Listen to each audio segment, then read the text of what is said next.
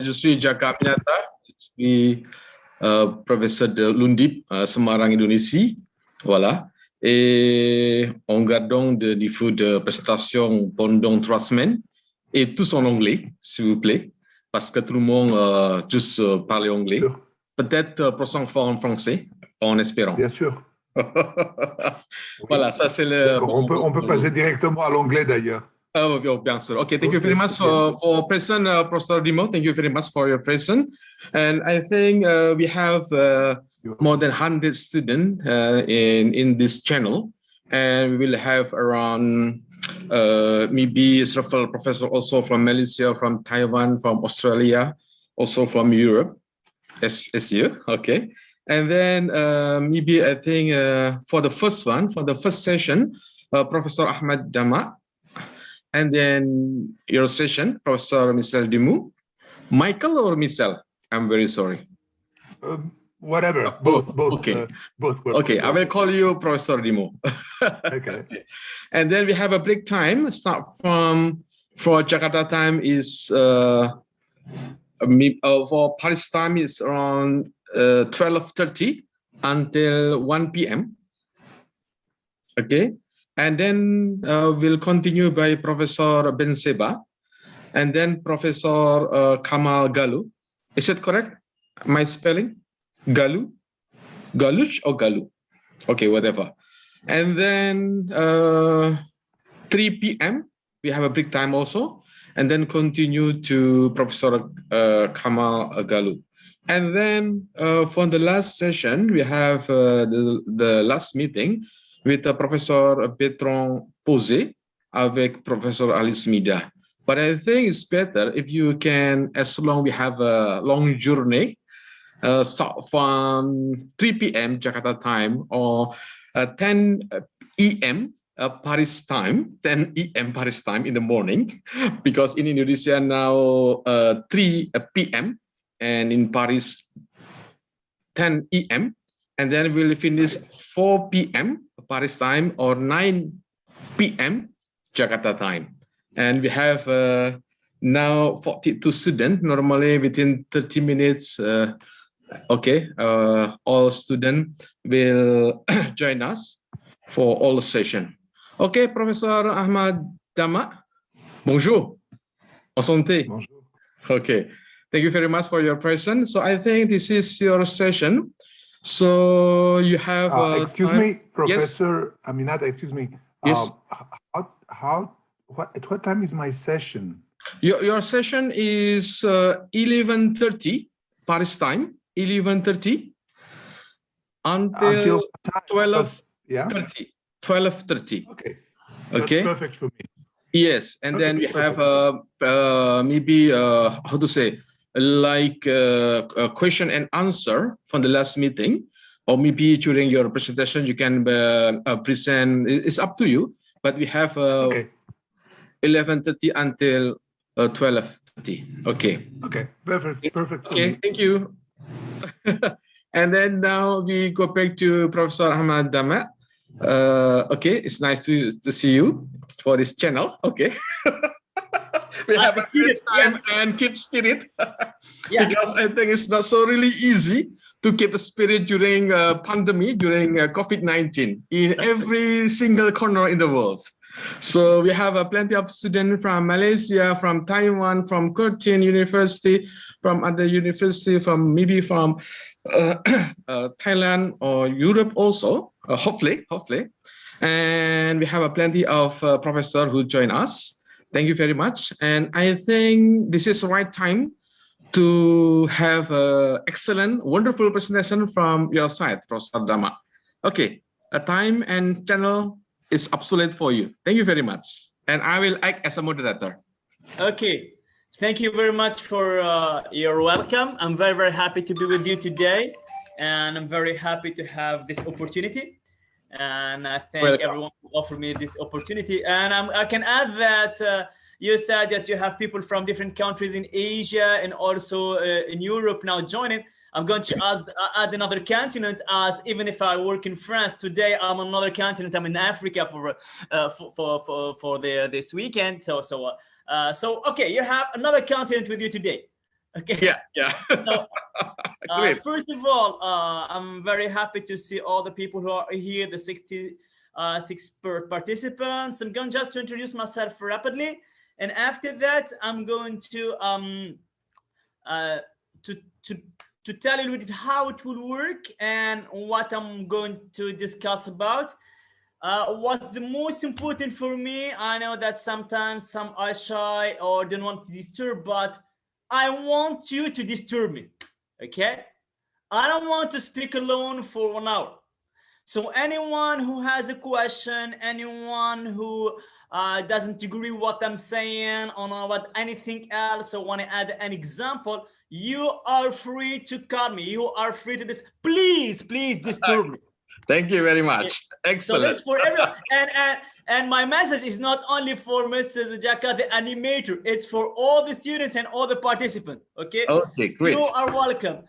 You can directly put your mic and ask me any question, or if you don't want, you can put me any question on the discussion, on the Zoom discussion. I'm going to let it open in order to see all the questions. So please feel free to disturb me and to time out anytime you want. Okay, I'm a former basketball player, so I understand when you tell me time out like that. Okay. So today we're going to discuss a little bit my job. What Mr. Smita asked me to do is to make you a brief introduction about something that interests me in terms. Actually, I'm professor of strategy. Okay, I have a PhD in strategy. How can I say, in management and strategic management. I'm also a professor in French business school in management. I'm also the head of management department in business school, the head of master in international business management.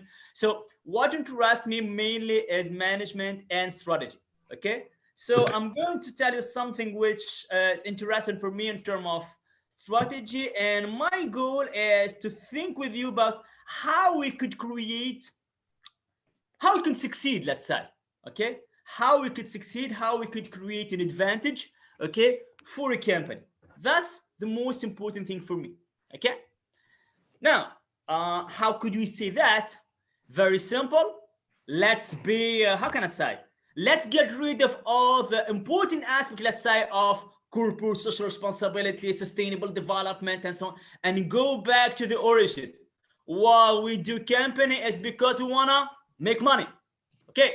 First, after we see the rest, okay? But now, okay, I'm going to discuss about it after. We have to be responsible and so on. But let's be very, in France, we say terre à terre, very, let's say, on the basics, okay? We want to make money. How are you going to make money? Who is going to give you your money is your customers, your client, okay?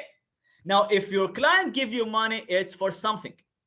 And what's important for me that you keep in mind, and that's the thing with which I'm going to begin, and which will be the foundation of all my presentation, is keep in mind something very simple. When you are managing a company, when you are establishing a structure of a company, your customers, your client never pay for your product or your service. Okay? This is something important to keep in mind. I'm looking for something. Okay. Keep in mind that your customer will never pay for your product or your service. Can we? How?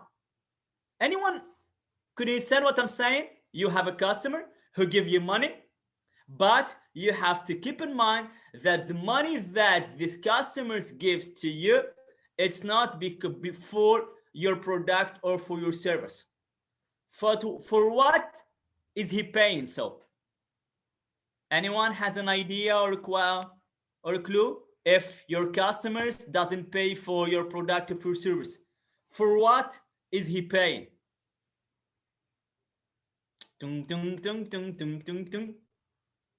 Okay, let me begin by an example. I think that in all your country there is a well-known American company, Starbucks Coffee. Yeah? You all know Starbucks Coffee, or even if you don't have it in your country, you all watch it, an American movie or TV show, and you see the character with their mugs of Starbucks and so on. Okay? Yeah. Now, if I, put this in France. In France, if you want to have a cafe latte, for example, You go to Starbucks and you will pay €5 for a cafe latte. You can go from the Starbucks to a normal French coffee, un bar, okay? And you can say the equivalent of cafe latte and cafe crème, and you'll pay the half the price. The question now, why do you go to Starbucks for paying €5 instead to go to this bar or cafe and pay €2.50? Is it really because the coffee of Starbucks is well more tastier than the other one? I don't think so. I don't think that the coffee that you can buy in Starbucks is tastier than another coffee, okay? But you are paying for something else. When you pay €5 for a coffee in Starbucks, you are not only paying for the coffee, you are paying for the atmosphere that you could find in Starbucks. You can find that the comfort that you can for Starbucks. You are paying for the fact that the barista is knowing you by your name. You are paying the fact that you can buy a muffin, chocolate, banana with the coffee. So you see, when you pay the €5 for the coffee at Starbucks, actually, you are not paying for the coffee. You are not paying for the product. You are paying for the value that Starbucks created around this coffee. And that's the most important thing for you to keep in mind. Your customers never pay for your product or your service. Your customers will pay for a value that you will create. That's why value creation is the basis of competitive advantage and strategy. Okay? Mr. Dama, Professor Dama, Yeah. excuse me. Is there any PowerPoint? Yeah, I will put it, but just I'm making an introduction. Oh, yeah. It's Okay, teasing, great. let's say. Okay, great. Don't Because worry, some student everything asked will me. right. Great. Okay, great. That's the teasing.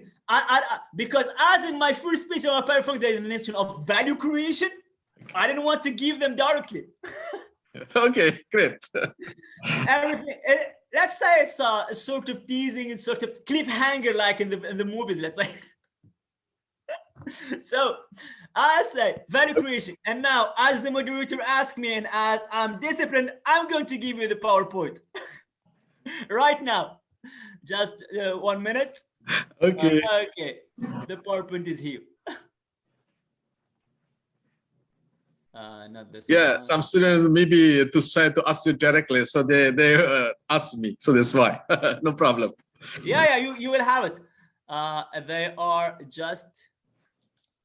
Okay, guys. So as a explanation of Professor Dama, you can ask freely to him directly. Don't worry, and he will ask every single. They will answer every single question. Don't worry. Yeah, Okay, and here we go. I think that we have from 10 to 11:30. I'm going maybe to stop a little bit before if you want to discuss furthermore. Okay, but again, as I said, you stop me whenever you want. Okay. Okay, great. So here, and I have to the point. If you can see now my PDF document, value creation and competitive advantage. That's the point that I want to discuss about. Okay. As I said, always your customers will never pay for your product or your service. Your customers will always pay for the value that you are creating. You're going to see that I'm going to give many examples. Huh? Okay. I'm looking just for something. Okay. I have here a bottle of water. Okay. This is a bottle of water, the brand that you want. You take the same bottle of water. I'm going to speak with French prices, but you can translate in any of your currency. This bottle of water in France, if I buy it in a supermarket, let's say I'm going to pay for it 50 cents of euro, okay? The same bottle of water, if I pay it in a small grocery, which is open late at night, I'm going to pay for it €1. The same bottle of water, if I pay it in an automatic machine in the subway in Paris, I'm going to pay €1.80. The same bottle of water, if I buy it in the Orly airport in Paris or Charles de Gaulle airport, I'm going to pay for it €2. It's the same bottle of water, okay?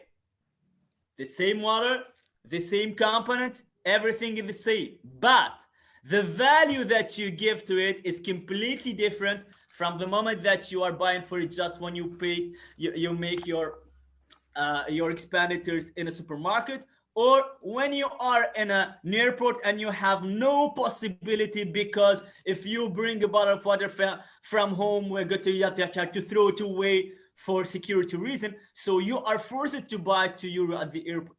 Okay, so the bottle of water is the same, but the value that you give to this bottle is completely different. Okay, that's important. Is it clear for everyone? So that's the idea of value creation. I found this cartoon which looked interesting, because many times we think that strategic decisions are about gambling, something hazard. Yeah, actually it could be. But normally we have to think about the plan and everything, and to think about competitive advantage and value creation. If I go back to the example of, again, stop me whenever you want, directly, orally, or by putting any question in the discussion. If I go back to the example of Starbucks, you all know Starbucks today as a coffee bar. But in the beginning, Starbucks was not that. In the beginning, the creation of Starbucks was just a company, a boutique in Seattle, selling coffee beans and machines to brew coffee. That's it. Not a coffee bar. They were selling coffee beans and machine to brew coffee. Once they hired someone as a marketing director called Howard Schultz, who became after the CEO of Starbucks. And Howard Schultz once went to Milan in Italy to assist to a fair about machines of brewing coffee machines. And when he was in Italy, he wanted to take a coffee in a coffee bar in Italy, an espresso bar. And he saw that people come there, stay for a long time, discuss together. The barista know every customer by its name. People spend time discussing. And he said, if they come and spend 1 hour, 2 hours in this coffee bar, it's not because they like the coffee. It's because they found an atmosphere, conviviality. And that's what they said. Okay, that's the deal. If I can translate this conviviality, this atmosphere to America, I'm going to build a new business model. And that's what Starbucks did. Again, value creation. So let's discuss it little by little. First thing is the company. When I said in the beginning, and I take it in purpose, let's say a little bit harsh, saying that the objective is making money, but it's not only that.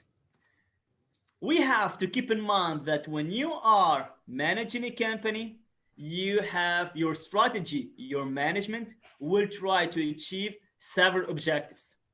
What we're going to call a system of objectives.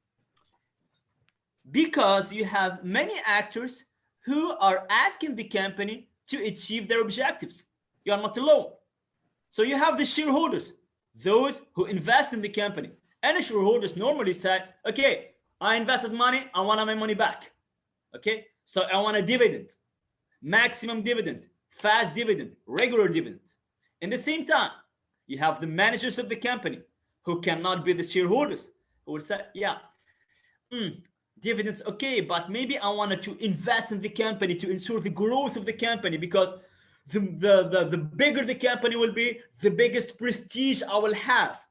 And this prestige will help me to get better remuneration in the future. This is the managers. At the same time, you have the employees who say, yeah, okay. It's okay that to ensure the growth of the company. It's okay to give dividends to the shareholders. Oh, but I want to keep my job. Give me a job. Give me good wage. Give me good, better work condition. That's what I want. And the other side, you have what we call stakeholders. All those who have interest in the company without having direct financial interest. The society, the country, the political power, how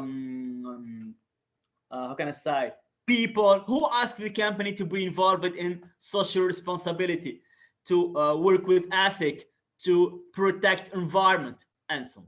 So you see, when you think about your management, your strategy, you have to try to answer to all these objectives in the same time. Now, what will be the problem of saying that? And if anyone could give me an objection saying, yeah, okay, you said that we have to achieve all these objectives in the same time. What's the problem here? Anyone has an idea? Maybe at the end, Professor Dama. Maybe at the end. Maybe at the end. They will watch you, listen to you carefully. Okay, perfect. No problem. Okay, great. No problem. Great. Something very simple. It looks sometimes contradictory. If you give better wages to your employees here, it's supposed that you'll suffer more costs, more charges. If you suffer more costs, you will make less benefits. So if you make less benefits, you will give less dividend to your shareholders. Okay?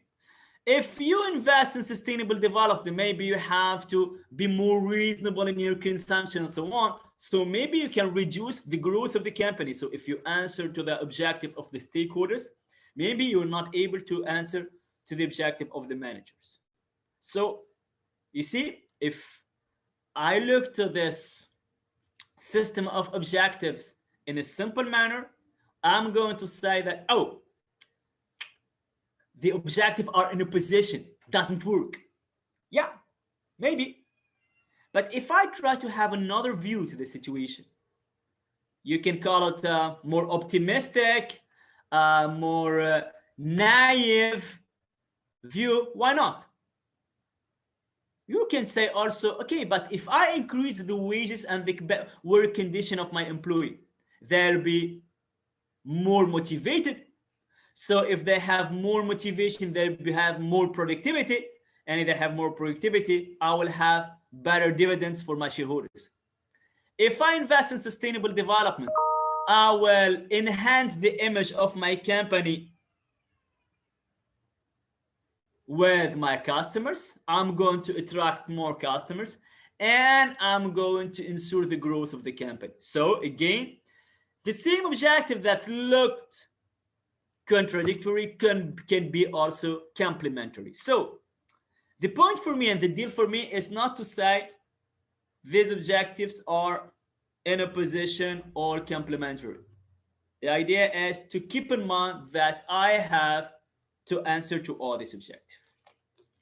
This will lead me to something else. Is to say, I have to answer to the objective of manager, to answer the objective of shareholders, stakeholders, employee, and others that I'm going to show you after. Could we summarize all this in a simple manner? Yeah. What I said in the beginning. Creation of value. Value creation. What does value creation mean? What does it mean creating value? Creating value means answering to the needs of someone. There's no, let's say, absolute value creation for anyone. No. Value creation means that answering the objective, the needs of someone. Something simple. You are 60 here in the Zoom meeting, listening to me for 1 hour. If at the end of the hour you said, it was annoying with Mr. Damak. I don't know why Mr. Jaka Aminata told me to attend to this. I didn't understand anything, or it was completely annoying. I will destroy your value. But if at the end of this hour you say, oh, I learned something more, I understood something differently, or even something that I know, I had a new example for me, I will create a value for you. And obviously, for someone who never heard about value creation, maybe I will give him huge value creation about new thing. For someone who is specialist of that, and I just added you a new example that he or she didn't know, I create a small value, and the value could be different for anyone. One of you, for him, the value creation would be, oh, I understand this this course would be helpful for me. And someone else said the value, it was just because I was there and I signed the paper and I will not be absent. Yeah, there's also value creation. So the value creation will depend on the people to whom you are going to address this value creation. That's something important. So value creation means I create a value for someone when I answer to the need of someone. So if I try to summarize this, in a company, we have to answer to different value, to create value for different actors. That's important. Okay, so obviously for the shareholders invested money in your company, so they want to have their money back. So the dividends increasing the value of the company is how you are going to create value for them. But I said you have to create value for your employees by giving them better work condition, by giving them better work condition, by giving them a better wages. You have, as I said, to create value for the society by creating some corporate social responsibility activities, by working on helping to protect environment, for example. Okay, but also sometimes you have to create value for your suppliers. Sometimes it's more difficult to attract the good suppliers than to attract customers. In some sector, it's easier to find the customers and the suppliers, so you have to create value for suppliers. Can give a simple example. Now with the coronavirus pandemic, let's say when you are a pharma laboratory, Pfizer, Moderna, AstraZeneca, Johnson & Johnson, and so on, and you have the vaccine for coronavirus, you have no problem to find customers. In the different country, you have to struggle to convince you to sell to them. So sometimes you have to create value for your suppliers. So sometimes it's more difficult to find the good suppliers that you need than to find the good customers, because sometimes customers are easier to find.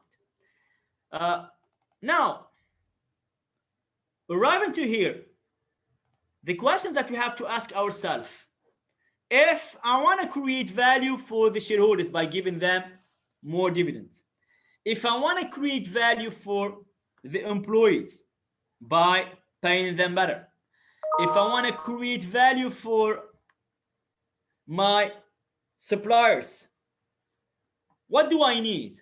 I need money. I need money to give dividends. I need money to pay my employees. I need money to pay my suppliers. I need money to invest in sustainable development. So where I'm going to find this money? So if you are a company, your money will come from only one place. Your money will come from the pocket of your customers. So in order to create value for the society, the employees, the shareholders, the suppliers, and so on, you have first to create value for your customers, because if you don't create value for your customers, you will not have money, you will not create anything. So that's why we're going to say that in strategy, if we want to build a competitive advantage, the first target of the value creation is your customers. And what does it mean to create a value for a customer? It's simple. Is that the customer will perceive that the value that you are creating is more that it costs you if you want to win money. Okay, if the customer is just willing to pay exactly your cost, you will not win money or not make money. Okay, if your customers will consider that your product or service, the value that you are creating, worth an amount of money which is more than your cost, you will win money. I know. Yeah, again, all this will depend of your customer. Who is your customer, and what is the value that your customer is willing to pay for? That's something really, really important. So, as I said, the first target of value creation is customer. So here, if you want to keep this in mind, you have first to consider who is your customer, okay? And really understand who is your customer, because it's not always obvious. Let me take an example. Take the example of a private TV channel, okay? I know which are the TV channels that you have in your different countries, but if you take a private TV channel, generally when I ask students, who are the customer of the TV channel? I know that Tamina said that the question are at the end, but if anyone has an answer, do not hesitate. So who could be the customer for a TV channel? Generally, people will say the audience, people who are watching the TV programs, okay? Generally, when I ask my students who are the customers, the clients of a private TV channel, the first answer would be simple. The audience, people watching the TV programs, the TV shows. And my answer would be, no, don't agree. Why? Because considering a client is someone who gives you money. When you watch a private TV channel, you don't give money to the TV channel, unless if it's a specific TV subscription and so on, okay? Who will pay? The company who will put ad on this TV channel, okay? So you, when you are an audience, when you are watching a TV program, you are not the customers. You are even the product that this TV channel is selling to the company making ads, okay? Because they say, I have such program and I have 1, 2, 3, 7 million people who will watch this program. So pay me for the 7 million people, okay? I know if you are a TV channel broadcasting Casa de Papel and you want to have ads from Coca-Cola, you are not going to Coca-Cola say, okay, give me ads because I have the Casa de Papel tonight. No, you can say, give me ads because I will have 6 million people who will watch Casa de Papel next week. Okay, so we are selling. In France, we have a very famous, one of the biggest TV channel in Europe called TF1. And once in the 90s, the CEO of TF1 was someone called Patrick Lelay. And he had a formula saying, my job is to sell available brain time to Coca-Cola. Okay, my job is to have people in front of TV with the brain available enough for the advertising message of Coca-Cola. Okay, you have another American author who said, if something is free for you, it's because you are a product they are selling. If you use social media, Facebook, for example, Instagram for free, it's because you are the product of Facebook, of Instagram, for the advertisement, for the data, and so on. Keep this in mind. So always, because before even thinking about the value creation, you have to think about who is your customer, and it will differ. And once you assess who is your customer, you have to try to think what will be the value that your customer is willing to pay for. Okay, that's important also, because you can have two customers, two people, same people who will not accept to pay for the same thing. Okay, the same amount of money. Another example, we all know Nutella.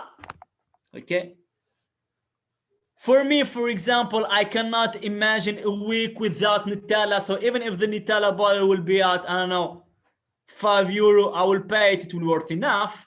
But I know someone else is saying, oh, no, Nutella is full of fat, sugar. I will never buy it. Even if it's 10 cents, I will not buy it. So the same product for two different people, not the same value. And sometimes even company will build the competitive advantage and strategy on that.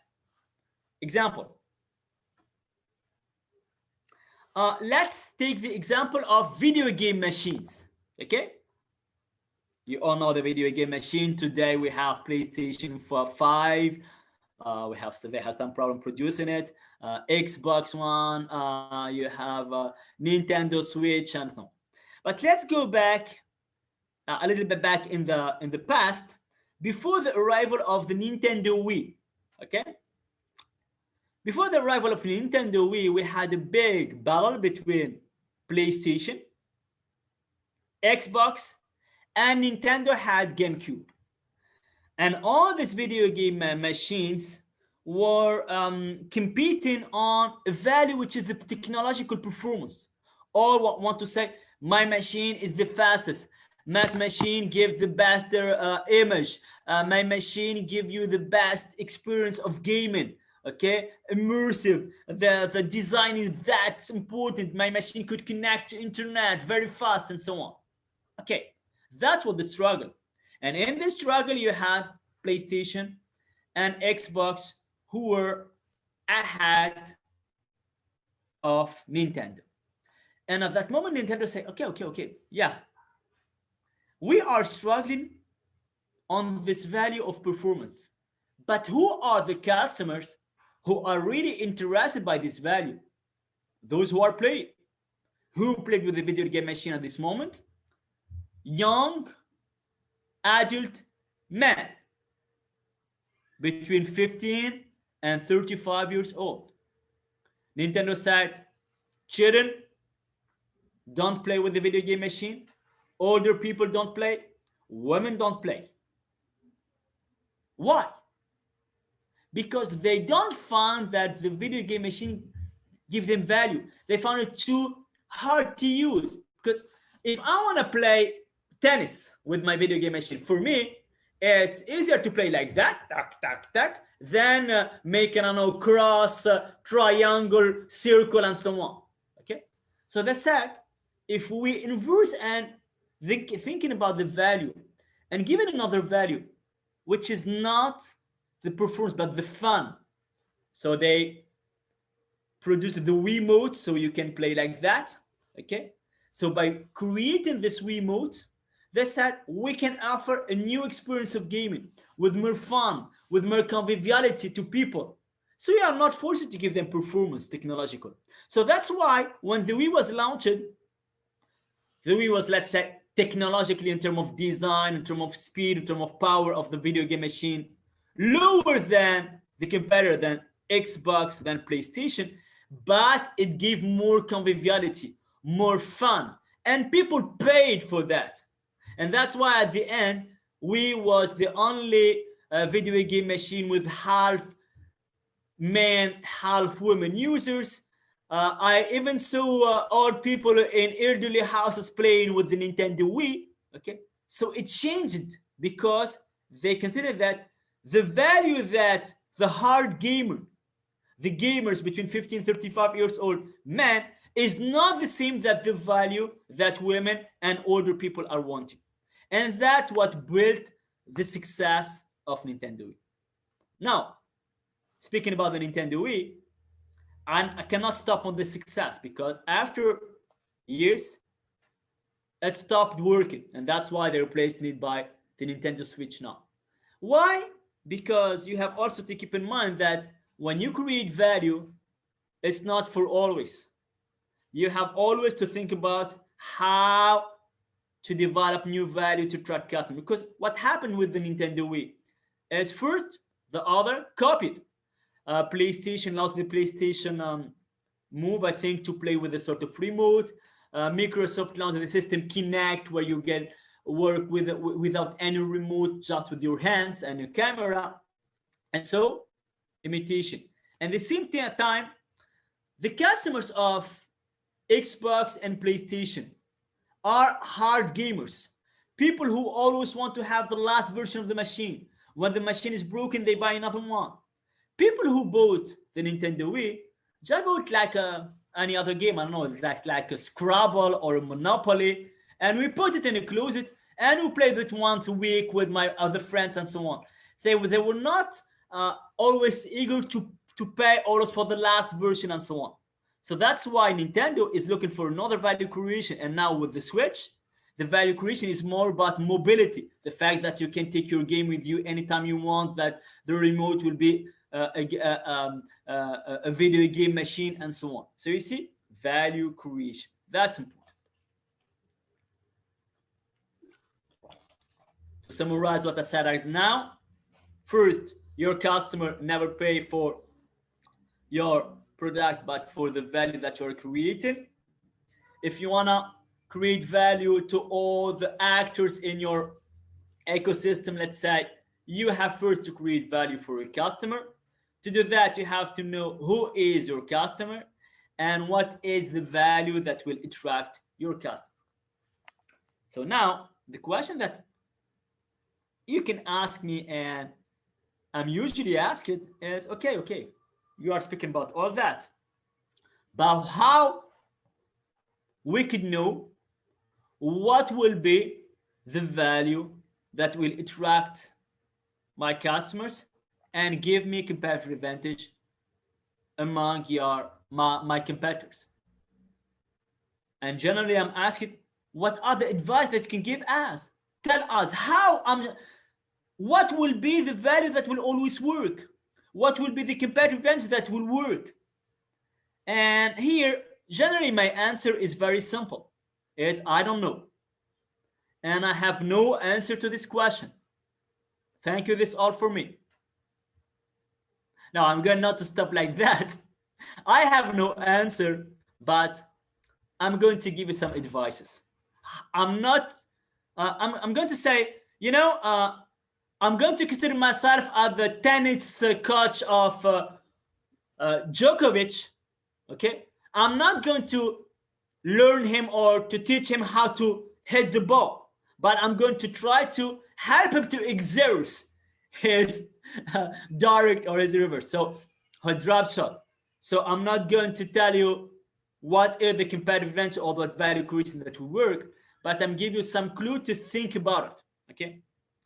First, because we are never sure that it will work. Never. 2 examples. Just last week, I think, we were watching the Euro final, okay? Football. And I'm going to speak about football. And you're going to go back to Euro Cup, Euro Nations Cup in 1992. I don't know if any one of you is as old as me and could remember which is the country who won the 1992 Euro Cup. But if you don't know, it's a country who was on the final last week. It's Denmark. And the example of Denmark is very, very interesting. Why? Because first, Denmark is one not of the biggest football country in Europe, and then won by surprise in 1992. What happened in 1992 is actually, and why the example is interesting, is Denmark won the Euro Cup without being qualified for the competition. For each competition, before the final round, you have qualification and so on. So when we were in the qualification before even the beginning of Euro 2 years before, there were the qualifications, and Denmark finished second in its group. And Denmark was not qualified for the Euro Cup. The Euro Cup was in 1992. In the same moment, the country who was who was first in the Denmark's group, was a country that, let's say, does not exist anymore now, called Yugoslavia. And 1991, 1992, we were on the civil war in Yugoslavia. You had a civil war between Serbian, Croatian, Bosnian, and so on. And almost 2 months before the beginning of the Euro, the UEFA, so the organization managing the football in Europe, said, okay, there is a civil war in Yugoslavia. Yugoslavia is no more qualified to play the Euro. We disqualify Yugoslavia. Okay, we have an empty place. So let's call back the second in the group of Yugoslavia, Denmark. So it said, Denmark, oh, Denmark, you have to play the Euro. The problem that the place of Denmark was on vacation. They were on holidays, on beaches, in swimsuits and so on, the Havaianas on their foot, no really football shoes. They said, oh, come back, you're going to play the Euro. They arrive, they play fresh, and they won. Normally, this is not supposed to arrive in strategy. In strategy, we are supposed to plan, but it could happen. Another example. When I was making my PhD a long time ago, I worked on the sector of tourism and mainly on travel producer, what you call tour operator. And I met in 2002 a small tour operator in Paris. There were only 5 people in the company, who was specialist in selling for French travel trips in Middle East, and especially 3 countries, Egypt, Syria, and Jordan. And discussing with him, he told me that I had a big problem because in 2001, you had the World Trade Center attack in New York. And he said people had a great fear of traveling with planes. So, and even more, people didn't want to travel for countries who are in the mind of people linked to terrorism, such as the Middle East countries. And I said, I will have a problem. No one will travel. I will. And he said that I even thought that it will be the end of my company. So in the winter between 2001 and 2002, he tried to make all the possible economy. They didn't even didn't put the heater in the winter. They tried not to use the copier, not to use the coffee machine, and to reduce all the costs that they can have, because they were thinking that the impact of World Trade Center attack on them would be dramatic. No customer would want to travel, and especially for the Middle East countries. But in the middle of 2002, when he tried to analyze his sales, he found that the World Trade Center attack didn't have a real bad impact on him, but at the opposite, he made the best sales of the history of his company. Imagine World Trade attack. First analysis of this manager is saying people will not want to travel and will not want to travel in Middle East countries who are maybe in the mind of people connected to terrorism. But at the end, he made the best sales of the history of the company. We can ask ourselves why. For a very simple reason. Let's say that, yeah, in the general, they will have the travels for the Middle East shrinked. But what happened is all the big companies, all the big tour operator, all the big travel agencies, I know, Last Minute, Havas, Thomas Cook, TUI, First Choice, and so on, directly decided to stop all the risky destination, Middle East country and so on. They said, we cannot take any risk for our image. We can propose all the countries to our customers. So the offer shrank that much so that the few people who wanted to travel to this destination didn't find enough offers, and my small tour operator won one of the last companies often travel for this country. So even if in general you had less customers, as the offer shrinking, he benefit from that. So these two examples is to say that we cannot also anticipate. Everything is not anticipable in terms of management. So that's why I said I can never give a direct advice about how to win or how to find the value creation, but I can give you advices. And what will be my last point in this presentation is I'm going to give you 3 advices about how to think about this value creation and competitive advantage. But I'm not going to give you this example. I'm going to propose you to discover this example through 3 small games. So maybe the moderator will think that the professor is crazy, but I'm going to propose you to play together 3 small games to discover 3 advices. So I'm going to show you 3 sort of tricks or games. For each, I'm going to give you 3 minutes to think about it before giving you the answer. So I'm going to change the screen that I'm sharing. So just 2 minutes, please. I'm going to share something else. Yes, this one.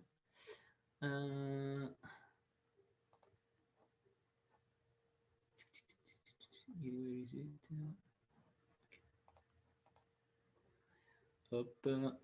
I'm going to share this one. Yeah. Could you see this new one now? Yes. Okay. Great. Okay. So 3 games, and I'm going to explain them to you. First game. Okay. Even if it doesn't look like, but this is a car. Okay. You can see they have the wheels here. And this is a parking. As each parking, the different parking slot has a number. So we have place number 16, place number 06, place number 68, place number 88, and place number 98. So I have a simple question for you. What is the number, the numero of the place where the parking is, the car is parked? Okay, so if you have some answer, you can put in the conversation. So I'm going to leave you 2 to 3 minutes to think about it before giving the answer. Okay, some already found the answer and some know it. So please think without looking to the discussion. I have 1 who found the answer. 2. And I'm going to tell you. Okay, so if you have any answer, put in the discussion. And in 2 minutes, I'm going to give the answer to everyone. So the question is, you have place number 16, place number 06, place number 68, 88, and 98. And the question is, what is the number of this place? And this will be the first advice that I'm going to give to you. So just 2 minutes more to think about it. I found many. Now, I want 2, 3 good answers in the chat. So all who said 78, 68, 128 is not good. Okay, 1 minute more. And I'm going to give you the answer. Yes. Dwiratna. Good. Ronnie, good. Who else? Up. Red node, good. Omia, okay. Lilis, Augustin, yes. Good job. Okay. So as some of you said, the answer is 87. Now, maybe some of you will say, why 87? If you are looking for a sort of mathematical, logical, it's not that. It's another logics. Just you are looking to the situation from the bad angle. The car is coming from above. So you are looking to the number from the wrong angle. If you flip down the paper, this is what you will see. Okay, and you will see that this place is 86, 88, 89, 90, and 91. I just turn the paper. Okay, so you are looking to the situation from the bad angle. So if you look to this like one, this is not 98 by 86, 88. This was not 68 but 89. This is not 06 but 90, and this is 91. So the place number is 87. Here it's something very, very important. You have always to look to the situation from different position, different angle of view. There's no only one vision to reality. This is something really, really important. And when you think about value creation and about competitiveness. For example, if I do that, what does it mean? In many, many countries, that means okay, yeah, good. Now, if I'm making a scuba diving, so diving in water with you, you will kill me. Because when you are doing scuba diving, to say, okay, is that. If you do that, mean I have to go up because I have no more air, no more oxygen. See, always you have, this is my first advice, see the situation from different point of view. A simple example, for many, many times, if you are at home and hungry Saturday night and you want to have a delivery, you just have pizza, Pizza Hut, Speed Rabbit Pizza, Domino's Pizza, and so on. And once some entrepreneur, you have a European country Deliveroo, or you have Uber Eats, I don't know which one you have in your country, say, wait a minute. If someone order pizza a Saturday night, it's not because he or she wants a pizza. It's just because she or he's too lazy to cook. So the real business is not the pizza. The real business is the delivery. So if we invert this vision, we can build all the competitive advantage about the delivery, and we'll find restaurant who will give us the food after. Okay, that's important.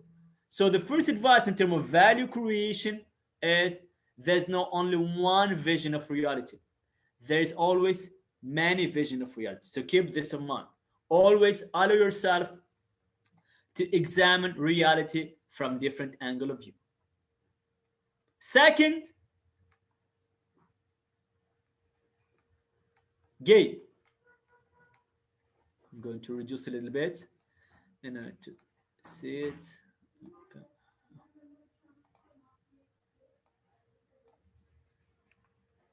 Sorry, just 1 minute. I'm trying to reduce it a little bit. No.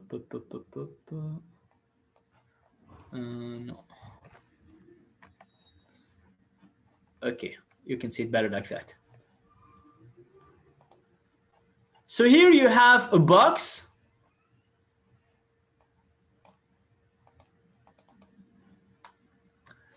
In this box, a rectangle, you have one here, another one here, a 2 here, another 2 here, and a 3 here, another 3 here.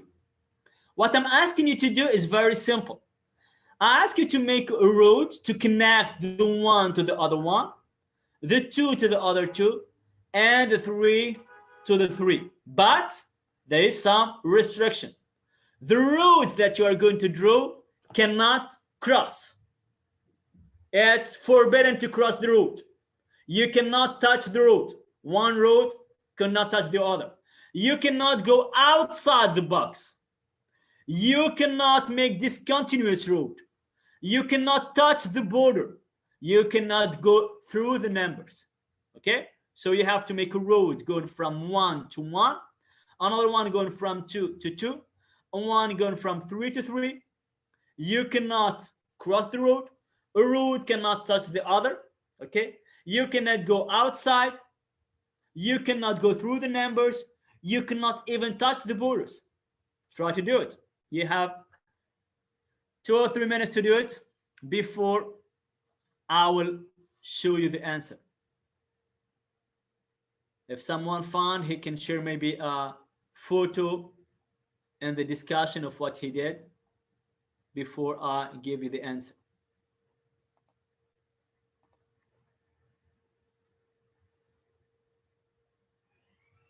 So again, you have to make a route going from the one to the other one, from the two to the other two, and from three to three. You cannot cross the routes. You cannot touch, a road cannot touch the other.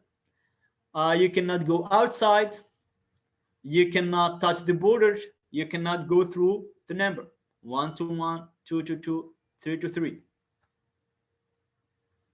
Just something. When I was asked to do this game the first time, I didn't find the solution. But when I showed it to my little daughter when she was aged from 4 years old, she found the solution immediately. Okay, me, an adult, a strategic management specialist, I was asked to do the game.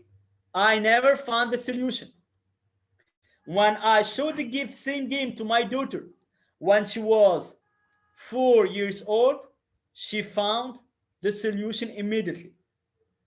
So if you don't find the solution, not because you are not enough intelligent, but maybe it's because you are too much intelligent.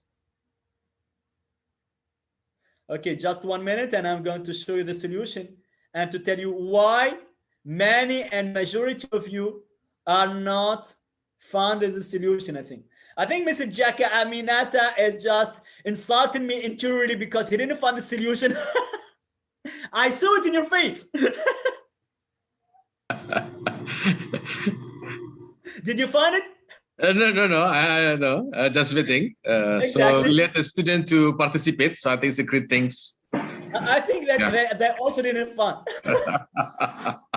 No, they enjoy, but they let the professor to speak out. No. I think they didn't find the solution. So in 1 minute, okay, I'm going to show. Oh you. yes, scroll over. Yes, from Murphy, from Jimmy. No, we cannot scroll over nothing. Oh, very really? I'm going to show you the solution. Actually, you didn't find because you are thinking about it. You said, if I do want someone here. Professor Dama, there is one answer from Vicenzi, from Nicola. Clone the path. No, I'm going to show. Yeah, you have to curl it. Yeah, I agree. But the problem is many of you will try to do 1 to 1, 2 to 2, and say, okay, there's no possibility for the 3. What is broken is the 3. I think that all you agree the problem will be to connect the 3 after doing 1 to 1, 2 to 2. But maybe it's because you are thinking about it before without trying it. You are not trying. Just listen to me. Stop thinking about it. Take a sheet of paper and try it. If you take a sheet of power and try to, you can say, okay, let's do it. Let's connect the 1 to the 1. Now let's connect the 2 to the 2. If you do it, you'll see that you have enough place for the 3. That's it. Very simple. Okay, there's a question. How many steps do we need? I just do it. I just connected the 1 to the 1, 2 to 2, and 3 to 3. Oh, really? Okay. Okay. The problem here was that when you think about the consequence before without trying, you will not find the solution. But if you make an essay, a try, you will find the solution.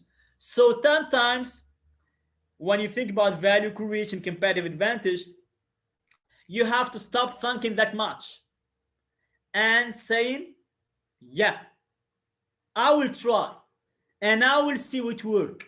So you see here, if you remain thinking about the fact that the 3 will never go, you will not find the solution. Okay, let me try 1 to 1 and to work. So sometimes we try something easy, obvious, simple, and it will work. And sometimes that will give you the huge possibility and success. Even if I tell you, no, it will not work, it's so difficult, it's too easy. No, people will not pay for that. Yeah, sometimes people pay for something very, very easy, very, very simple. Okay. Yeah, it's easier. That's what I said. It's very, very, very easy. But as you are, Omia, too intelligent, you thought too much about the consequence, and we have to find something very strategic that you don't find. Samsung, the solution is in front of you. Okay, so try. Okay, that's something important. I remember when I was discussing with my wife about getting together 20 years ago. First thing I told her, it will never work without between us. I saw too difficult. Yeah, 20 years of marriage, 2 children, I think it worked because I tried. So sometimes try, even what seems the most obvious or the most easy or the easiest solution. Okay, that's the second game. So first conclusion, always allow yourself to think about the situation of different angle of view. Second, sometimes allow yourself to try even the easiest solution. Last game, this one. You have 9 points here. You have to connect the 9 points. Now you have to do a straight line, okay? Not curves, okay? You have to go through these 9 points, but you are allowed only 4 lines. Anytime you change the direction, it's a new line. Okay? Here, what I'm asking is very simple. You have to go through these 9 points doing only 4 lines, using only 4 lines, 4 traits, no curves. Okay? Very simple. You have 9 points and you have to go through this 9 point with only 4 lines. Try to do it again, 2 minutes, and I will give you the answer.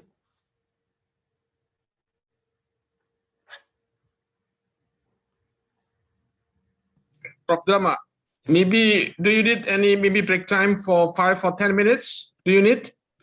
No, just 1 minute for them to think about it, and it will be okay. Okay, great. And after this, I will leave 15 minutes for the question and discussion. Great. Yeah, Randy, no, the solution. Could you explain the solution, how it will be? Because I think just speak out, Randy. Right. Yeah, you can try directly on the shared screen. Normally, you are allowed to do it. So, Randy, no, to Randa, go for it. If you want to try directly, do it. Sure. I think I have to use the annotate tools in here. Is that okay? Yeah. How you do it? Tell me. You can command me. Where do I have to begin? From which point? So you have to begin from the bottom corner or the number 9. Okay, and after, where I have to go? And then you have to cross up to the number 5 and number 1. So 1, and after? And after that, you have to go down to 4 and 7, but you have to make more line to the bottom. Like you have to cross it. Yep.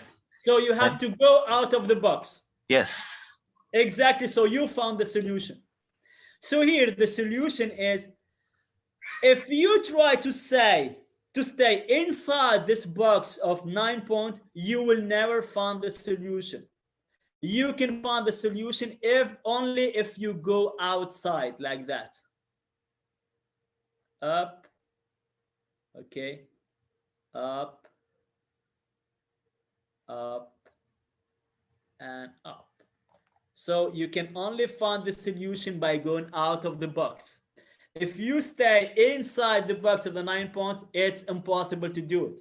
You can do it if you think out of the box. That's innovation. So sometimes you have to break the rules, to break the codes, okay? If you say in what is supposed to be done in your sector, your activity, what's normal, you will never find the solution. So sometimes you have to innovate and to go out of the box. So that was the 3 games I wanted to share with you. So if you go back here, tick, tick, tick, tick, tick. I'm going to share something else. Up.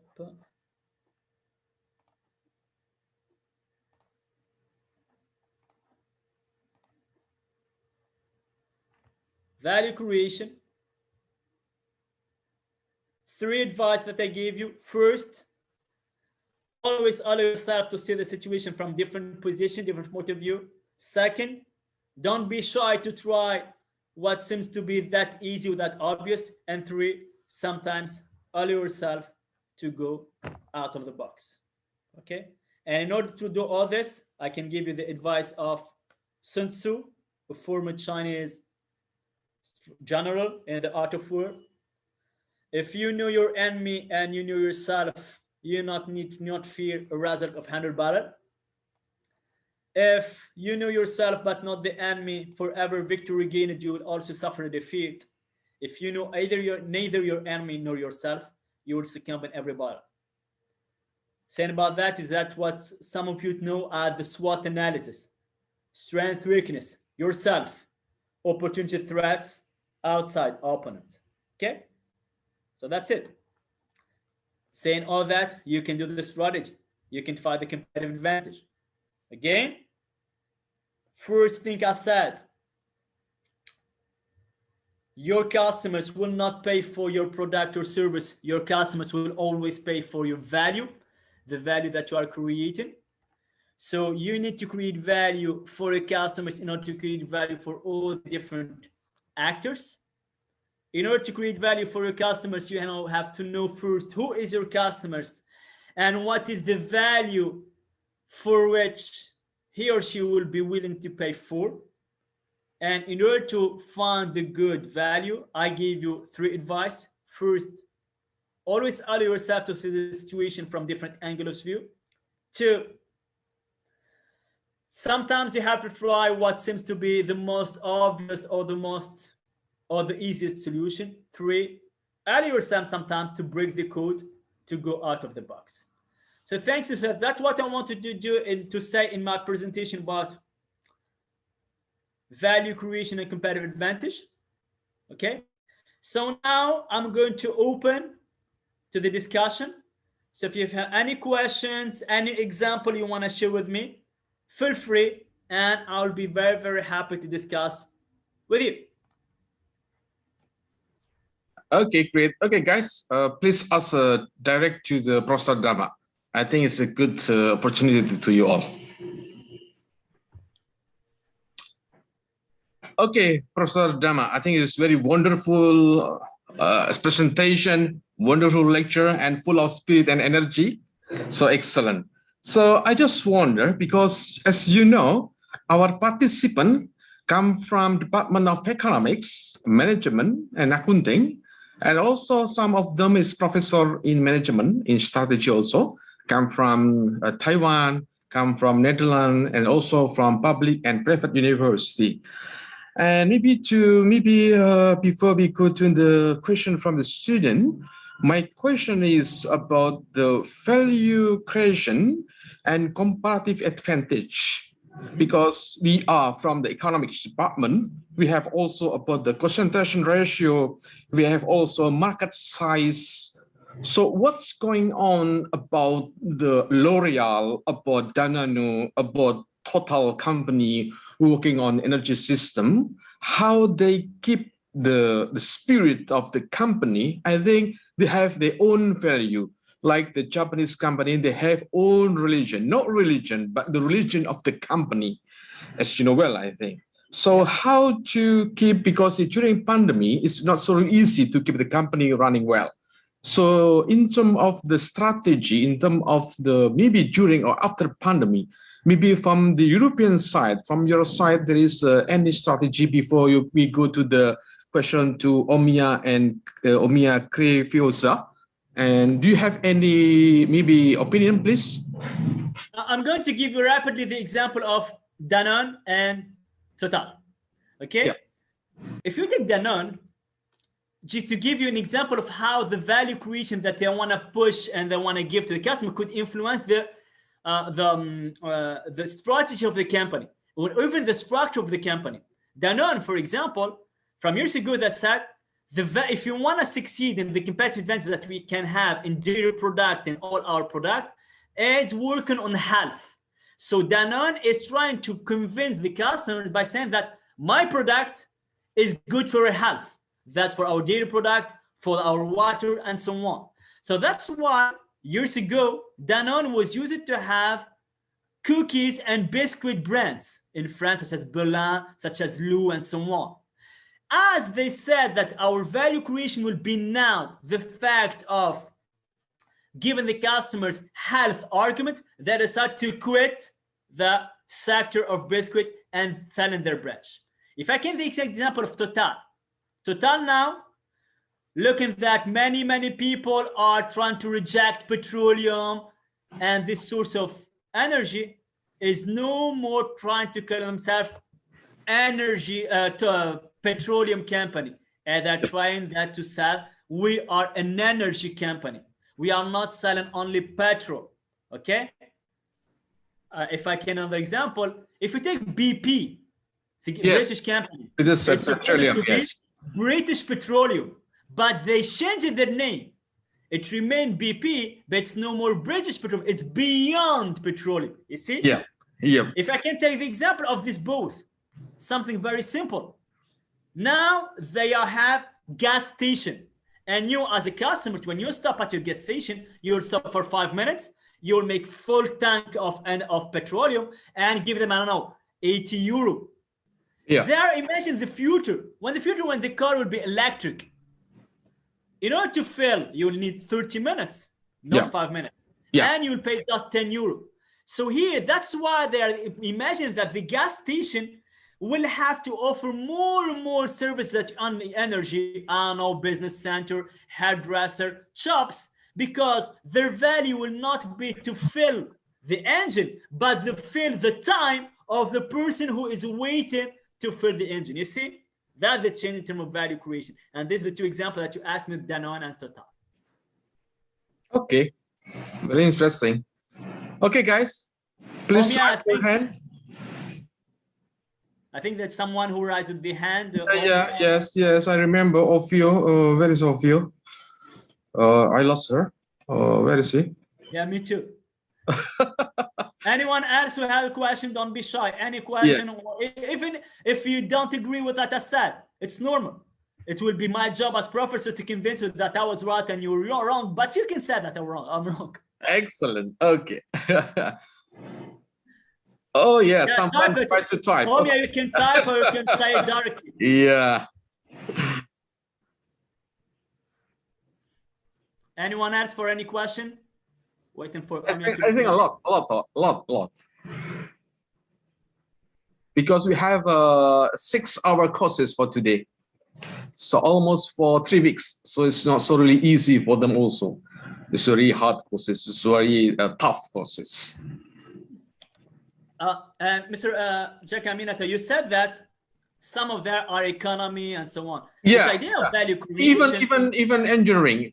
Because they came from the undergraduate, also master, even PhD student, even professor. Here we have Mr. Yusuf Hadi. We have a lot of students from master student also, and also we have Professor Cho. Hello, Professor Cho. Can you hear me well? From Taiwan, from Tung Hai University. Another thing. In economics, we are going to speak about more countries than companies, let's say. Yeah. But even countries sometimes are trying to think about the value creation. Let me take an example.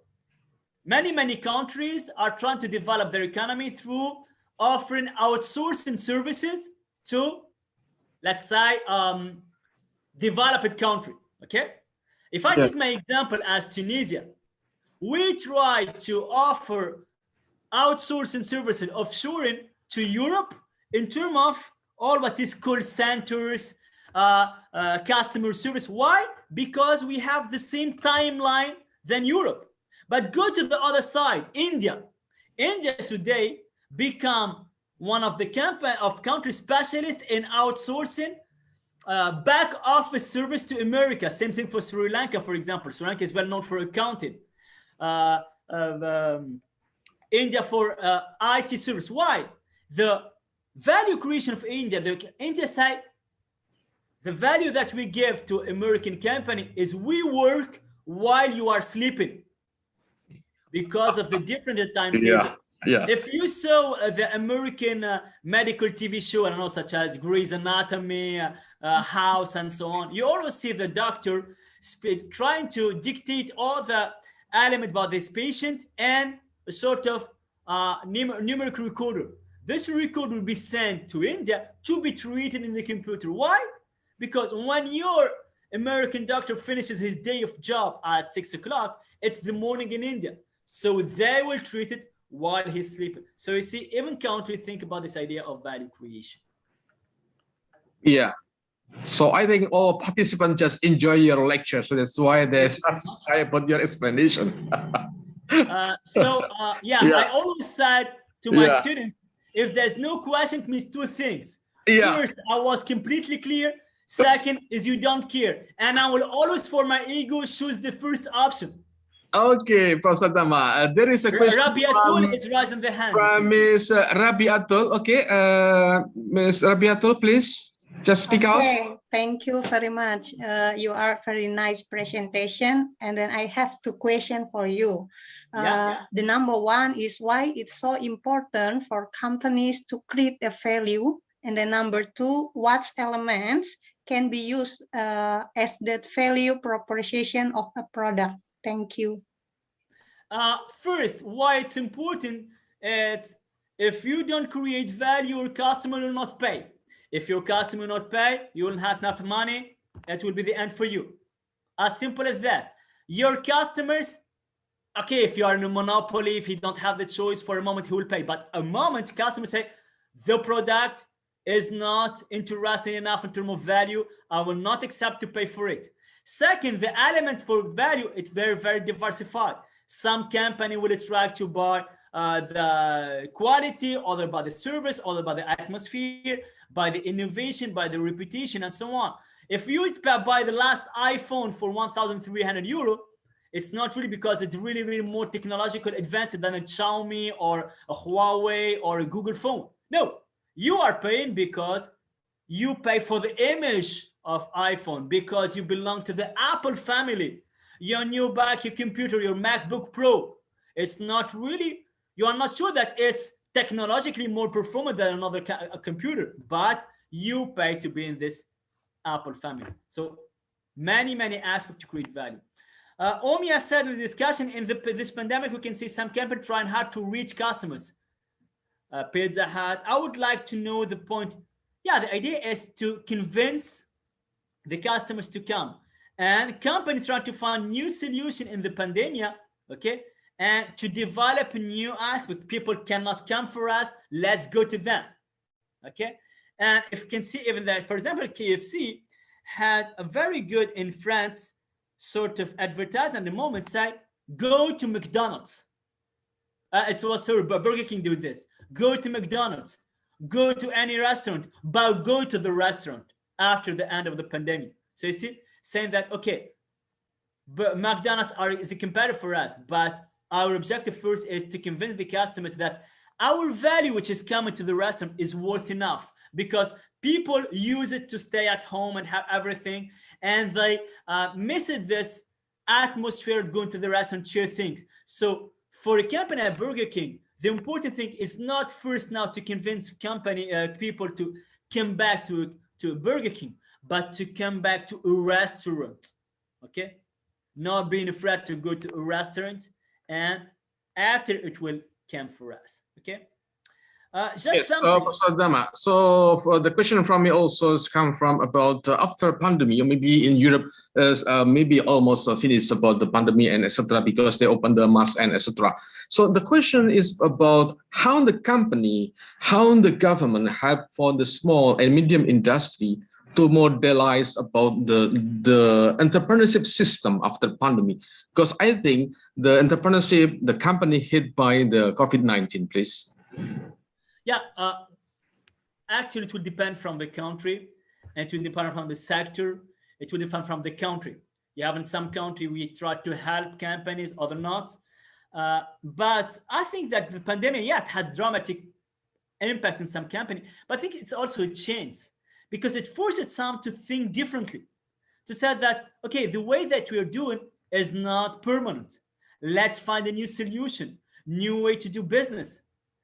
And we can say, okay, there's some company who benefit from that, Amazon and so on. But even others who said, the fact that we tried to do differently the pandemic gave us some idea about how the future will do. Some small restaurants were forced to do delivery, either directly or Uber Eats.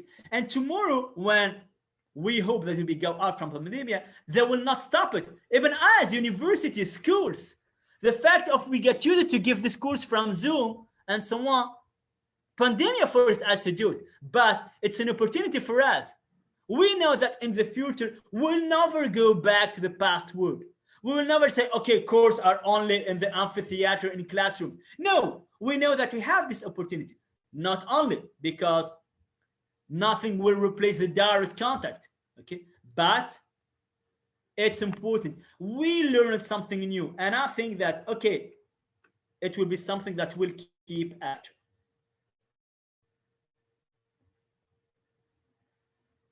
Your microphone. We just have a time, 7 minutes left.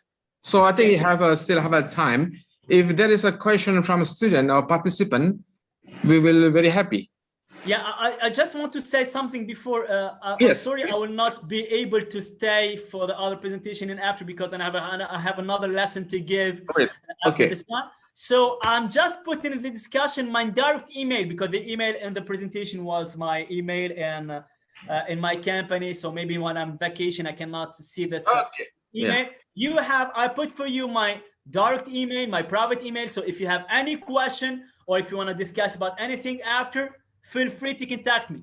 Vincentius, Nicholas, you have a question? Feel free to ask it, please. Hi, Professor Damak. Yep. Yeah. Yeah. Good afternoon. I would like to ask. Right now, there are lots of companies who provide design services, right? Like for advertisement and then for user interfaces and so on. Now we see there are lots of clients who wants to have the best services, the best value, and matches their campaign objectives. But in the other way, they want to pay for the least amount of money, or sometimes maybe they have less budgets for it. Now, how can we, as the service provider, can solve this kind of dilemma? Thank you. Very, very difficult. Yeah, people want more for less money. That's something important. People have less money, but they want more quality, more service. Here there is two options. Either saying, no, my product, my service, worth the price. So if you want it, accept to pay for it. Second is to change the way that you are presenting your value and finding a new way to give you the same thing, but with low price, but differently. Explain, example.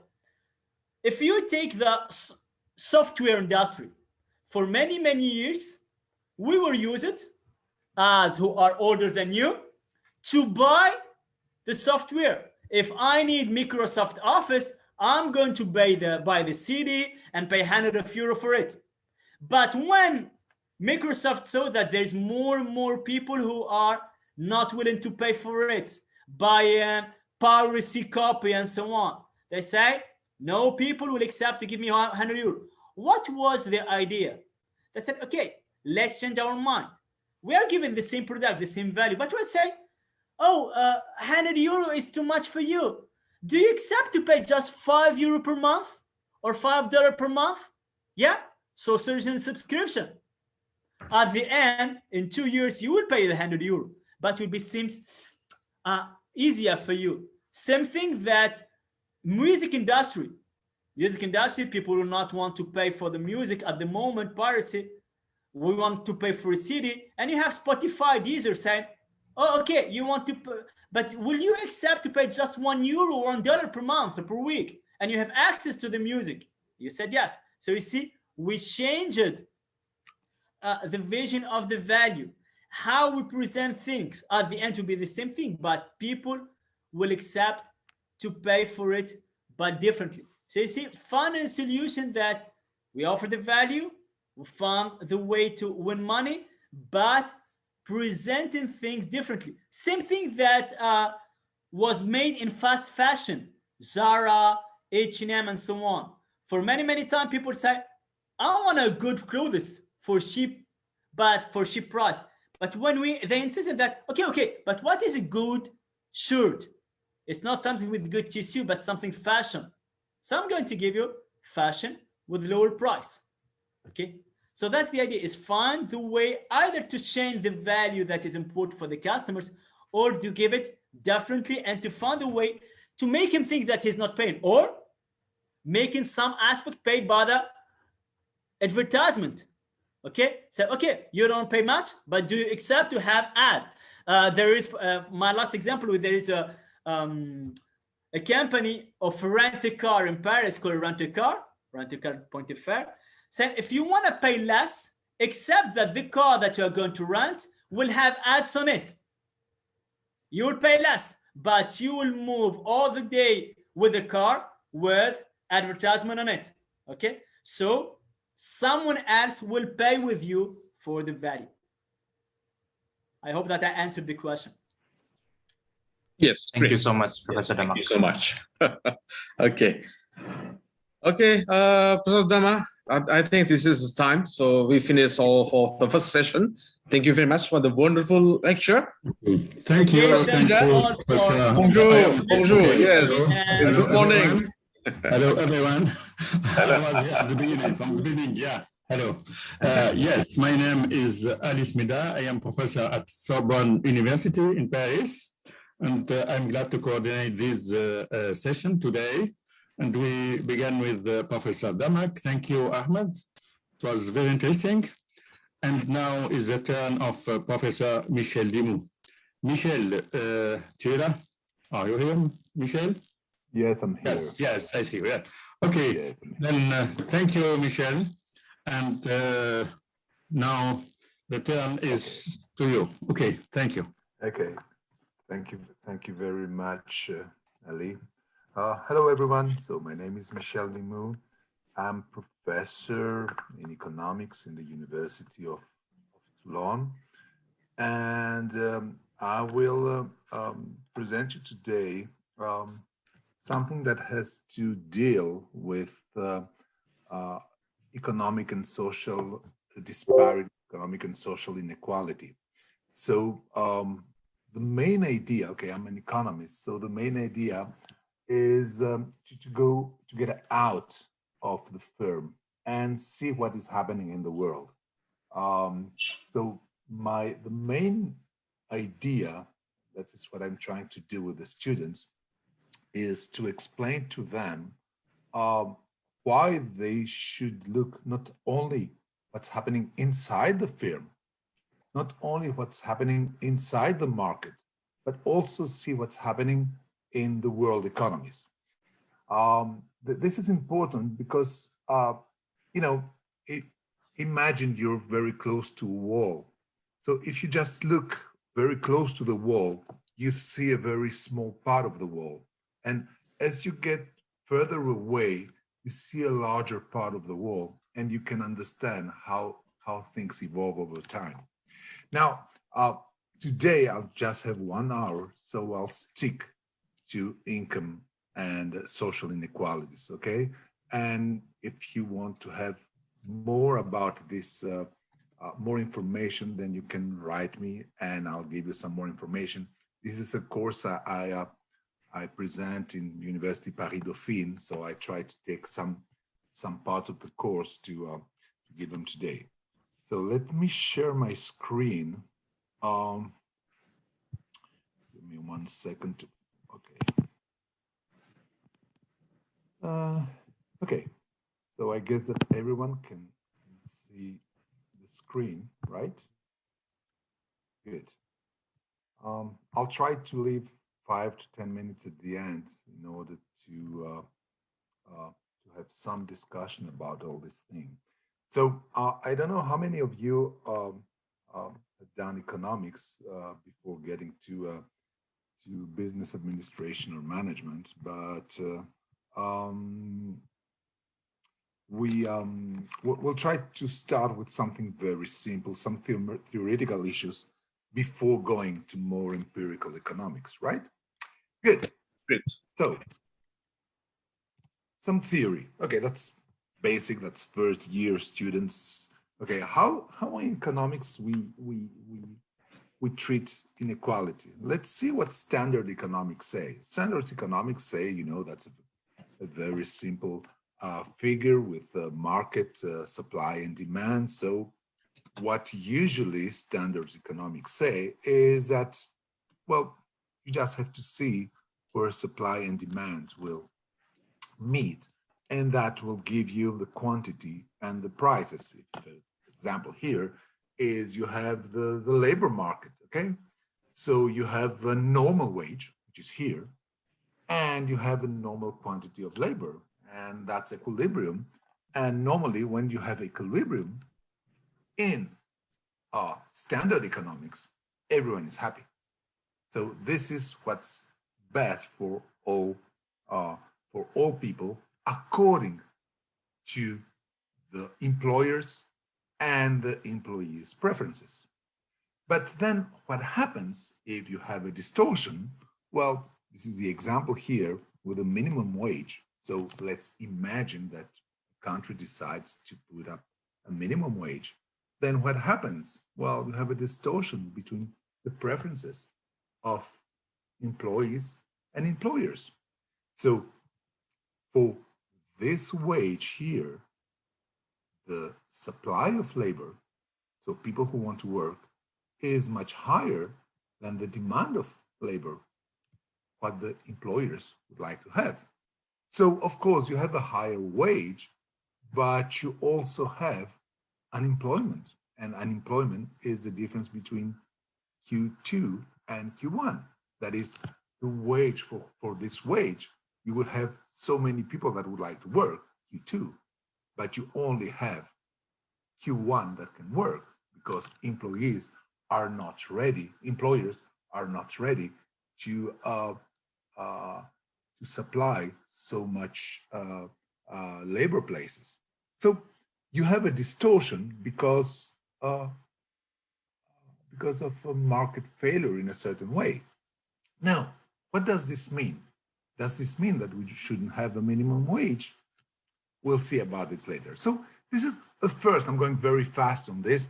This is a first approach of inequality. So inequality may appear because of market failure, which personally, I don't agree, but that's what standards economics say. So this is a case when you have one single market. Then you have a very a microeconomic approach on inequality, which is related to inequality according to the age. Oh, it can be age, it can be gender, it can be location, it can be education or human capital. I just present here the example of inequality related to the age. So that's Modigliani's model. So what does Modigliani say? Says, okay, let's imagine a student like you. So when the student is trying to study, okay, his income is somewhere here, the green one, and his consumption is the red one. Why? Because he needs probably to rent a flat. He has some expenses in order to study, but he doesn't win a lot of money. So let's imagine that the student has to borrow money to achieve this level of consumption. Now, in this approach, consumption stays always the same, okay? We could admit that consumption increases with the age, which is probably correct. But the main idea is that the way we consume doesn't change so much during your lifetime. I mean, the way you consume is probably it depends probably upon the way you learned how to consume when you were young. Okay? And then when you get out of college, what happens? You start working. So you win more money than what you will consume. So you see, this is the green line that shows your income, and the red line is the consumption. So this is probably the period when you will buy, you'll buy a house, you'll buy a flat, so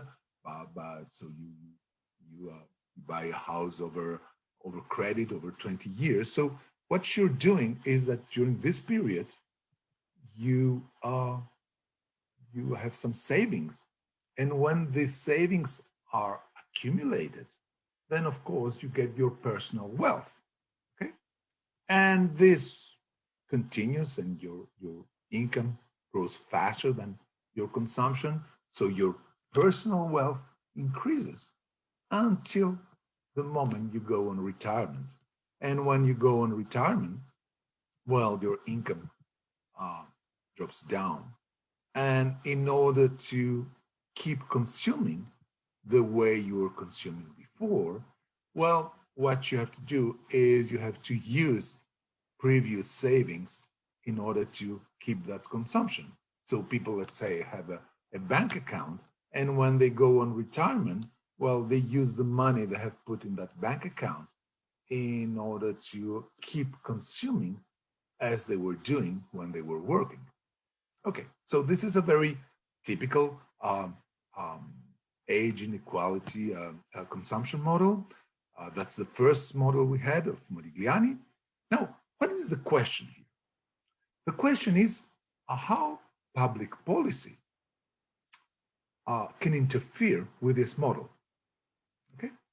Now, imagine a country where the government decides to put a tax or a heavier tax on income.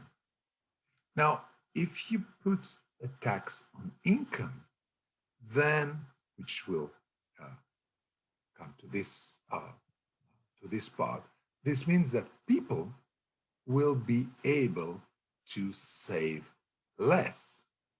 Okay, so this goes against economic growth, but in the other way, this means that putting a tax on on income will slow down probably consumption, and we will slow down economic growth, which is very interesting for people being already on retirement, because by slowing down economic growth, you slow down prices. So prices increase much less, which means that the wealth of people being already in retirement increases. If, on the opposite, you decide to tax wealth and say, okay, let's not tax the firms, let's not tax labor, let's tax just people with who feature important wealth. Let's tax housing. Then, in this case, of course, you will decrease the consumption of people being on retirement. Now, this question between do I need to tax income or do I need to tax wealth exists in all societies. And it's not only an economical question, it's also a social and a political question. Okay? Because each government has to decide whether I will tax more wealth or I will tax more income, and of course, firms and workers. And depending on the choice that you will make, well, you will modify each country's global macroeconomic performance, that is consumption, that is tendency to work or gets more saving. Okay, Third approach, so I'm going very fast. This is things that economists see usually in second or third years. It's the way we look at inequality in a global level. And that's Kuznets' theory. Let me remind you, for those who don't know about it. So here you have the degree of development. And here you have the Gini index, which is a sort of measure of inequality, income inequality. So what does Kuznets' theory says? Okay, that's the bell curve.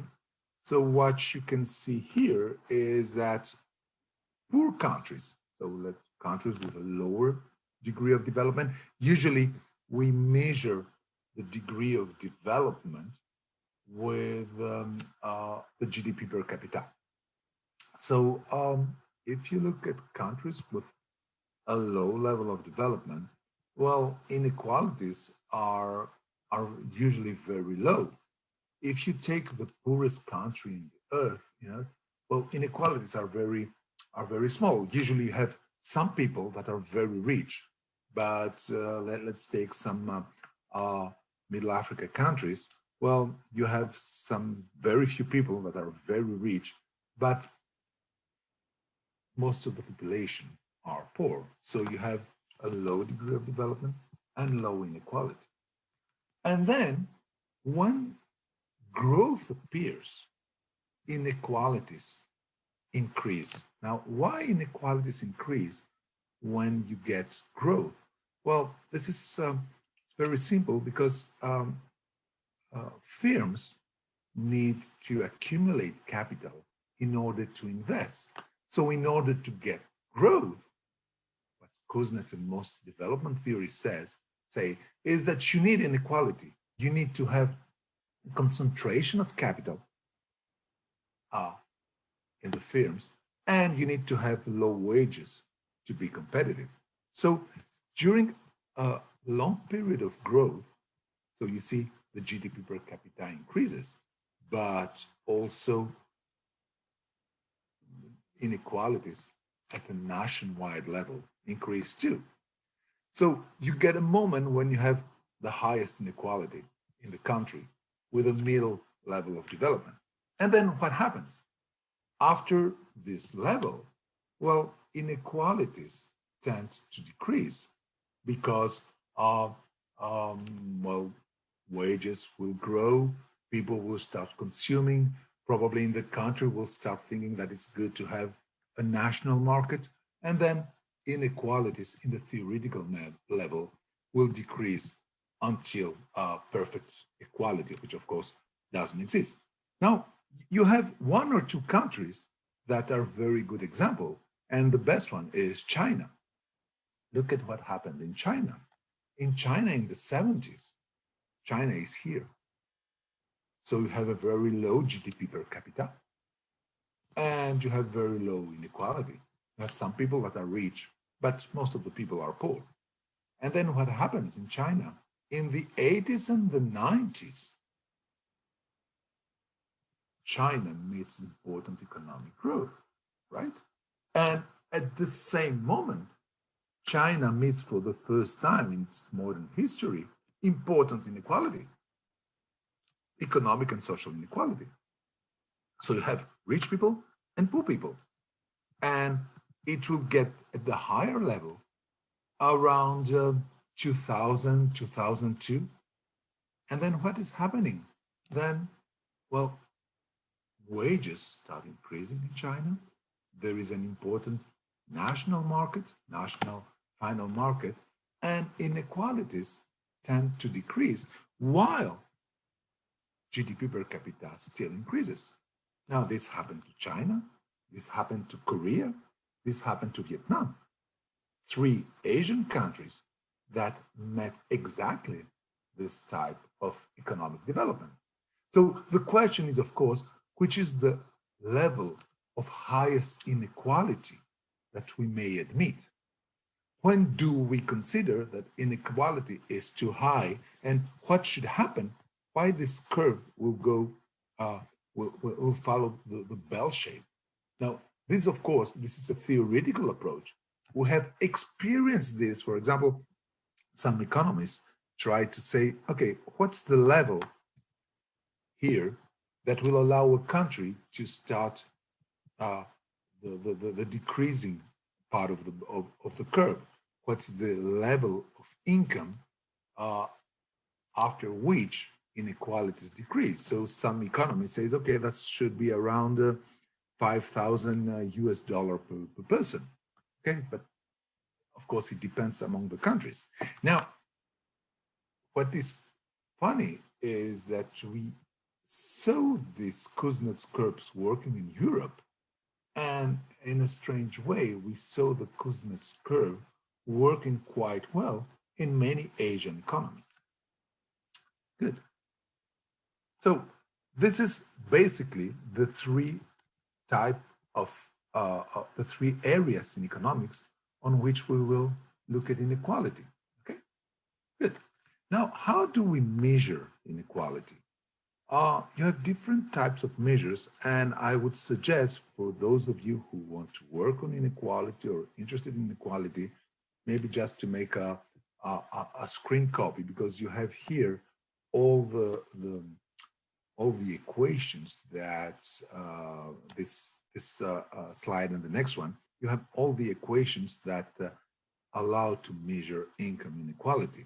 Okay, so in case you need, you must know which, you must really choose one of these formulas, one of these equations to measure inequality.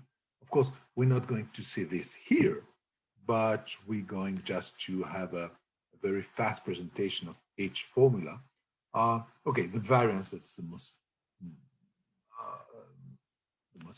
common way and very simple way that shows you the difference of wages. For example, if we look at income inequality, or the differences of incomes between the mean income and the income people will produce in a country. Then you have the Pigou-Dalton coefficient. It's exactly the same as the previous one, with the difference that it will take into account the level of the mean income. Then you can find that everywhere on the internet, but you have them here all together. Then you have the variance of income log.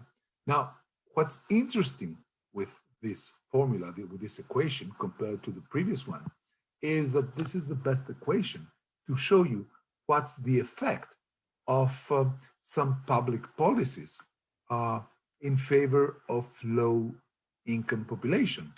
Let's take the example, if you put a minimum wage low, and you say, okay, from now on, you will have a minimum wage, and you want to know what are the effects of minimum wage on income inequalities.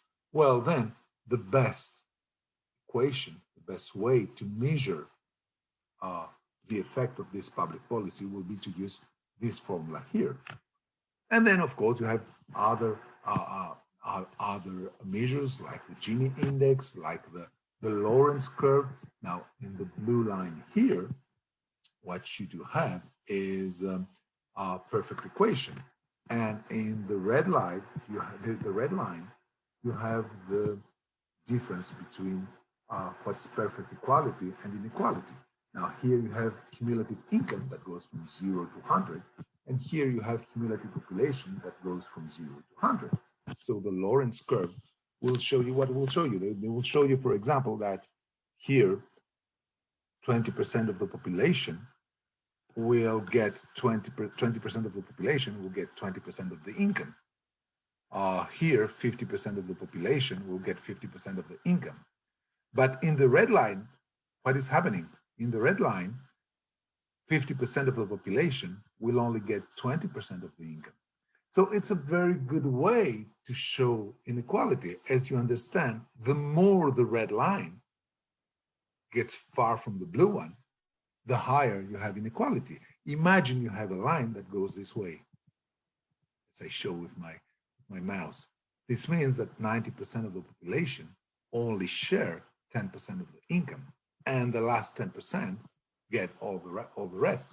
So the Lorentz curve allows you to compare different situations in time or in space. I mean, you can compare countries, or you compare what's happening in one country with what's happening in other countries. Okay. Last measure of inequality, the tail index.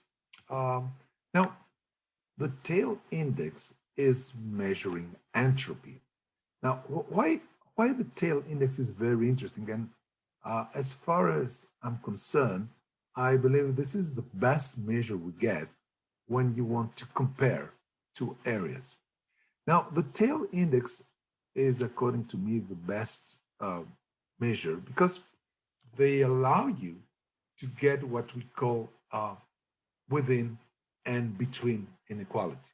Let's take the example of two countries. Okay, let's take Malaysia and Indonesia. Okay, I know that there are many students from Malaysia and Indonesia. Okay, so what you can compare is the difference of wages or of income between Malaysia and Indonesia, and imagine that's the whole group that you want to see, Southeast Asia. And you take all people from Malaysia and Indonesia. Let's add some more countries. Let's add Singapore. Let's add Thailand. Let's add probably Cambodia or the Philippines. And you want to know, okay, what's inequalities in Southeast Asia? So you get a number saying, okay, that's the level of inequality, and you can compare this to inequality in South America. But of course, you have here two issues. You have inequalities between the countries, but you have also the inequality in each country. So the tail index allows you to know at what extent inequality is related to inequality within a country. So you have, if you take Malaysia and Indonesia, you can have an important tail index either because the difference between Malaysia and Indonesia is very strong, or because maybe in Indonesia, inequality is higher than in Malaysia. So the tail index gives you both information. And that's very interesting because then you know exactly how do you explain inequality. Okay, good. Okay, that's the theoretical part, and that was been here very fast because I guess you can see or you can find all this in different courses. What I would like to stress more now is the features of income inequality.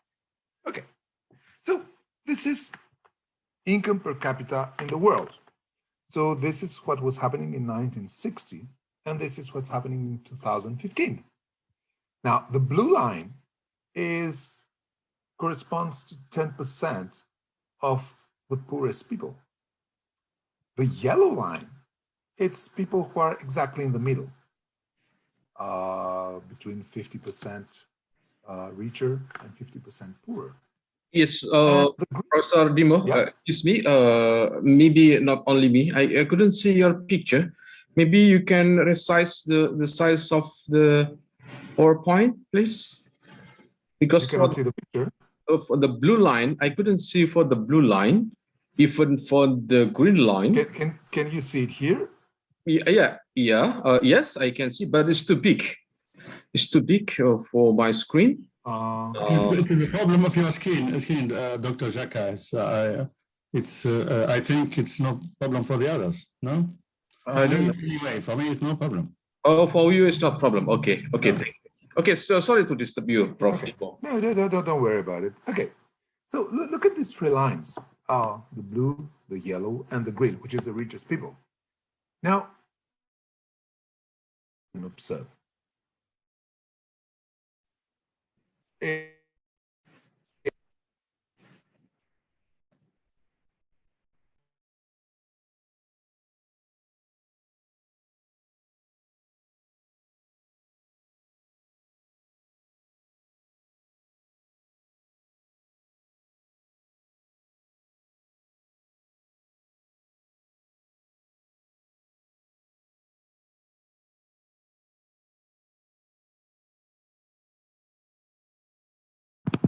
Are you here? I think there's Yeah. any problem. Yeah, Okay. yeah. Okay. Okay. So there has been a connection problem. Now, there are two things that you can observe. The first one, it's very clear. People who were rich in the 60s have become richer in 2015. So inequality in the world clearly increased. I mean, look at the differences in the 60s. Look at the difference in 2015. So people who were poor remain poor. People who were rich became far more richer. So the distance between poor people and rich people became much more important. So that's the first thing you can see. The second thing you can see is that the blue line is almost a straight line, which means that during all this period, economic crisis, economic growth, bubbles, well, they don't exist for poor people. It doesn't mean anything. Where is the crisis of 2008 for poor people? You cannot see it. Where is the crisis of 1991 for poor people? It's not here. No, it's a straight line. For which are the people? Who are the people for which you can see the effect of growth and crisis? Well, it's mainly rich people. Well, the 2008 crisis is here. Okay, the 1974 crisis is here. So it's only on rich people's performance that you can see growth, crisis, bubbles. That's not the problem for poor people. Okay, that's not even the problem for medium income people in a certain way. Good. Let's continue. Let's see what's happening in the United States. So that's US income disparities, right? So what you have here is the accumulated income of 20% of the poorest people in the United States. And what you have here is the income of the next 20% poorest people. So what you have here is 40% of the US population, but that's 40% of the poorest people. That's income, annual income. And here's the income of 1% of richest households. So as you can see, 1% of richest households will get exactly the same income as 40% of poorest households. Let's see what's happening now concerning wealth. Do you remember? I spoke in the beginning of the course about the difference between income and wealth. So what you have here on the left is income. It's exactly what we saw here. That's the same. Now, this is wealth disparity. Okay, so here we saw that 1% of people, 1% of households have exactly, almost exactly the same income as 40% of the poorest households. What is happening now when you look at wealth disparity? Well, 40% of households, bottom 40% of households is here. And 1% of richest households is here. And okay, we are in the United States, which is meant to be one of the most developed countries, right? So as you can see, wealth disparities are huge. Okay. Last one, that's 40%, bottom 40% of households in terms of income, and that's the 4 highest incomes in the United States. So as you can see, 4 households get exactly the same income as 40% of the households, of the bottom 40% households in the United States. Okay? So, of course, all this should make us think of what type of world are we building? Okay, this is the changes in the US income distribution from 1980 to 2015. So as you can see, top 1%, well, that's the part of income, of global income. So as you can see, top 1% represented around 10.5% of global US income in 1980, and now they are up to 20%. While the bottom 50%, that's one household out of two, represented 31, a little bit less than 31% of global income in the US, and dropped down to 13%. Okay, that's official US statistics. Okay, I'll go by this, but let's go very fast. Now let's compare.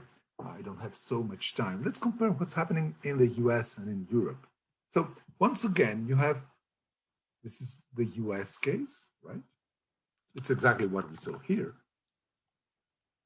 And this is Europe. Now, what can you observe? Well, two things. First, also in Europe, top 1% have become a little bit richer than what they were before.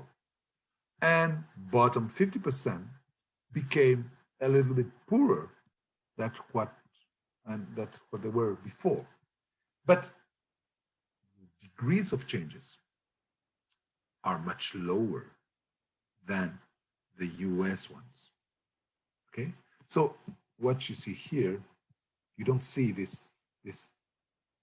increase, this incredible increase of income inequality in Europe than you can see in the United States. Now, why?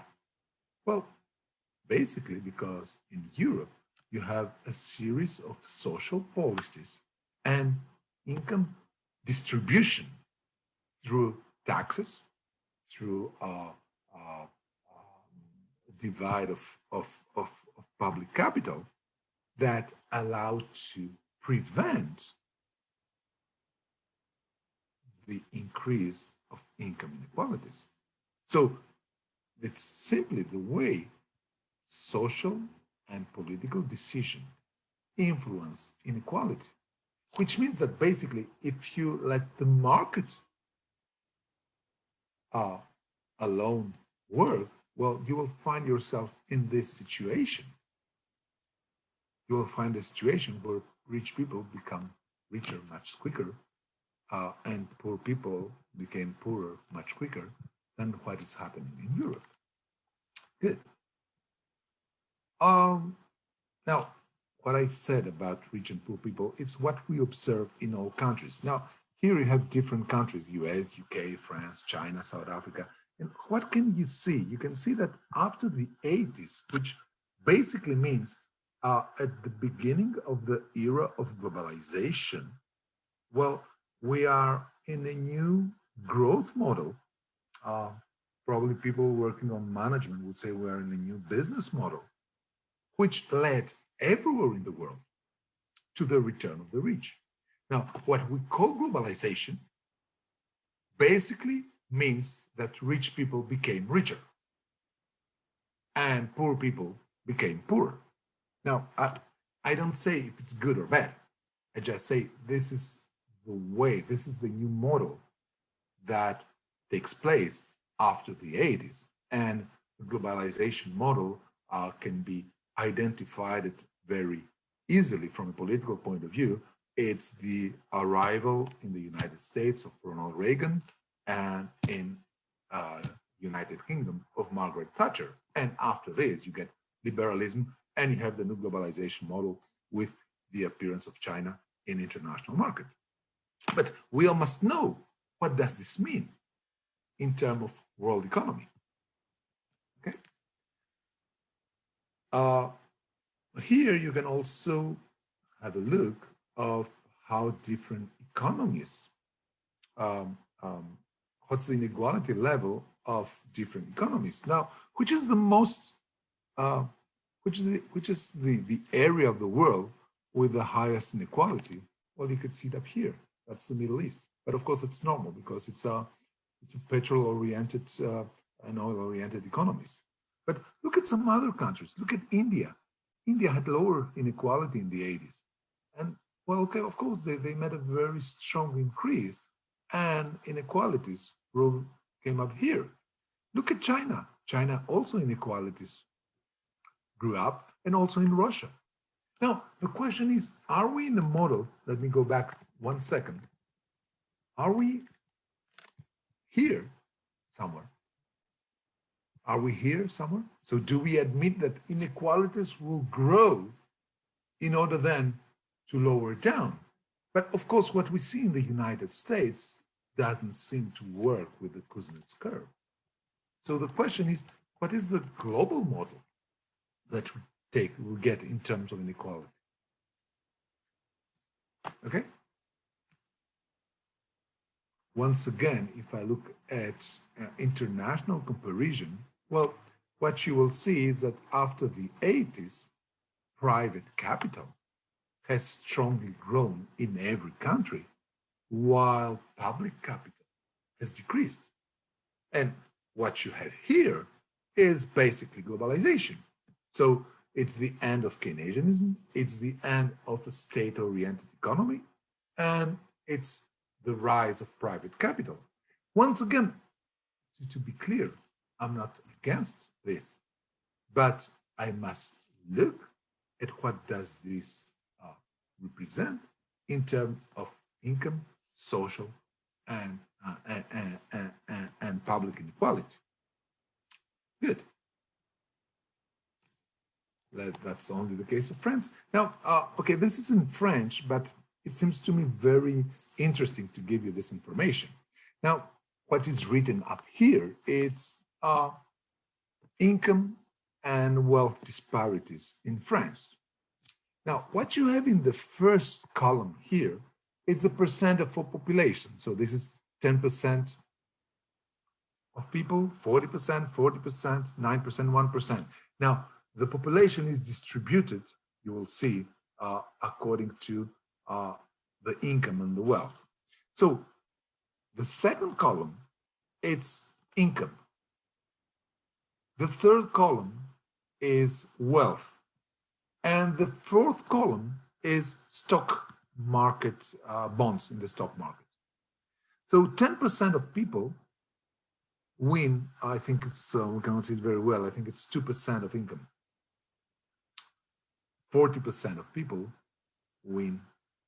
get 27% of income in France. And then 40%, that's the middle class, gets about 45% of income in France. Then the richest people, 9 and 1%, get together 24% of income in France. So you can say, okay, there are some disparities, there are some inequalities, but they're not so important. It's normal in a society to have poor and rich people.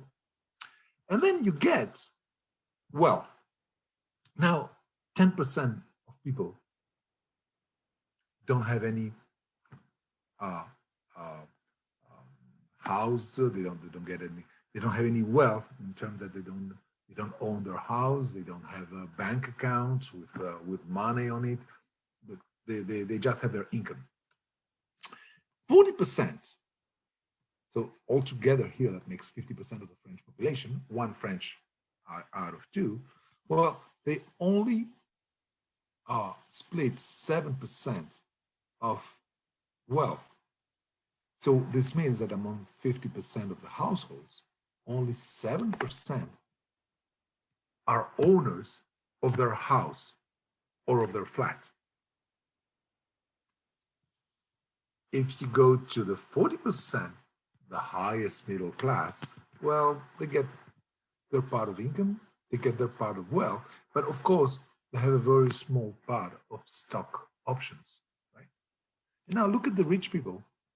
The rich people, they get only 8% of the income, they have 15% of the wealth, but they share 50% of the stock options, right?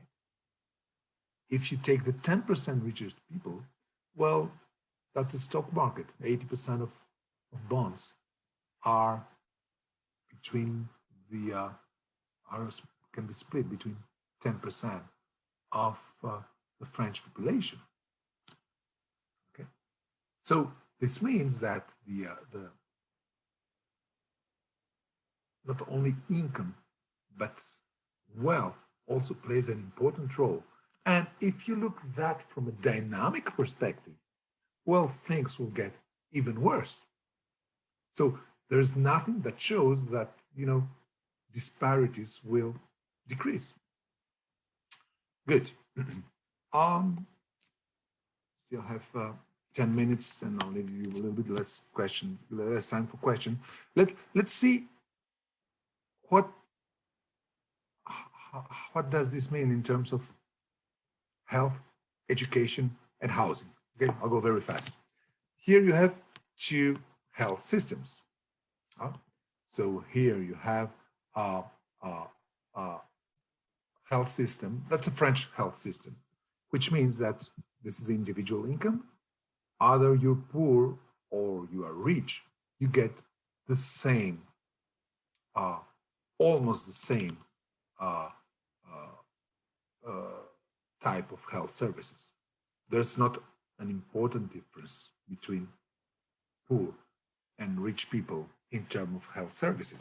The only people who don't get these mean health services are people who are almost out of the system. Very poor people being out of the system. And the richest people will get a little bit better health services than the mean French. Okay, so this is a small slope effect, which means that you don't have differences between poor and rich people in terms of health system. Now, this is the UK and US health system. What you can see that, well, according to your income, health services will increase or decrease in a very strong way. So poor people get much lower health services than rich people. So you have large health disparities. I always ask to my students, which you think is the best model? And they all of them say that, of course, that's the French system. That's much better. Yes, but look at something. Look at the level of health services that people will get in France. This is, richest people in France will get this level of services. While the level of services in the UK and the United States will be up here. So this system, the system on your left, will produce more equality, less inequality. But the system on your right will produce better quality services, probably only for people who are rich, and more innovation. I take the example of the pandemics, of the COVID pandemics. Look, which are the countries that have produced a vaccine? China, Russia, the UK, the United States, more than one vaccine, Germany. Where is France? Where is France, guys? They're not here because our health system is not able anymore to produce that type of services. On the other hand, there has been in France a much better health service to people that contracted the COVID. So there was the organization of health services has been better than the other countries. The number of people who died from COVID in France is much lower than the number of people who died in the United States or in the United Kingdom, if you compare relative levels. So we have less people that were dead in France, but we were not able to produce a vaccine, so we're not able to produce innovation. Good. Let's see housing expenditures. Okay, that's housing expenditures. That's the increase of housing expenditures in for different categories of people. So this is poorest people and richest people. And this is the changes in income. So as you can see, housing expenses increased more for lowest income people. And of course, these are the people also that met the strongest negative change in income. So the shares of housing expenditures on income, you can see, have increased much more for poor people. Now, what's housing expenditures? Of course, that's the rent, but it's also other things like water supply, like electricity, like all the things you use when you have housing expenditure. And housing expenditures are very, they create social disparities because housing expenditures are the same for everyone. I mean, everyone pays the same price for water, everyone pays the same price for electricity, etc., etc. So what we see is that all over the world, well, housing expenditures, and mostly Europe and the United States, housing expenditures have become more important in relative terms for poor and middle income people. Okay, I don't have so much time, so I will go to a last thing on education very fast. Okay, income inequality and education. So here you have the math scores for students in public and private schools. So of course the math scores for students going in private and wealthy schools are much better than people going to poor school. I'll give you just that information here.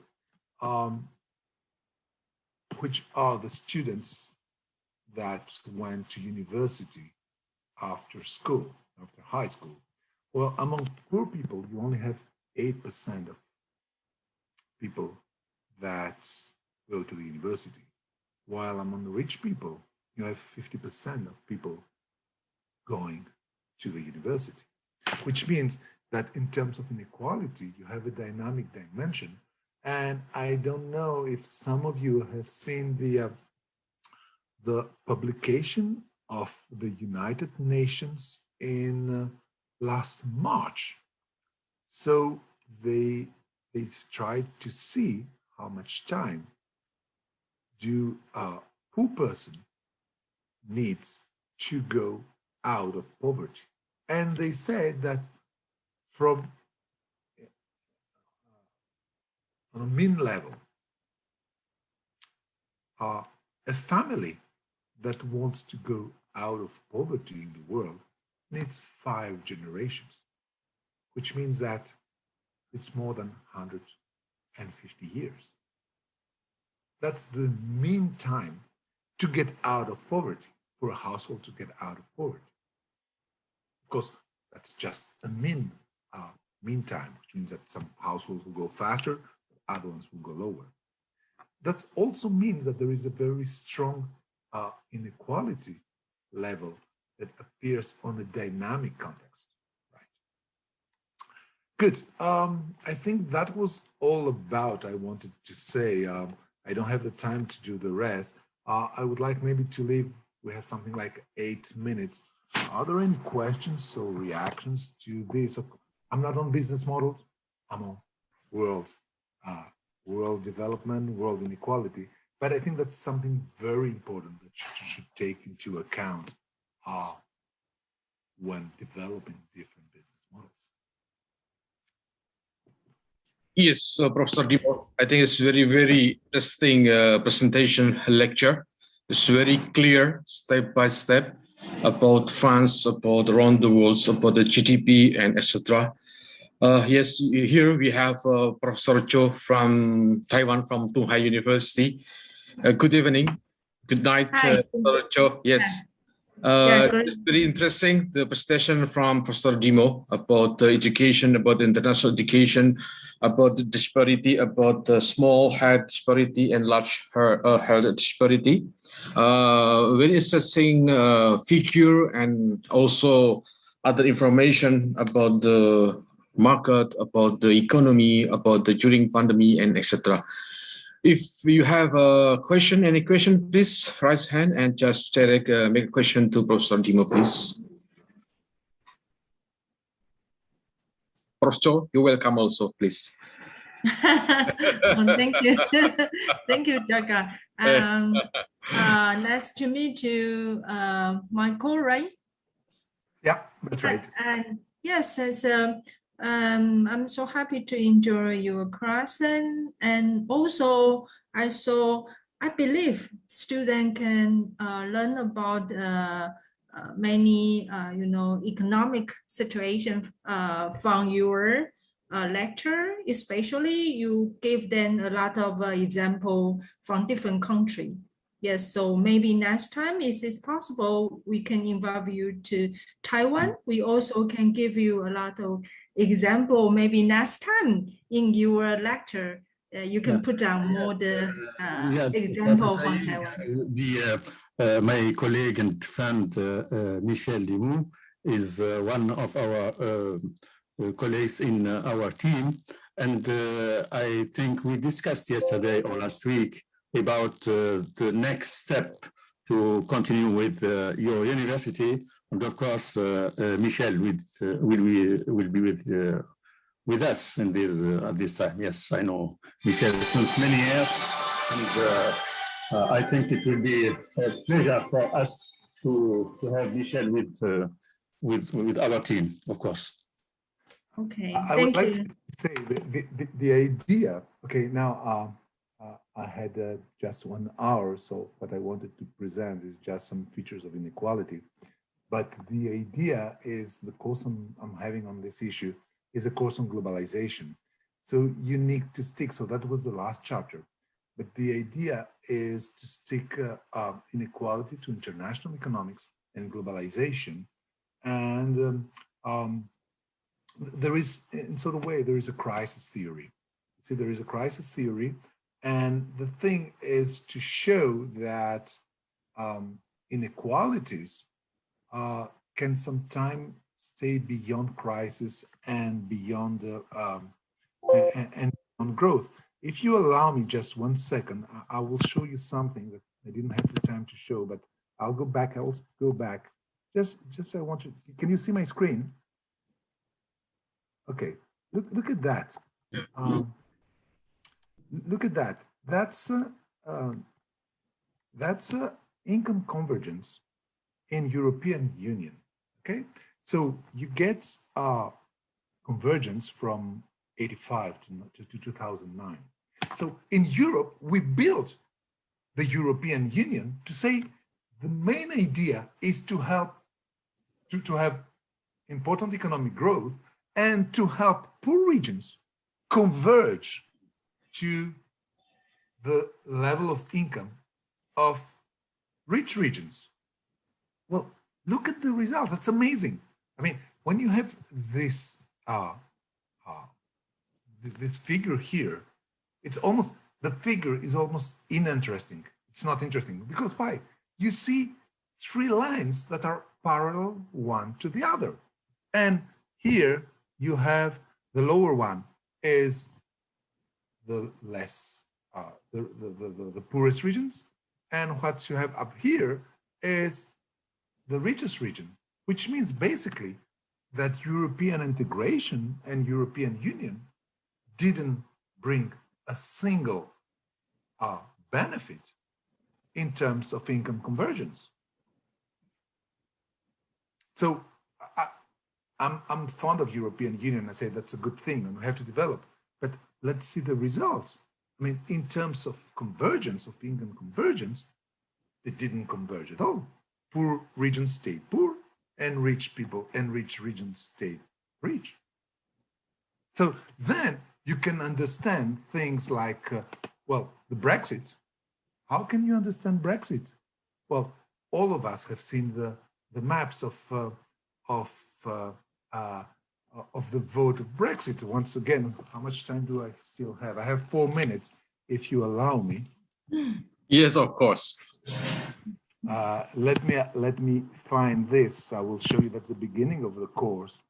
Give me 1 second. Okay. Let me try to split. Guys, so look at that.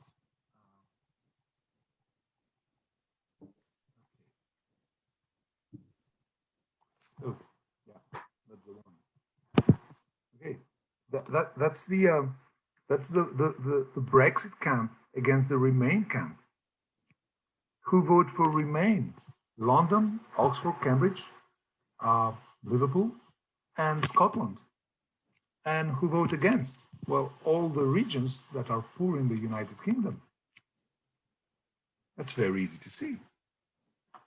That's very easy to see. I mean, people who, you see the political differences, the political preferences that come from income inequalities and come from development models choices. Look at the Democrats versus Republicans in 2020, and I think I have it also in 2024. Okay, the red one is the votes for Trump, and the blue ones are the vote for Democrats, for Biden. The cities and the areas with strong economic growth vote Biden. The areas that remained out of the actual business model, well, they voted for Trump. That's the way you can understand how things work. So behind the economic dimension, there is a social and political dimension that comes also. Okay? That's all for me. Okay, thank you, Michel. Thank you very much, Simo. You're welcome. You're welcome. I have a half an hour break. Then at 1 o'clock with Professor Pensiba. Thank you very much, Professor Smida. Okay, guys, thank you very much once again to Professor Michael Dimo. A very wonderful presentation and lecture. Thank you very much. And we'll get back at 1 p.m. Paris time or 6 p.m. Jakarta time. Okay. Good afternoon, good evening. Okay, and see you soon. Thank you very much. Bye. Bye.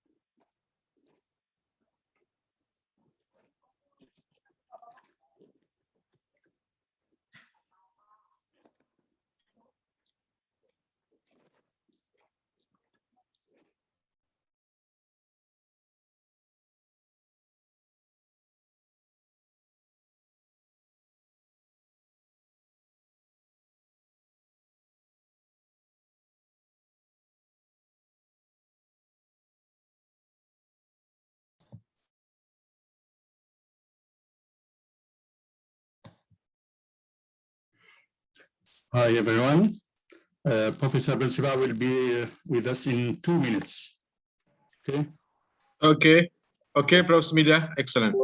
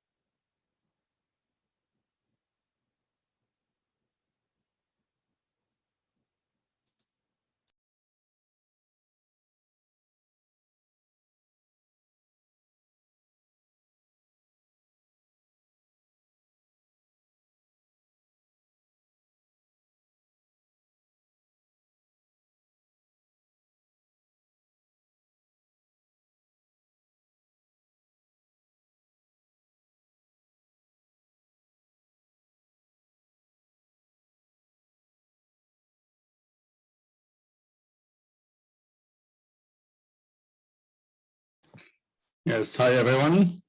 Then we have yes, Professor Bensiba. Bonjour, Professor Bensiba. Your mic, please. We can't. Yes. Okay. Okay. Yes. Hello, my friend. Hello, Professor Bensiba. Ah, hello. Ça fait longtemps. Yes. Yeah, I'm very happy. I'm very happy to see you again, even online. Thank you very much. Did you remember our common adventure? Of course. We will make it again in the t-shirt. Maybe on the snow also. Very nice. Excellent, Professor Bensiba. Okay, so you have time for 2 p.m. Paris time, or 7 p.m. in the evening Jakarta time. Okay. So here we have plenty of students from Malaysia, from Taiwan, from Indonesia, from other countries, even from African countries, I think. And we have a multidiscipline department from the economics, from management, from accounting, and also we have students from undergraduate, master degree, a doctoral degree. Even we have a professor here, some professor from private university from Indonesia, and also for those who take a doctoral degree in Netherlands. So that's why we have a plenty and multi-variation of the participant. And this is very excellent for us to speak out about your topic. Okay. Time is yours. I have one question. Yes. Can I share my screen? Yes, please. Okay. So, can I begin? Yes. Okay. Hello everybody. I am Fawzi Bensiba, professor at the University Paris 8. Okay.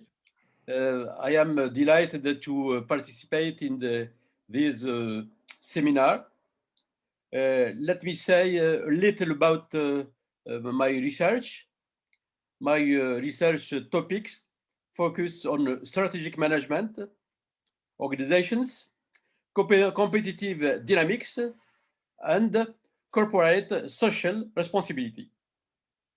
I chose for this summer seminar to talk to you about a particular theme, namely strategies that could be of interest to developing countries. This is what has been called bottom of pyramid strategy, or BOP. Let me share my my screen with you. Attendez, voilà, partager l'écran. Okay. One moment, please. Okay. Attends. Yes, it's okay for you. Do Yes. you see my screen? Not yet, but I think very soon. Not yet, but I think very soon. Very soon, okay. Yes. Not yet, Prof. Not yet. Yes. Yes or not? Hello, guys. Did you see the screen from the Professor Bensiba, guys? Oh, yes. Okay. Okay, now okay. appear. Yes, great. Okay, thank you. Voilà. Okay. Now, attendez. Okay. Okay. Bing. So. Okay, great. It's okay. Okay. It's nice. It's nice. Okay. As an introduction, we have the following observations. These we have many people. For example, 4 billion people live on less than $7 US, of course, per day, calculated according to GNI indicator. It is gross national income.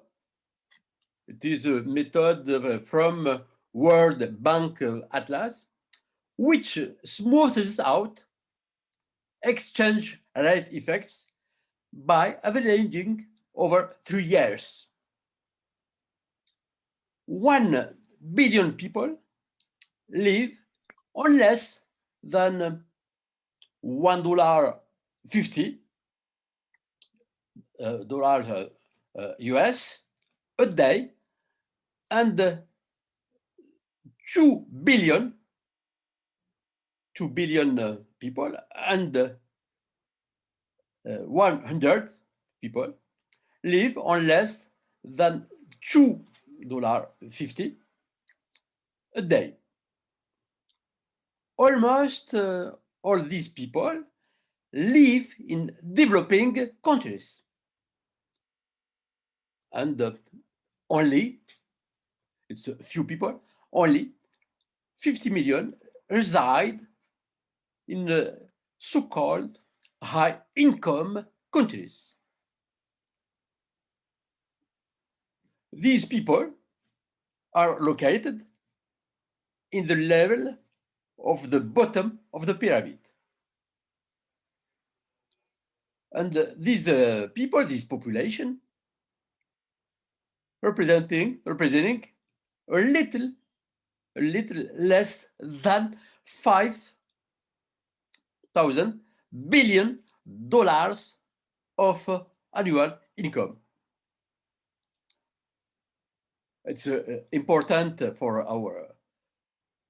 my speech to take you these liminal observations, very capital observations.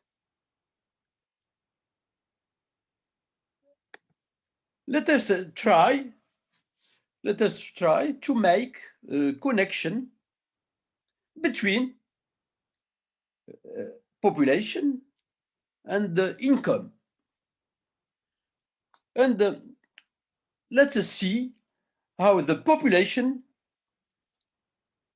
is distributed on the level, on the geography, how people exist in the world.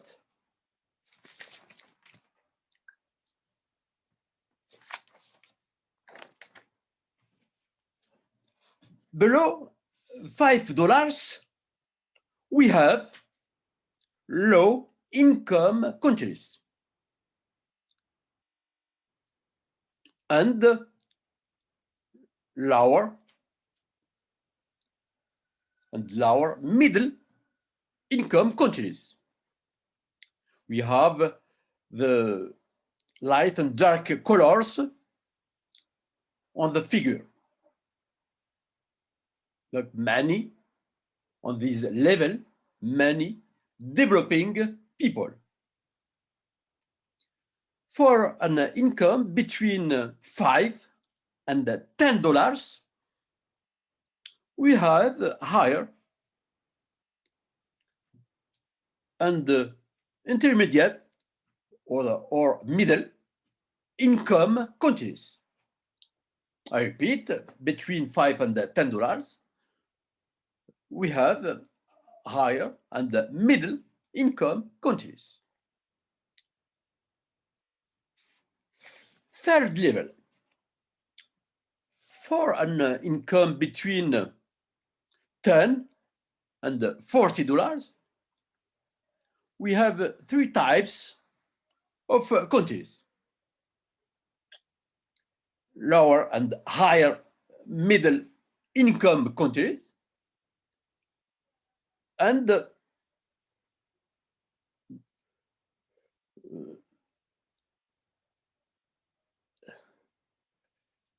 yes, it's the third here. The second, it's between $5 and $10. Only middle income. Third level, between $10 and $40, we have the pink colors, and here pink colors concern higher income countries. We have three types here: light gray, dark gray, and pink color. For an income between 40 and $160, we have also three types of countries: lower and middle income country, or middle income countries, and of course here higher income countries. Most this color concerns most of these category of countries. Then, for an income greater than $160, we only have countries with a higher income. We find these countries in Europe, in Asia, little countries in Asia, and in America.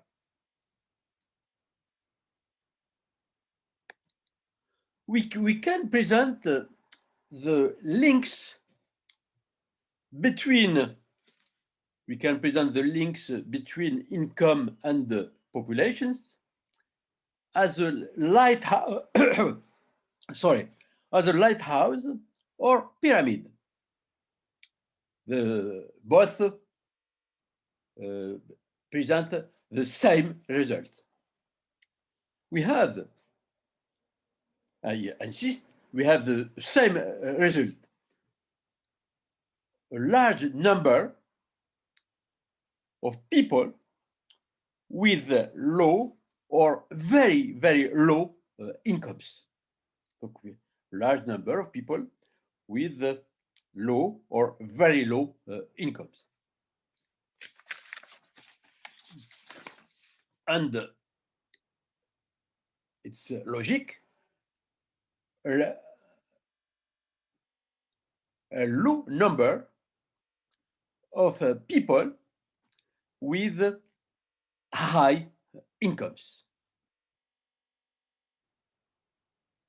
We can say the world is not so rich. So, what are the characteristics of this approach? This is an approach proposed by Paralad, many publications in many years, and the major work of this author, the major work, is his book with this title, The Fortune at the Bottom of the Pyramid. And this author has main idea. For him, there is an opportunity for large multinational companies to make a profit while contributing to poverty reduction. Okay, it's possible for these firms, for these companies to make profit, but with a social approach.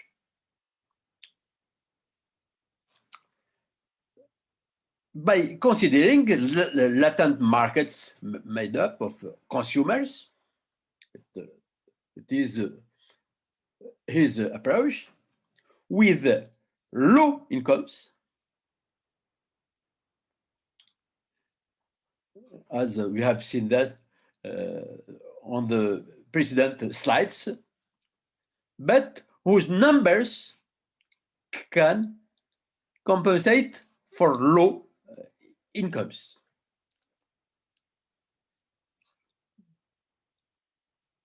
By cap, by individual, but it's not possible. It's not possible to make profit, but we have the number. We have the many people, and this number, those numbers can compensate for low incomes, for low possibilities to make profit.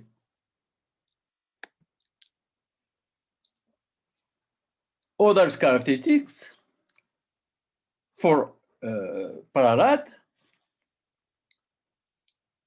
it's possible, it's an invitation to the company, to the firm, to rethink its offer to the lowest income group by offering two things. First, it is necessary to have new business models, and it is necessary to have a new value chain. New value chain, or the value chain, it is the concept of Michael Porter. And it is necessary to have a new value chain adapted to this consumer segment. It is necessary for the firms to think about a new value chain. The value chain, it is not an universal concept. And here we have other authors like London and Hart, and French authors like Martinet and Payot.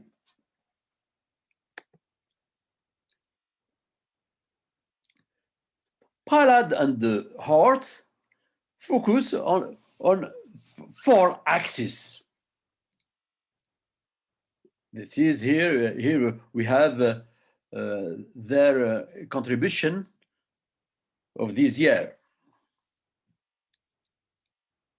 These four axes mean that it is necessary to reshape the business model of a BOP-oriented strategy. The first axe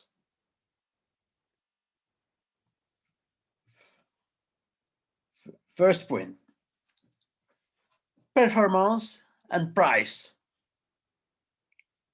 It is important to adopt low-cost strategies, especially in product development and digital processes and distribution. For our authors, it is important to have in our mind these relations, this link between performance and price. It's not possible to have some higher price. Second axe on product quality. Then we have it is not possible to have an universal approach.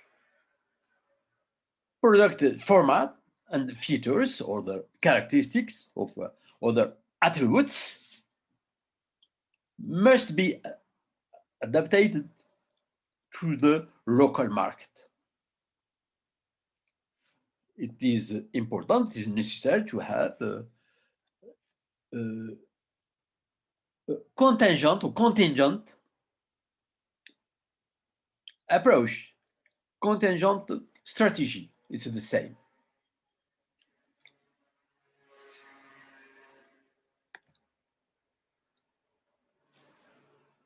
Third axe. The third axe concerns the sustainability strategy. BOP strategy, or the bottom of pyramid strategy, must be based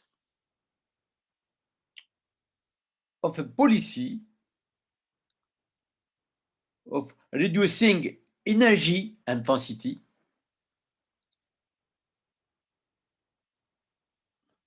on the use of green energy, and on the development of again green products, bien renewable products.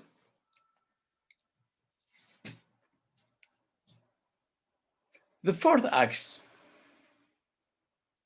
the profitability of bottom of pyramid strategies, is essentially mainly based on volume strategy versus differentiation strategies to spread fixed costs that will compensate for low margins, which are nevertheless positive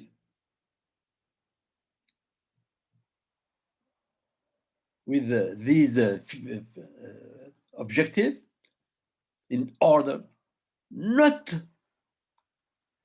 to jeopardize the sustainability of the firm, sustainability of the company.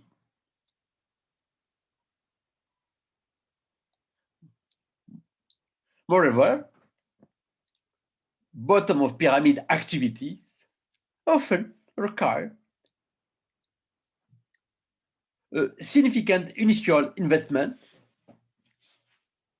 to set up the infrastructure or the equipment, because in developing countries we have not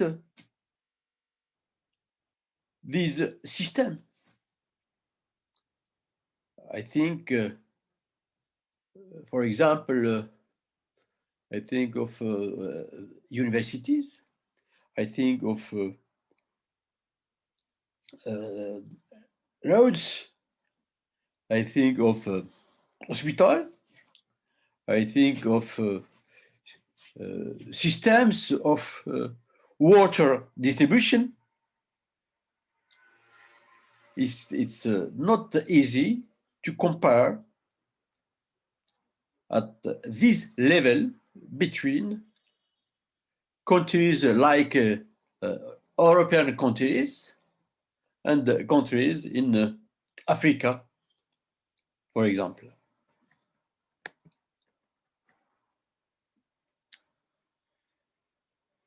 Three models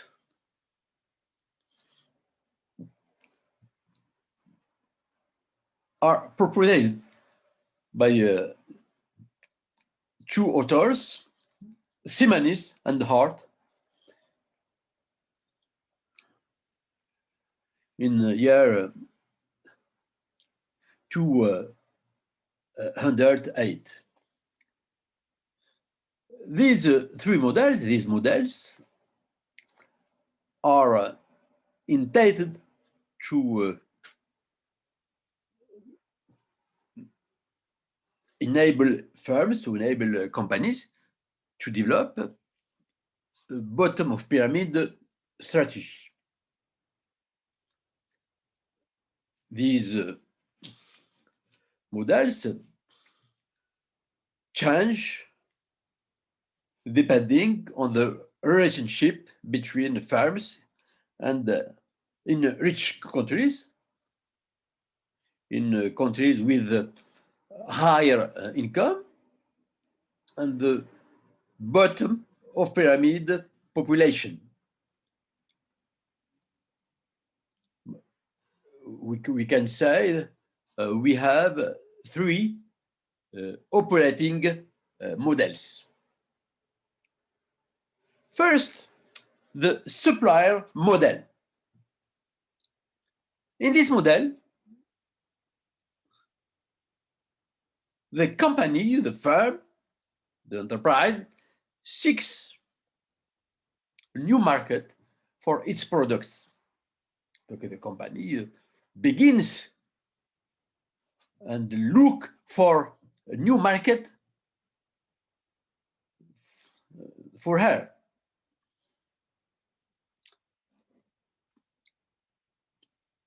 Yeah, for it.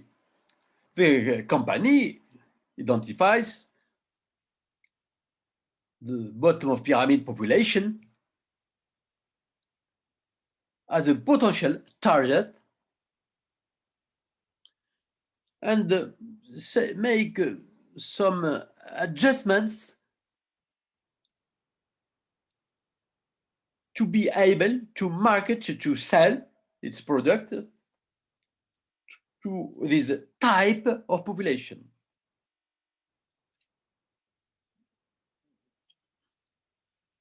I would see the product is here.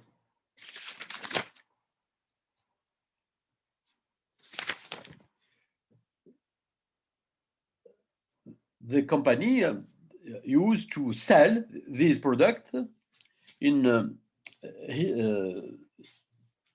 home country. Then the BUP strategy, the bottom of pyramid strategy, is mainly a growth driver.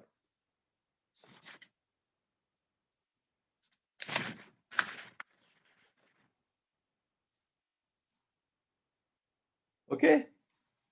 In this context, the company's activity, the firm's activity, only marginally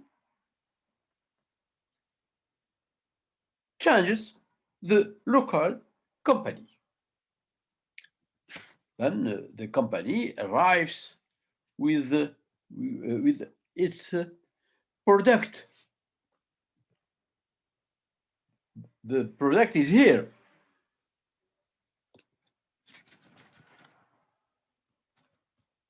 They have no creation, no new creation.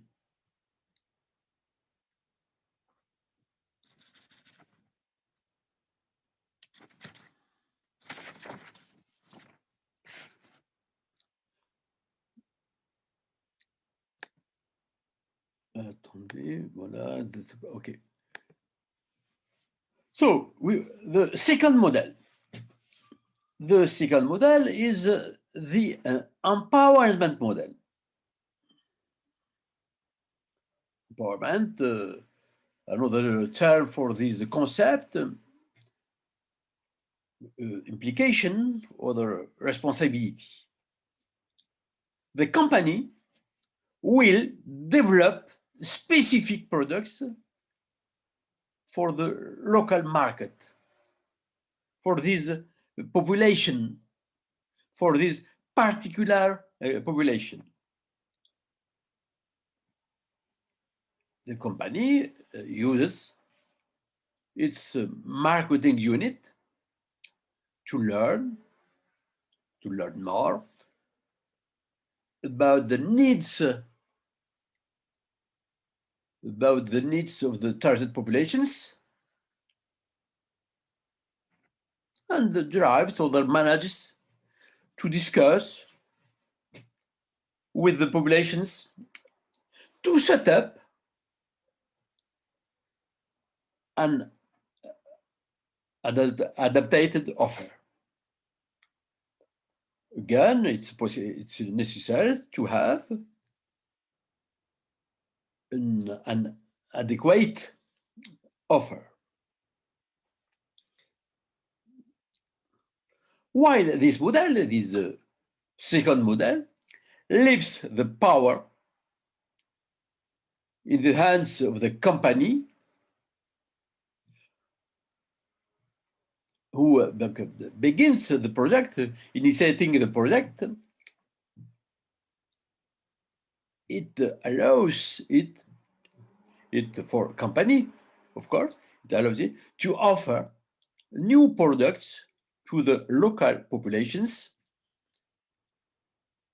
products that previously did not exist. I can say we have here a new creation for the local market. Then the partnership model, the third model. In this approach,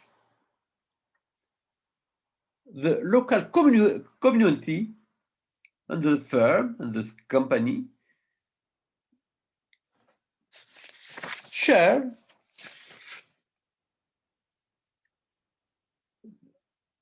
the project or the initiative on equal terms. We have, for example,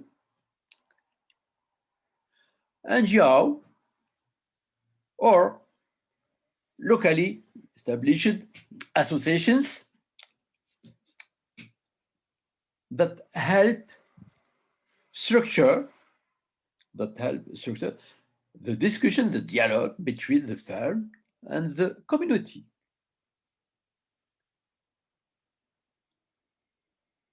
The company is no longer the one that brings well-being to the community, to develop the local population. We can see it like a partner with whom to work, with whom to develop projects.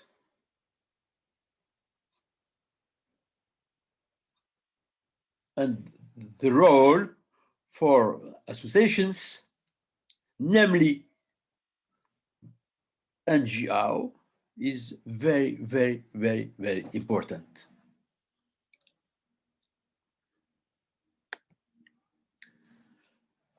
But problem.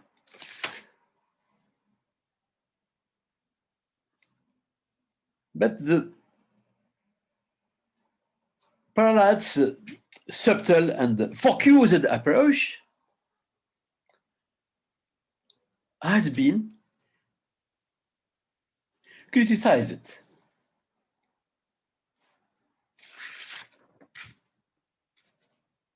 Why?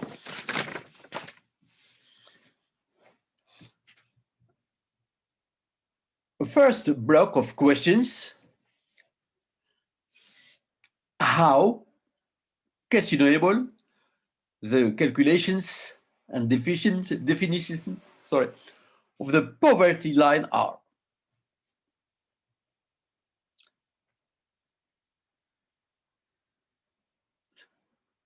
We can say with another manner how it is possible to measure the poverty. And so we have maybe an overestimation of the economic potential of the bottom of the pyramid markets. Maybe we have not a big part of a population with a low income, or population with an middle income. Maybe we have a modest part of this population. Another element, we are not sure with the profits. Why? Maybe we have unprofitable for international private actors, for multinational companies, and we have no certainty of profits to be made. Maybe we have not performance.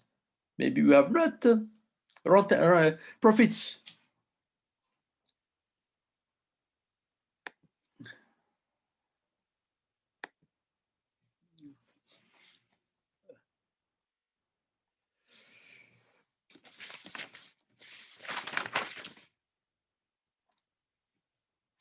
Otherwise, the initial approach of Parad has become complex.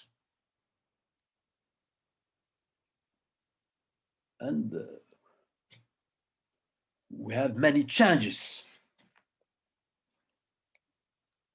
The first change concerns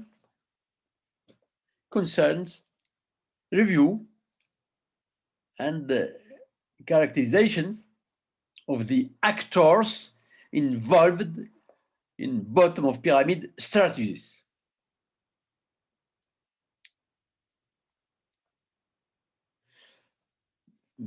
For example, multinational firms were not the principal, were not the main instigators of bottom of strategy projects. When these firms were the principal instigators, they only were part of local logics that modified an economy and an economic strategy that could not be separated from local, environmental, and political dimensions. In one word, it is important to have in the mind the role of the local factor. Okay?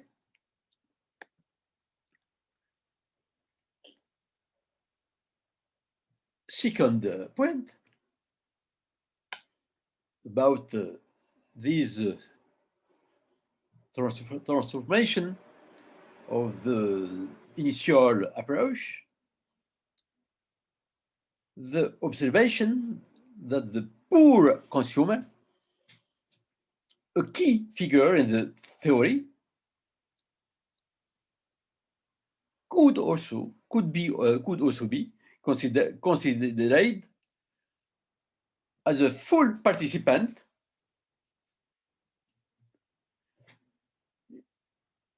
in the mutation or in the transformation of value chains by being, for example, a producer himself, and not just a simple beneficiary of existing products.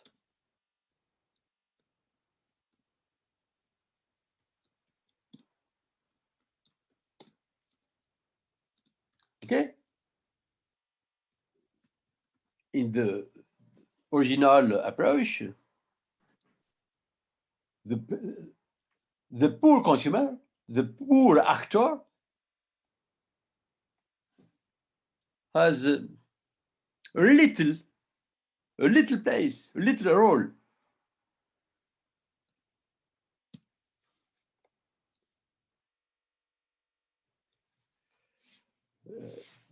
Everybody knows the famous Chinese proverb. It is important to learn to fish. You know, to only have a fish.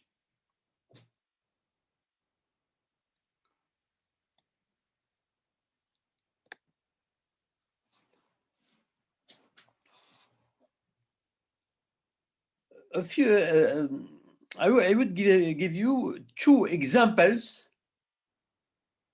of these BUP strategies. First example concern the famous bank Grameen.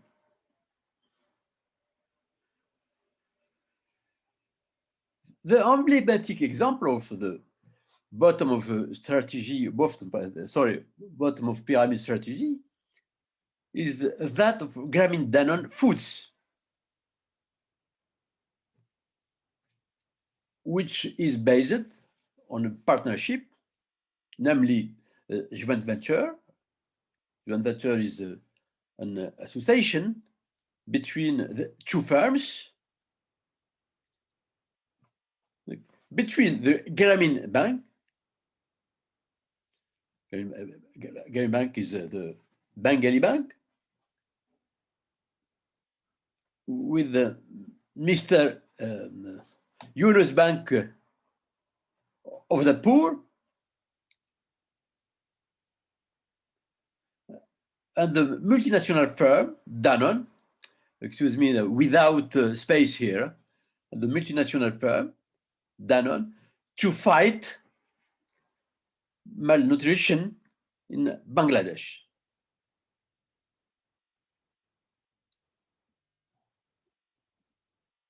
Grameen Bank, Danone, excuse me, offers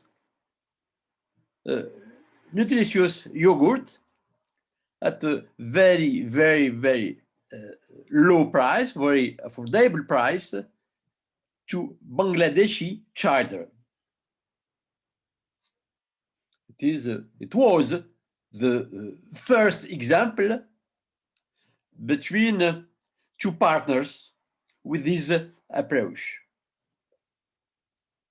Many other partnerships have been created between multinationals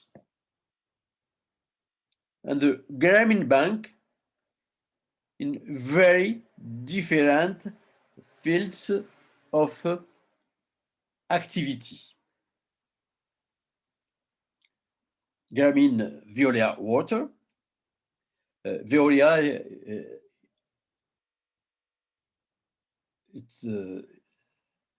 it's a French company, the leader in the world, leader of public utilities. Then we have here again joint venture between Grameen Bank and Veolia. And the child, the baby of this joint venture is Grameen Veolia Water, providing low-cost drinking water to Bangladeshi villages by treating surface water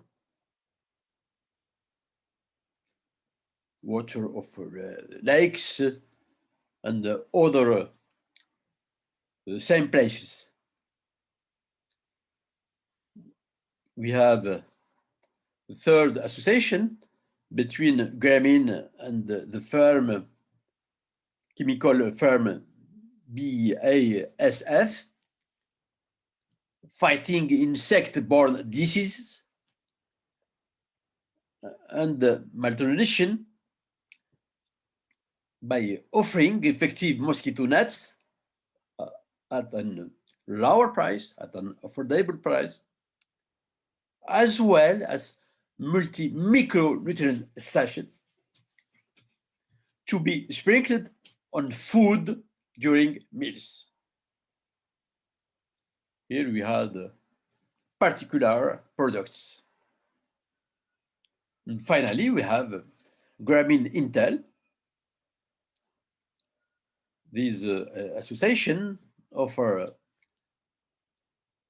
affordable digital and IT solutions in various fields, such as agriculture, health, commerce, or education. As you can see in this slide, we have many important solutions, many partnerships, many relations between big firms in the world, and we have a local firm.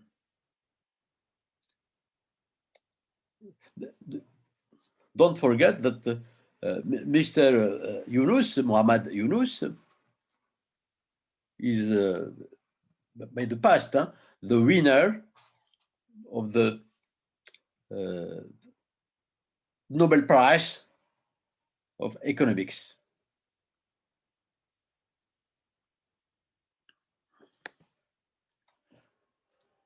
Another example, I have 3 examples for you. Unlike other large companies that are struggling to establish themselves in African markets,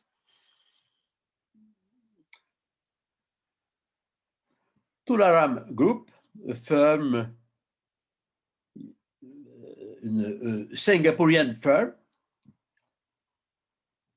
has been able to develop, to establish itself since the early 1990 by meeting a major need of these populations. How? Via accessible and satisfying food. For this objective, to achieve this, the firm has internalized activities outside its principal, its core business, and has partnered with many and various local little firms, startups, to overcome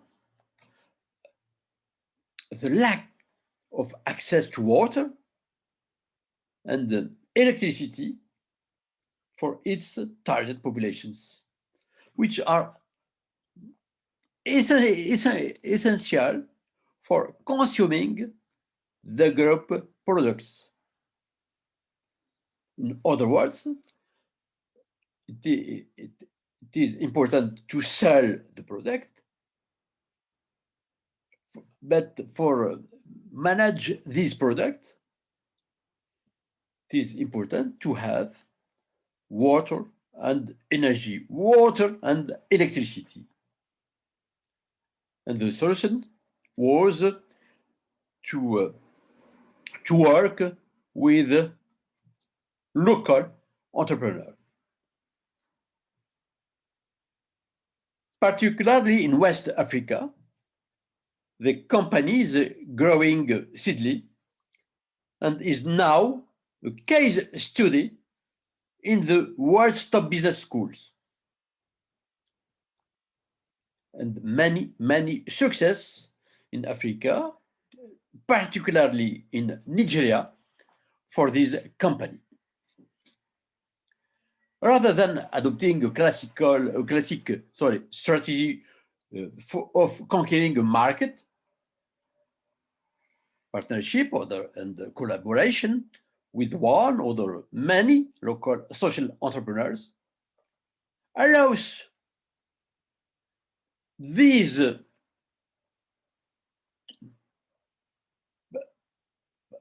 company, this pioneering company, to succeed where in the same situations many others fail. The added value of these partners is their very important understanding of the complex dynamics of disadvantaged populations and their ability to adapt solutions to these realities. In Africa,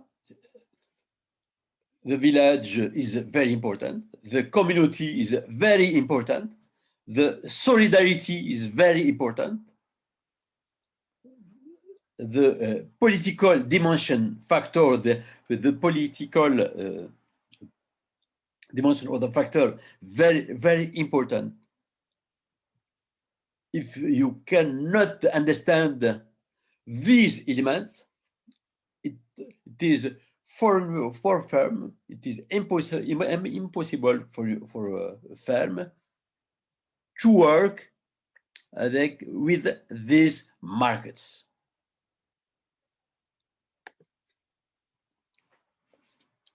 Final examples. We are again in Africa, and we are in Senegal, and we have Adam McCain, a social entrepreneur, and this man has seriously changed the distribution of medicines in his countries in Senegal. And medicines play an decisive role in Africa. So, noting that medicines are major expense for low income populations, and we have only 20% of the Senegalese population who has access to health insurance. Don't forget that in Africa we have not public insurance or the public help for population.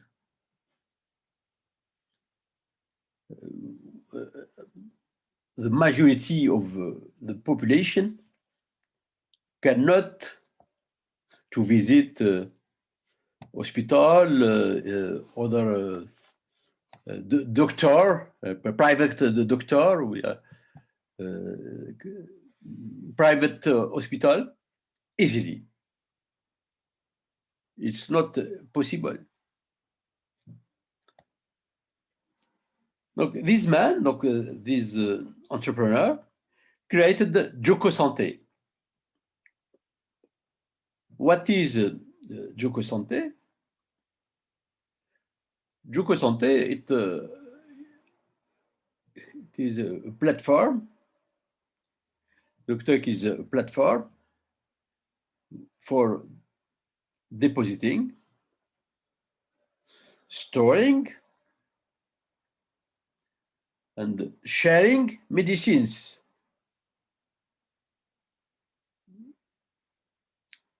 And people have access at this platform by using cell phones. He makes it possible to recover unused medicines and redistribute them via, or thanks to a system of points based on exchange or purchase via pharmacy, via officine of medicines. For me, it's a very, very original system, original approach. Don't forget that Adam Akane, a young entrepreneur, a young man with a risky approach. While it might be tricky for a large group to create such an innovation, but donc it may be tricky for a large group to create such an innovation in other modes. It's not easy for a big firm to work with this model. In the big firms, the rules are very hard. Manage with the new rules, it's not evident. So it is possible for these firms, for these big firms, for these multinational firms, it is possible donc to support this man, this approach, and scale it up. In other words, it is possible to work with other levels. For example, by working the project in a big level and replicating. Yes, Professor Benseba, excuse me to interrupt you. I have finished. Okay. In new geographical areas. Thank you for your attention. Thank you very much, Professor Benseba. It's very interesting because we have about the complexity of the initial approach and also multidimensional approach, and also the sample of the government bank from Mr. Yunus for the poor people. It's very interesting, Professor Benseba. Okay, guys, is there any question? Maybe one or two questions only, because we will have next professor for the next session. We can have more 10 minutes with Professor Benseba for a question. Is it possible? Okay, thank you very much. Excuse me, it is possible to write your questions with the chat? Okay, yes. And also, could you give us about maybe email address, or maybe a student, or ask you directly, or maybe if you have a time, but also the student can also put the question on the meeting chat room, please. If there is a question, no problem. We have maybe 1-2 minutes, it's okay, no problem.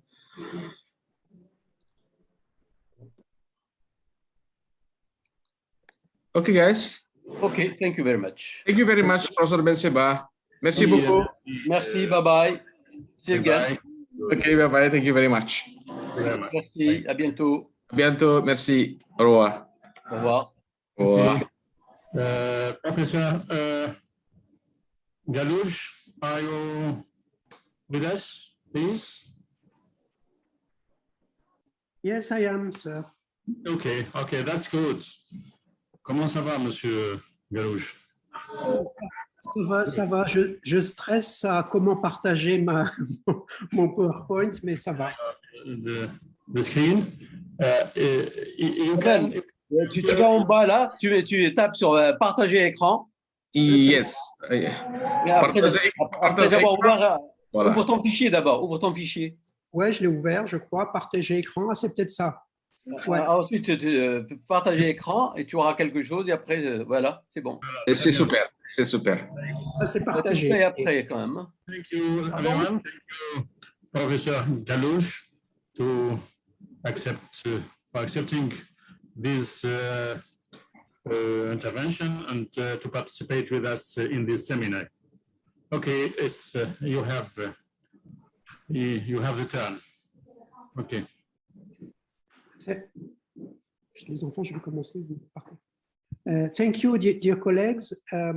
My presentation will deal with an important subject. In fact, for the story, I am since about 20 years specialized in service economics and management, and I have published on innovation in services.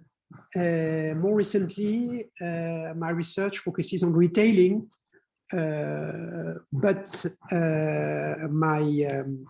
my fields of research cover all the field of services. So my first point about the rise of the service economy will be to stress and focus on certain myths that are always present when people speak about services.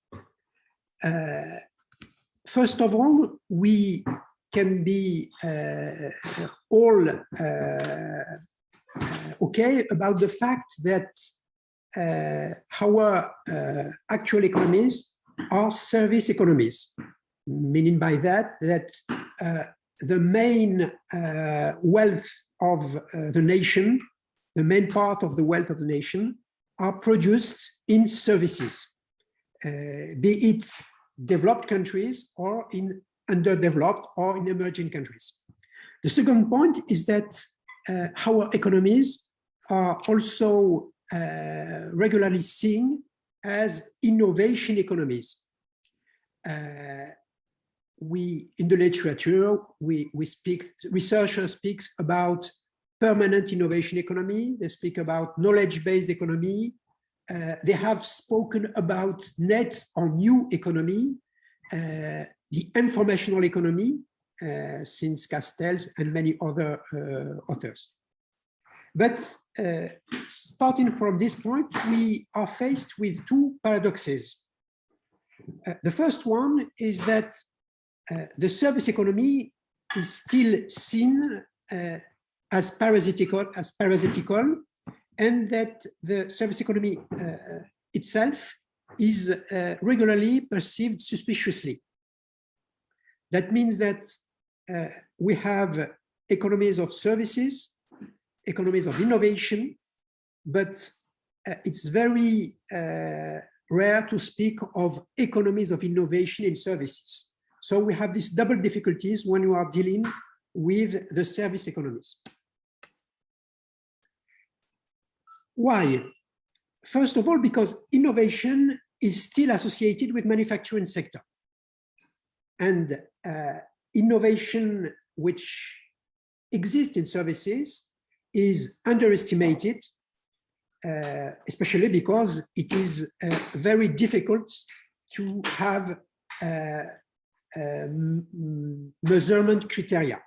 So as long as we speak of services, we have what we can call an innovation gap. And this innovation gap refers to something which can be invisible, hidden, or missing innovation. Because as I'll try to show it to you, the service sector is innovating and is even in many instances leading in innovation. In my presentation, I will focus on 5 points. First of all, I will give you some illustration, general observation of the importance of services, strategic importance, economic importance, and importance for the wealth of nation. Then my second point will be on the main concerns, on the main discussion about service economies and service innovation, or innovation in service economics. My third point, in my third section, I will deal with the myths that are dominant towards services. There are many myths. I think, as I can remember, I've stressed 6 or 7, but I think you even with a little reflection, you can find other ones. My fourth point will be an introduction to new vision of services and innovation in services. And my final point, as a conclusion, I will focus on new and different ways of addressing the question of innovation in services. So first point, statistical observation. In this figure, you can see the growth of the share of service in total value added from 1970 to 2010 in different areas.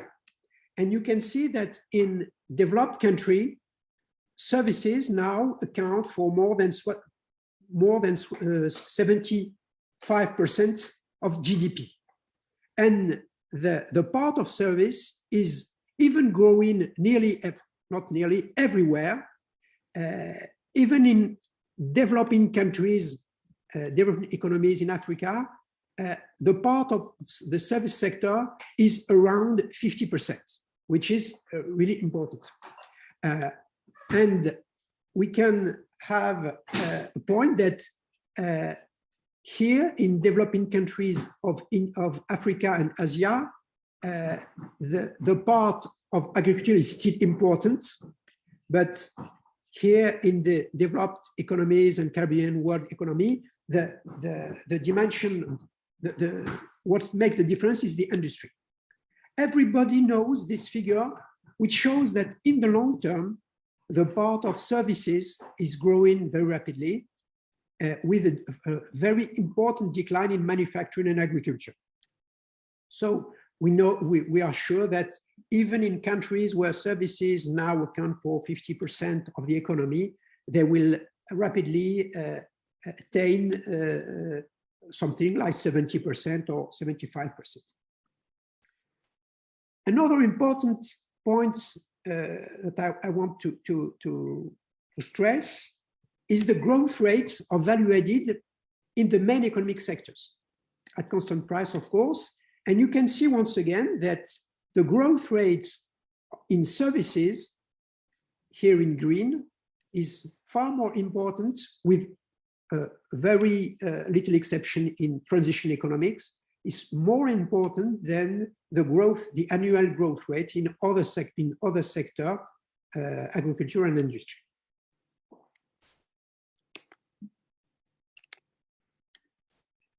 If I come to the point of the BRICS, you can see that the importance of services in these countries is very important, and it has grown since the 90s at a very rapid rate. But Brazil now is nearly reaching 70%, and China is in a trend of increase is in an increasing trend, like India and Russia. But the gap or the change is from the 90s. which also shows that the economy of BRICS are gradually becoming service economies. If I focus on the American example, we can see that the American economy has changed and has become a service economy during the 1920s. Here, the service now account for nearly for more, because it was 2000, for more than 80% of the employment in the United States. Now, if I come to the concern about, after this statement, after this observation, the point is, and I focus on the French case, that even seeing this observation, even which are in fact very strong, the discourse about services is regularly negative. And I quote a citation by Nicolas Sarkozy, the former French president, who says a few years ago, we need a strong French manufacturing industry. France cannot be only an economy of banks, insurance, and services. Dominique Strauss-Kahn, who was former IMF president, also states, our effort must be focused primarily on production and particularly on industrial production, on the creation of real jobs, jobs that are directly productive. This statement is very weird, because it means that, had to mean that jobs in services are not real jobs. Another one, French again, Arnaud Montebourg, Ministry of the Manufacturing Recovery, which also is very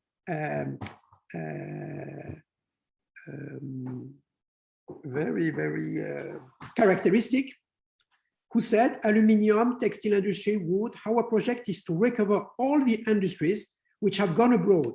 The ideas of France which succeed without plant is finished.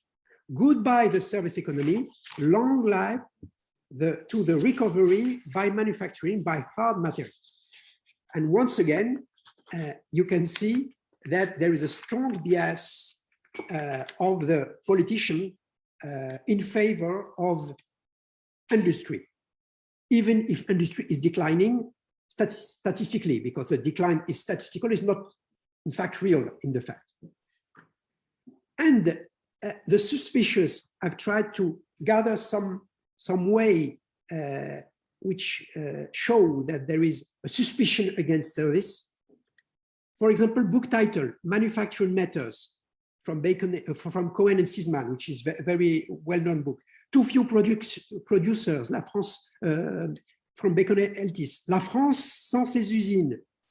Réindustrialisation, j'écris ton nom. Réindustrialisation, I write your name. Lots of book titles just try to impose the idea that nothing is good without industry.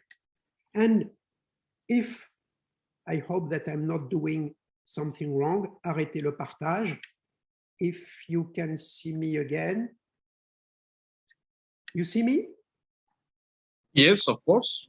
Okay, so I can share with you in 1 minute all the books which have been published in France, dealing with this decline of industry. Maybe you can see the title here, which says the decline of the French industry, which is a very recent book. I have another one. You can see. Okay. The French without its factories. Okay. I have lots of books on this. No future without factories. Okay. I nearly finished. Okay, good. Without its manufacturers, or from the American literature, the disindustrialization of America. Okay. So I try to come back to diviser, partager l'écran. Okay. So you can see that there is a sort of focus on this question, which is it seems to be very important in France, but even in many European countries. The expression that we can find in the economic and managerial literature are also very symptomatic. Baumol, cost disease, when he speaks about services, pathological services, peripheral services, dominated, subordinated services, or the solo paradox. Or once again, as I said it 2 minutes ago, in France, we used to have a Ministry of Manufacturing Recovery.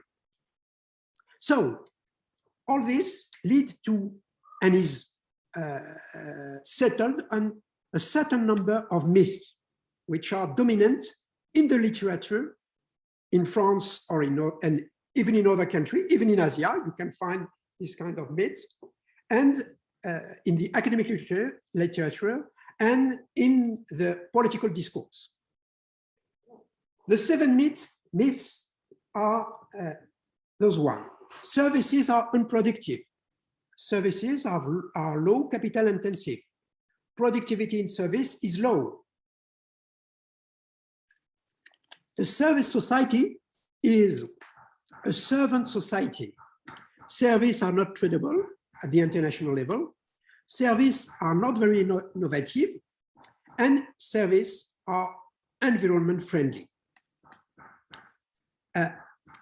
Sorry, I just quote this citation, which is very long, from Adam Smith in The Wealth of Nations, which is also symptomatic of the perception of service in the economy.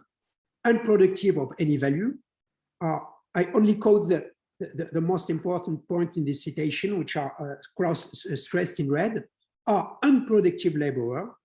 Like the declamation of the actor, the harangue of the author, of the tune of the musician, the work of all of them, of the services, perishes in the very instant of its production.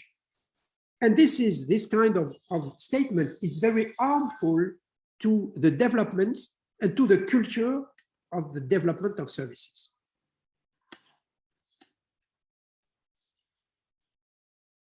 The second myth, the myth of the low capital intensity. Unfortunately, I have figures which are old because there are not lots of academic work on this side, but the most well-known work on the capital intensity of services has been published by Roach in 1989, which shows that the capital intensity in services is more important than in industry, especially in ICT.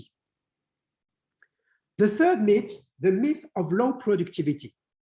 We have many publications, many works on the productivity of services and the fact that they are alleged to be low, but very rarely the author ask themselves about what is the output of services. And some specialists in services synthesize this by saying that the services are in a desperate seek for their outputs.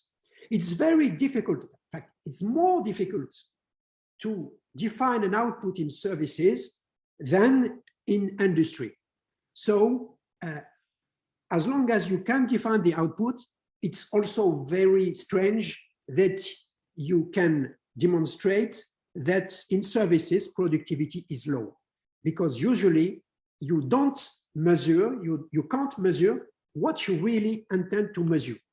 And for example, maybe we can discuss about this later, but I have many examples which shows that what is considered as output in services is not in fact output, it is something else. The fourth myth, the service society is a society of servants, a society of bad job. Some authors speaks about hamburger society. And of course, when you have a look at some services, you can see that and you can imagine that the employment level, the jobs are rather bad. For example, in retailing, you always see the cash desk operator, an example like this, which are stressed to explain that in services, jobs are bad jobs. But when you have a more serious look at employment in services, you can see that in services, here in red, the percentage share of high-skilled employment is more important than in manufacturing.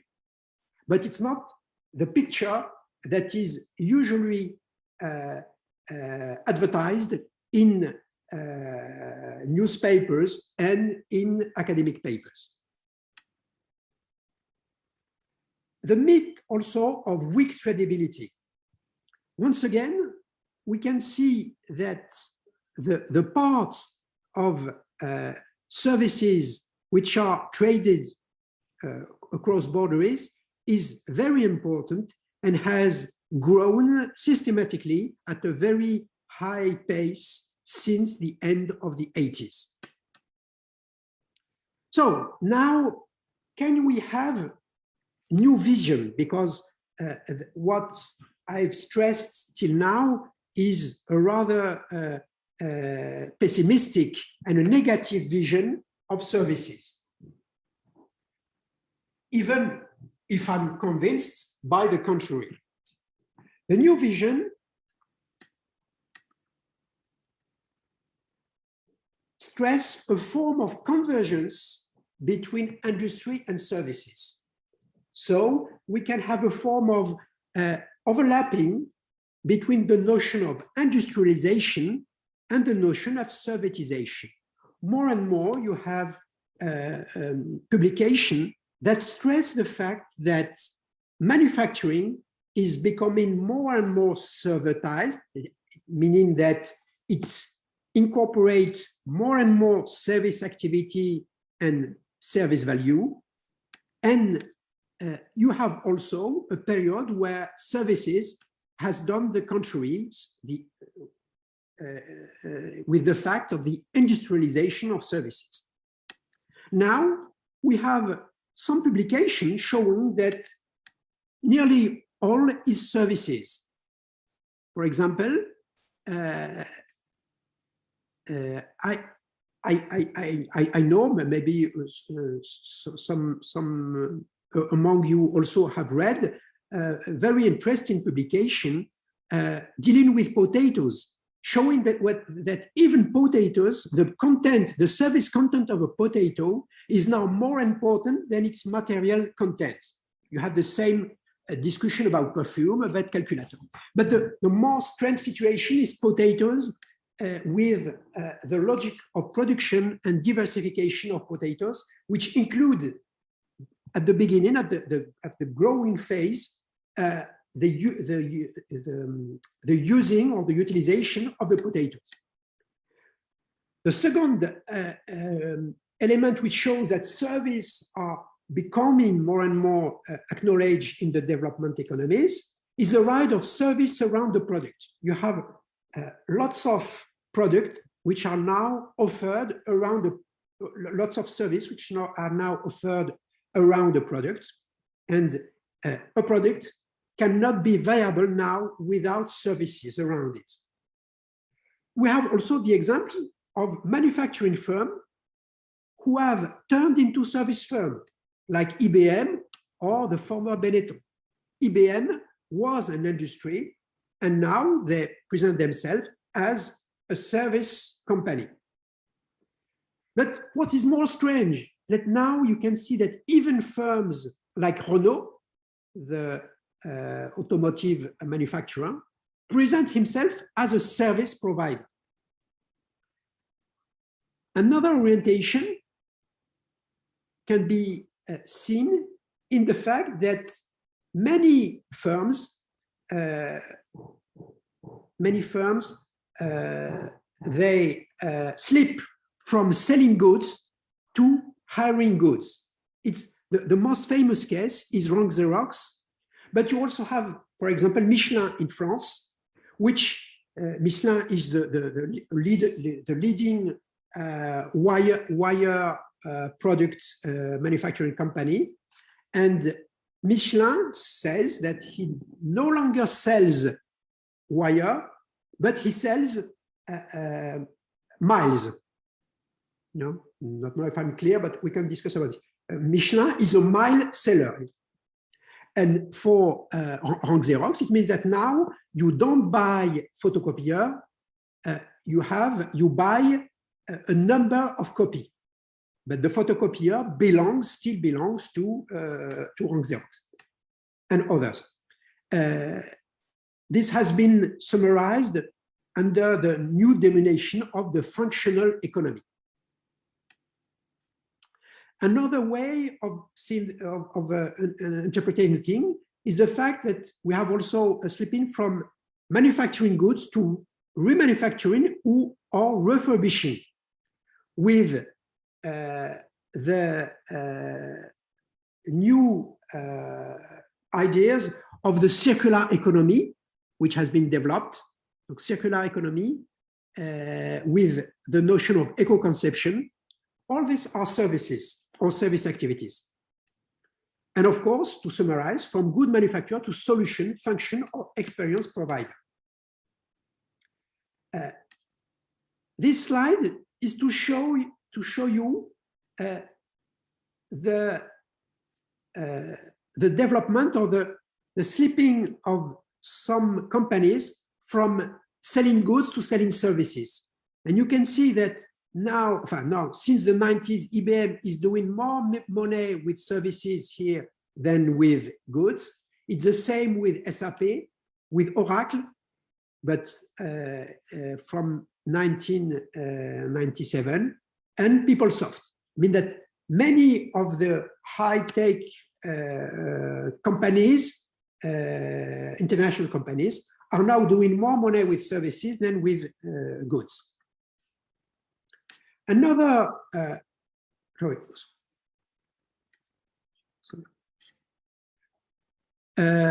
General Motors, for example, the former chairman says an automobile is actually art, entertainment, and mobile sculpture, which coincidentally also happens to provide transportation. And you can see that what I said about Renault, which is that they no longer sell cars, but they sell services, is even the same. We can find even the same philosophy at General Motors. So to conclude with my presentation, I want to just to show you an analytical framework to understand or to address the question of innovation in services, which is my field, my privileged field of survey. In this framework, we can make an opposition between technology focus and non-technological innovations, which include non-technological innovation, service distinctive or service most similar to goods. And we can distinguish some different positions.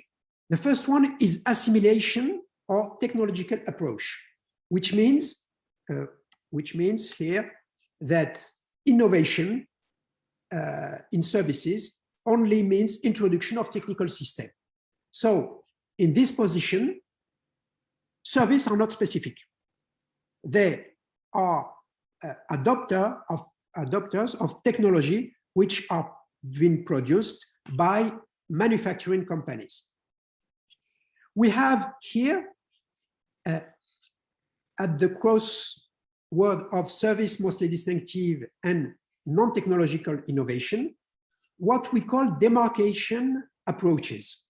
Demarcation approaches just want to show that services are very specific, and we can't understand innovation in service, but even other concepts in services, by using dominant tools, because the dominant tools have been built for industry.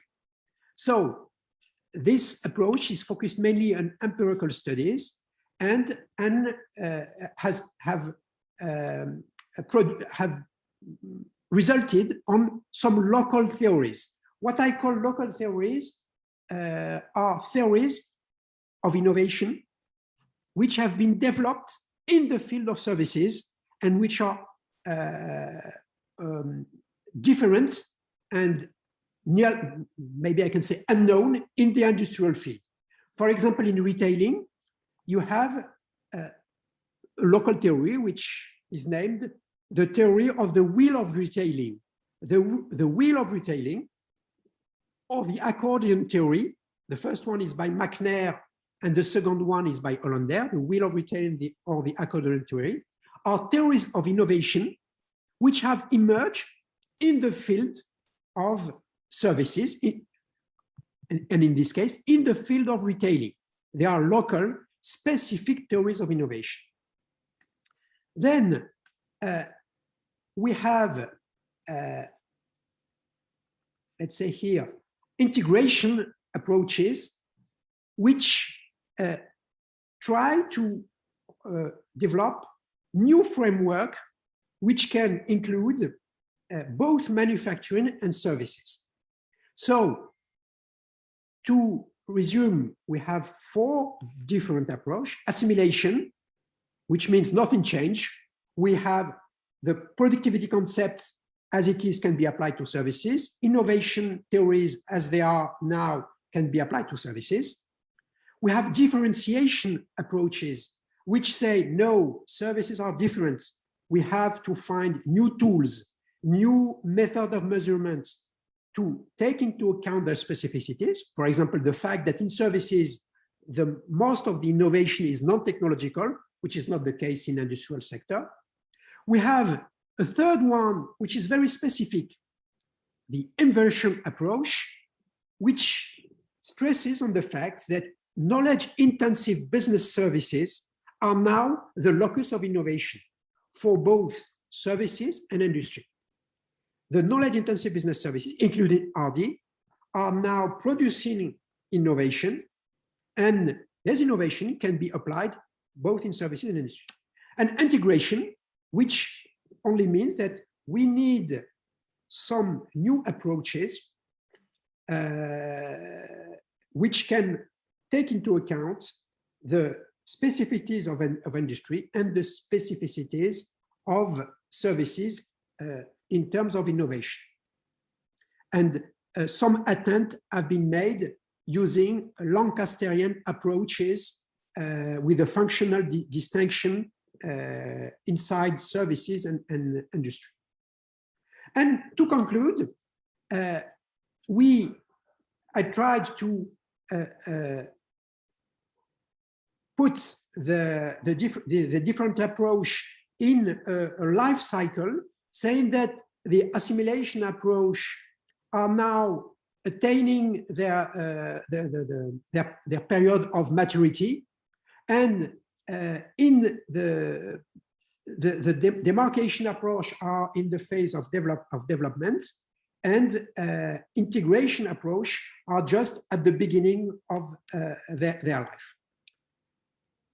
That's it. I finished earlier than I thought, but I think it's also a good idea to leave more time to discussion, or only to leave time for everybody to have some, we say, a little pause. Thank you. Yes, thank you very much, Professor Galuch. So I think it's better to take a time for 10 minutes and then we have a question and answer, Prof. Yes. 10 minutes for break and then we have a question and answer. What do you think? Okay, that's good. Okay, thank you. See you soon in 10 minutes.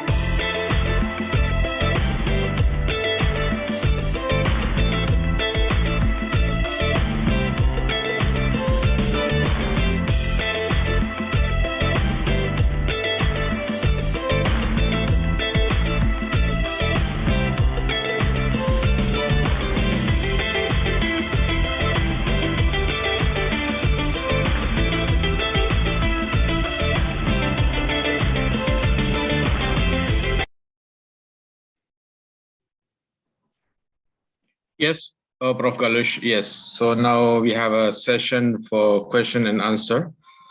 Okay, guys, you can ask for the question directly to the Professor Galush, please.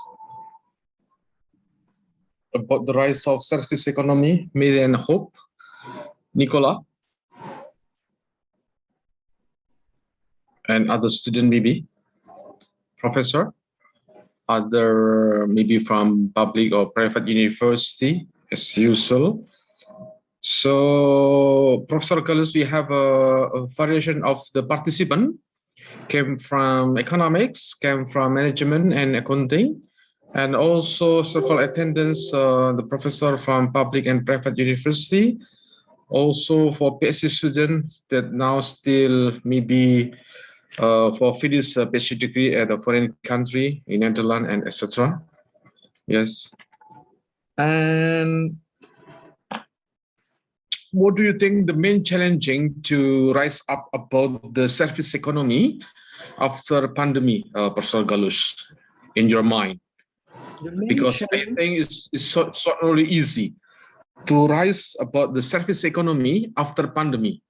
Because maybe in the normal condition, maybe it doesn't matter, we can modelize, but after the pandemic or during pandemic, it's not so really easy to develop about the service economy, how to develop and how to say make a progress within the service economy, maybe in micro sector or maybe in macro model or even international model. Please.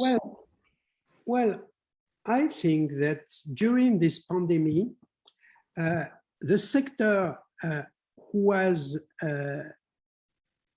more supported the crisis is the sector of services. We can make a distinction in the sector of services between what we can call manual services, non-qualified services, and qualified services. And for example, just to take my own situation in France, it's not my own situation, but it's nearly the same. The situation of my wife, Saïda Galouch, which is dealing.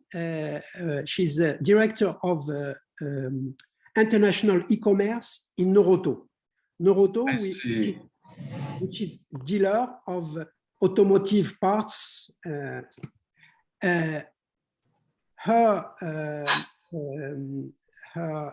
chiffre d'affaires, which is, forget chiffre d'affaires. Her business has really expanded during this period, you know? And they try in her firm that all the people who are working in the firm are teleworking, and they manage to stabilize the business of the company. And it's the same in many other firms. You can see that the industry has suffered far more from COVID than of course, when you have service for personal activities, they have suffered. I mean, if the service is, for example, in restaurant, coffee, and so on, they have suffered. But all the other business services, for example, they grow. The impact, of course, the impact is for everybody, but is less important than was expected. So I think that services in this period have acted as a counter-cyclical model. No? And we should also include in services, you mustn't forget that when we speak about services, we also speak about public and administration. And it's the same, public and administration. In France, during the COVID, when I compare, I'm from Morocco, my country of origin is Morocco. When I compare the situation in France and in Morocco, I can see that in France, the wages which are paid to the administration, which it's very Keynesian, in fact, which are paid to the administration, have contributed to stabilize the consumption, which has not been the case in other countries, for example. So when you have a strong public service base and when you have a strong service base, you suffer less. You suffer, of course. I don't suffer, but you suffer less than the other countries. Yes. Okay. By the way, Professor Galush, I think it's very interesting. Maybe I just remember one of the street in Casablanca in Morocco. There is one of street named the president of Sukarno. Do you know well about the name of our president, Indonesian president, so-called Sukarno? It's one of the name on the street in Casablanca in Morocco. Maybe, maybe if you know well. Okay. However, I'm just curious about the page 28 about your page concerning about the sources of the innovation in services.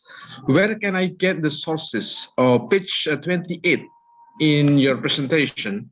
Where can I get the sources? Because I think it's very interesting to us, for the student, to know well about the sources. Or maybe you just wrote for this innovation in services, please.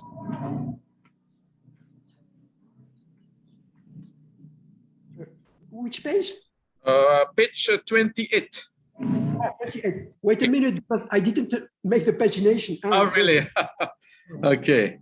About the innovation in services. There are 4 directions: technology focus, service most similar, service most distinctive, and also the include non-technological innovation. The 4 direction, yes, yes.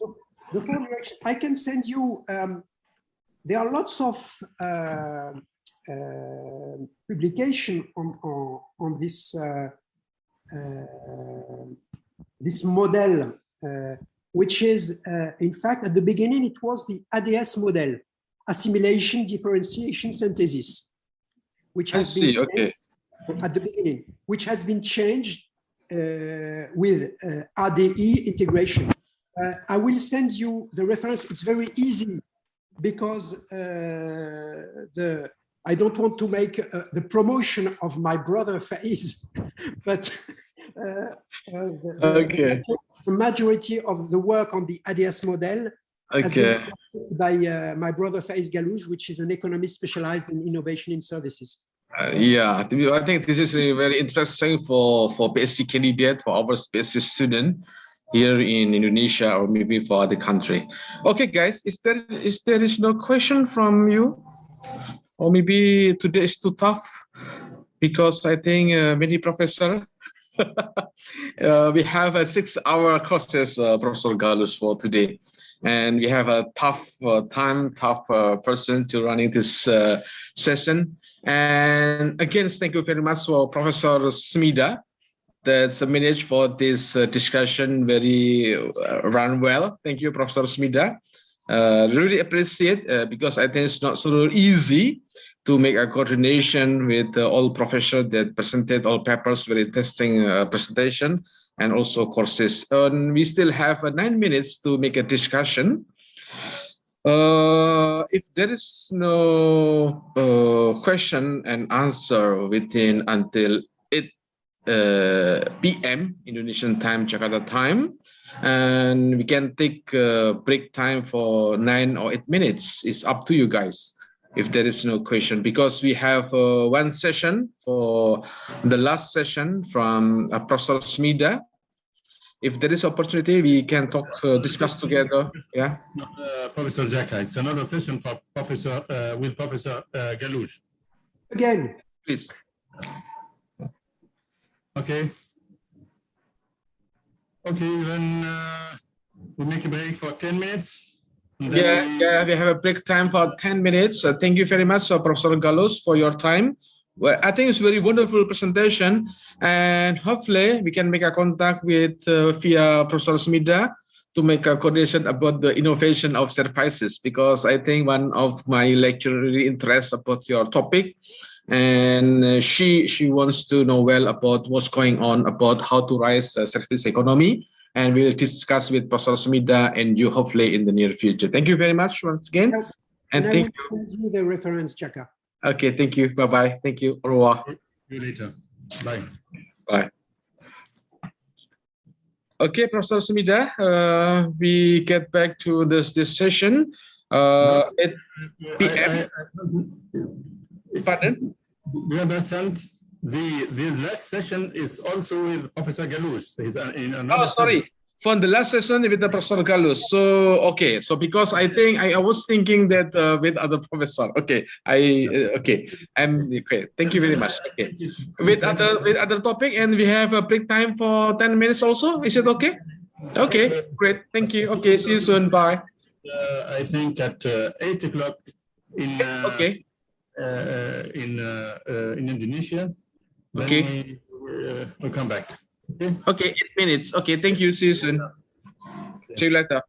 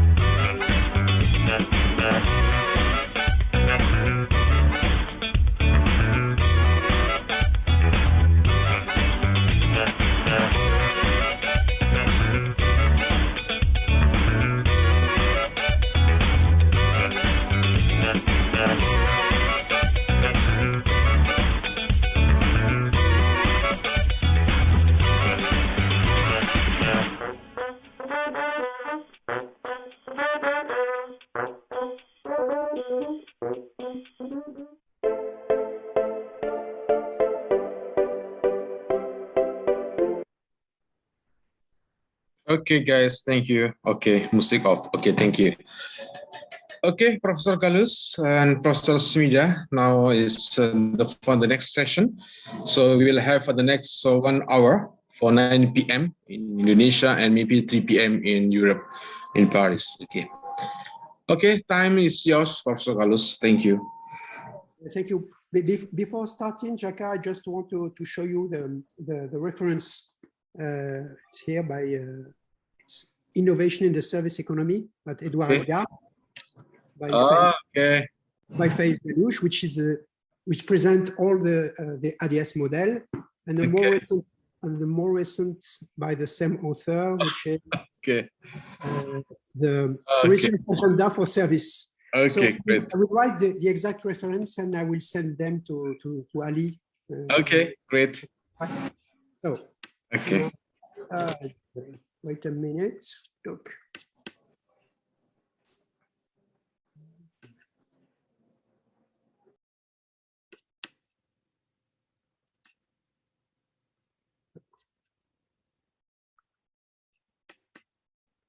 So now I just want to deal with another subject, which is very different from the services, even if we can find some links. Oh, what did I do? Wait a minute, it's the French version, sorry. It's not the good one. Look.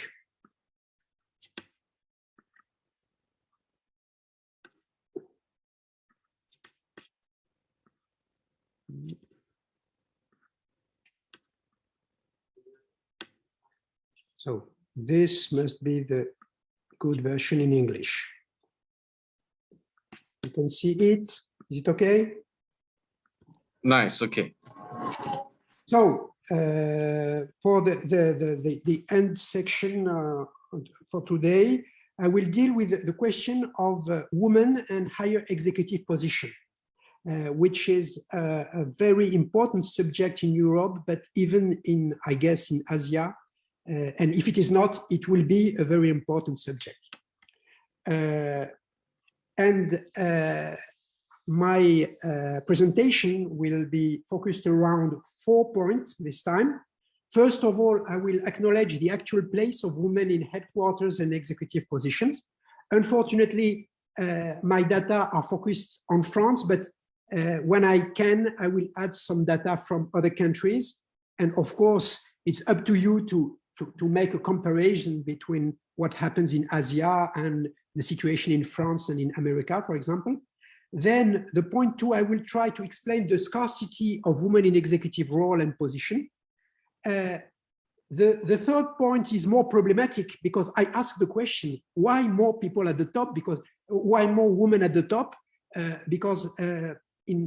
Of course, I think that we should have more women at the top, but the question should be more elaborated. And then fourth, what are the prospects for development? So first point, acknowledging the actual place of women in headquarters and executive position. What can we say? Once again, in the case of France, the women represent 45% of the working population. And of course, their place in management position has increased significantly over the last decade. For example, the women account for 26% of manager in the private sector, but only 11% of head of company of 50 employees or more. And when we have a look at the very large very large enterprises, women account for only 7% of management teams of the top 5,000 French companies, which is very, very low. I would add, because I'm not that sympathetic, which is very low and very strange for a country who always give lessons to the others on this point. Sorry. So we can also see that as the size of the company increases, the proportion of women manager decreases. As you can see, I didn't translate it, but the size of the firm, less than 10 to 200, to more than 200. And you can see that the part of women manager is gradually declining from 18% to 8%. And women barely represent more than 5% of seats on the boards of director of the 40 main French company of the CAC 40. We can see that their presence is very low at the highest level. For example, I've listed some firms here, international firms. Here it's the percentage of women in the whole payroll. The percentage here, the percentage of women in the management, and the part of women in the executive committee. And you can see that the part of women in executive committee is really very, very low. You have lots of 0, 1, and so on. Even in companies that are sometimes considered as more feministic or feminine. Some studies have tried to classify, I don't know if you can see this figure, if the figure is clear, has tried to classify the French firms in the light of the place of the woman here in the executive committee in terms of percentage, and the percentage of women manager in the firm. And you can see, for example, that LVMH, which is a very famous French firm, has a lots of women here, manager, but they are very rare at the executive committee. That's why they are classified as macho firm. You have here in this space, feminist firm. I mean, what do they mean by feminist firm? Firms with a high level of women manager and with a relatively high level of women at the executive committee. So you have L'Oréal, you have Kering, which is luxury brand. You have Sodexo, very strange, but maybe the fact that the CEO of Sodexo is a woman can explain this situation. Carrefour. And you have firms which are considered masculine with very low level of woman manager and very low participation to the executive committee. Capgemini, which is dealing with information system, Peugeot, and so on. You can see that here you have, it's not strange, but common that you have very industrialistic firms, Airbus, Total, Air Liquide, which is dealing with gas and so on.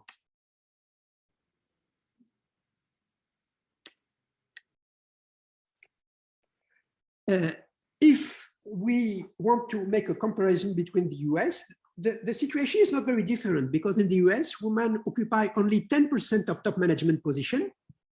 In Standard & Poor's 1,500 companies, they hold just 19% of the board seats of the Standard & Poor's seats, and compared to, for example, 7% in the case of Japan. Japan, which is not, it's similar, the situation in Japan is similar as the one in France.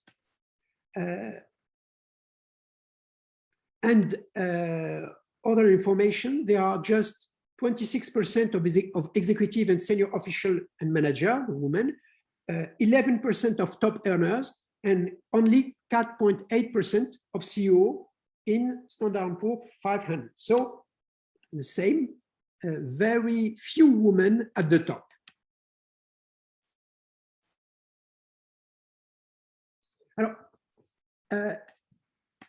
women in executive position, which sector, which function.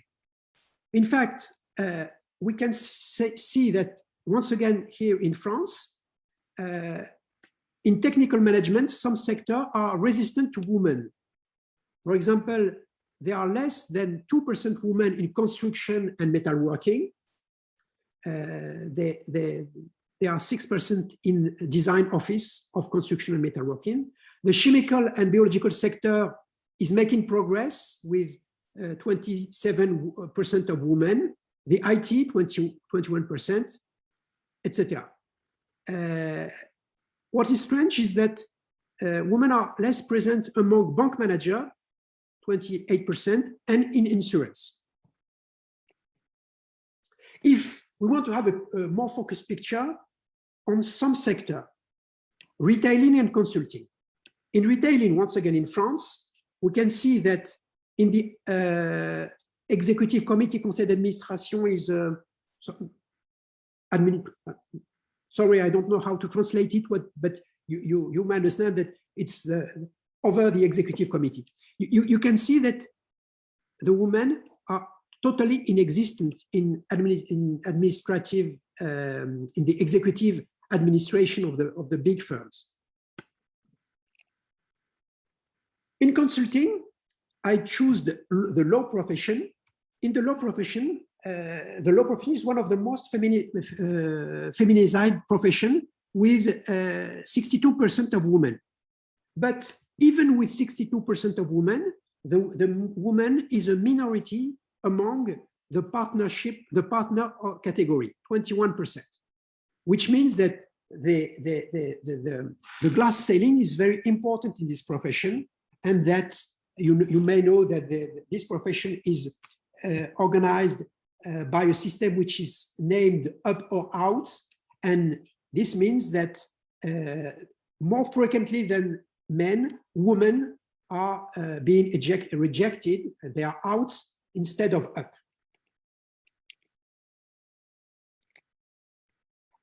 What is important to see is not the sector, but the function or the departments. When you look at the situation, we don't have many figures on this subject in France, but I have a directory of executive and CEO in France, and I made an account of the women in the different function or different departments. We can see here the main information is that women are dominating in the communication departments and to a lesser extent in the administration. They are very rare in audit, control, and strategy, in finance, even in marketing, they are rare. The communication is the main way for the woman to be in the executive committee, which will have many other consequences. So now, how can we explain the scarcity or the absence of women in executive role in big firms, be it in France or in other countries? To explain this,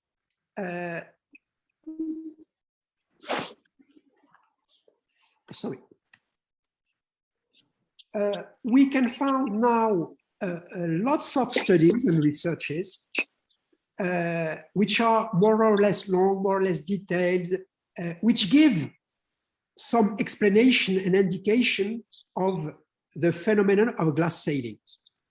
So I've tried to make a review of all these publications, not all these publications, but the majority of these publications.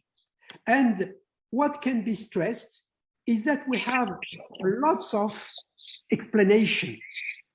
The more common of them are the following.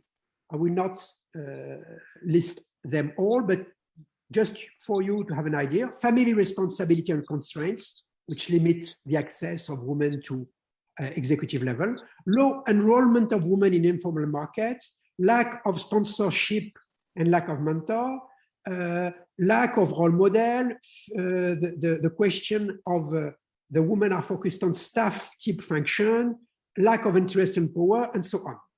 And all. Oui, oui, où tu veux, ça marche. Sorry. We should notice that all the factors that I've mentioned here are not on the same field. In France, we use a formula to say this. It seems to be an inventaire à l'après-vert, which inventaire à l'après-vert means you have lots of explanation, but without any categorization, without any logic. Because all these explanations have not the same scope and have not the same robustness, and they speak to some women and not to the others, and so on. And we lack a systemic approach or a comprehensive explanatory model of this glass ceiling. But we can try to make an order. And I tried to make an order in all these explanations by classifying them into three great categories of explanation: individual factor of explanation, less interest in power, lack of initiative, no career planning, family choices; societal factors, family responsibility and constraints, distribution of domestic tasks, and so on; and organizational factor, staff function, organizational culture, low participation in training program, and of course, low participation to the informal networks, which is very important because we don't have to neglect the informal factor, because generally to access to high-level executive function, the informality is very important, the informal network. Look, most of existing works stress the importance of societal factor, the place of women in society, and the distribution of domestic tasks, and of course on industrial factor, women's choice and strategy. Women's choice. So to explain the low presence of women in executive, high-level executive jobs. Sorry, I didn't translate this figure. Women are considered less career-minded than men. And if I can translate it for you rapidly, this indicates the percentage of women who ask for a training. So here, women, 20% to 24% of women ask for training, less than men. Percentage of women who ask for a rise in salary, a rise in wages. Once again, you see that women don't ask for a rise in wages, maybe thinking that it will come alone. And then percentage of women who ask for a promotion. Once again, only 7% ask for promotion compared to 15% as regards the men. In reality, I think that the most decisive elements or the most decisive explanation to the glass ceiling can be found at the organizational level. In fact, for various reasons, and because working hours are more flexible, women managers are concentrated overwhelmingly in staff type function, as I said before, advisory, support, and communication, for example. Or you may know that the royal trajectory to become CEO of a firm, to become member, to become important member of a board, normally are the financial function. So in this function, support function, few women report directly and they are considered that they are manager without people to supervise. Moreover, this function, like communication, like human resource management,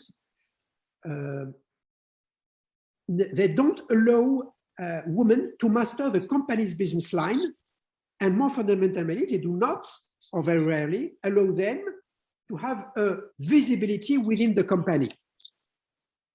As I said it before, the functions which give you visibility are the controlling function, the financial function, or the marketing function.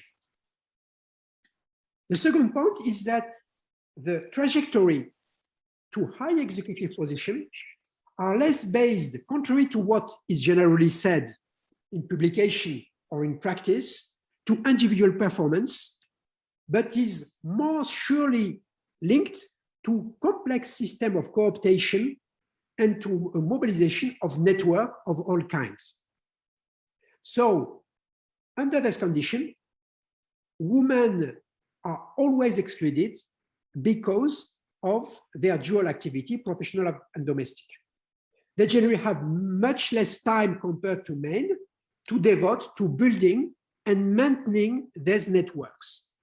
I always, for example, give the example saying that when the board of a firm go to, let's say, Los Angeles for an international forum and so on, at night, the men, they go down to drink and to have fun, and the woman executive, she goes back in her room, I'm just joking, don't be afraid, go back in her room just to phone home to be sure that her husband didn't forget to go and to catch the children at school, for example. So that's a form of limitation of for the women of building networks. The question which is never asked is also why more women at the top, even if it is necessary. But the question of why is important. There is very little work on this question, and I think we can tackle this question at two levels, a macro level and a micro level. First, at the macro level, some international study has showed a correlation between high female labor participation and high growth rates and low structural unemployment. A link between high female labor participation and high growth rate and low structural unemployment.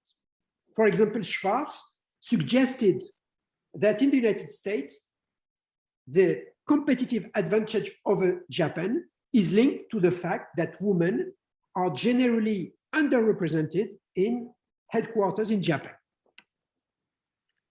This is a point. In fact, for me, it's very, economically speaking, it's very difficult to show this. I mean that maybe we can discuss about this later, but when you do this kind of correlation, the result is always evidence. And I will explain myself maybe later. At the micro level, the idea of systematic exclusion of women from executive position limits companies' performance. So by not hiring or denying promotion to women, company halve the talent base, half means they reduce by 50% the talent base from which they can draw. So another way of saying it is that the integration of women in high executive positions is an opportunity to improve the company's image and to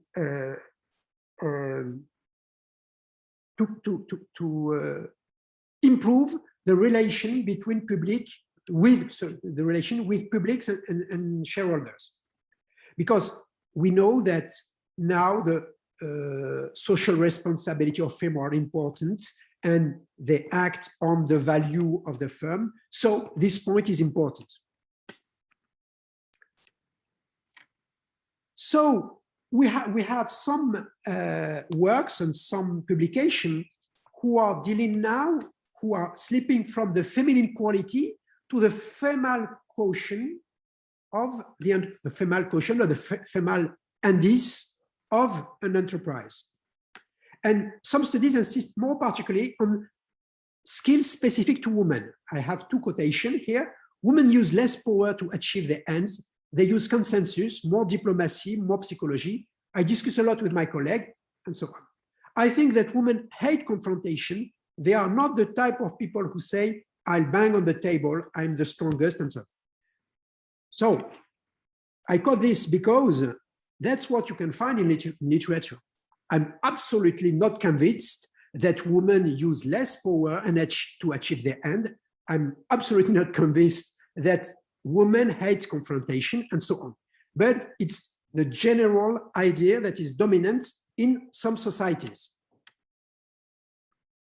And I always, when academics say, I think that women hate confrontation, I always say to them, maybe they never meet my mother. The concept of female management or female quotient has become the credo of the bestseller in management. And now you have consultants who try to evaluate the female quotient of a firm.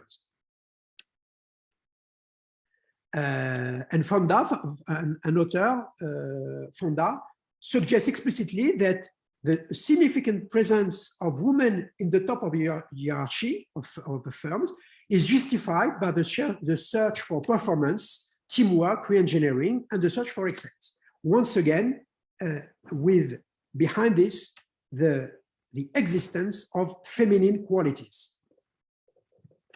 Another author, Arcier, 2002, writes, I believe that qualities deemed to be feminine contribute significantly to the performance of organization. To give just a few examples, the ability to recognize weak signals, the sense of sharing information and delegating, the ability to form consensus. Once again, I think that all these developments lacks robustness and really scientific validation. Anyway, they exist. I can, just as a joke, quote for you a citation in a book which is very quotation in a book which is very old, 1980, but which was still which was still the reference book in the main French business school HEC till the 60s. And in this book, the professor Chambonneau writes, you can read, Stuart Mill in his Political Economy praises the excessive practical spirit of women and their genius for detail. They do not have that power in the conception of the idea, that energy in action, that promptness in decision, which is necessary for those who wish to carry out a large-scale enterprise. There are, of course, many exceptions to the example of Mrs. Boucicaut, which is a famous retailer. But in general, it's extraordinary what we can read.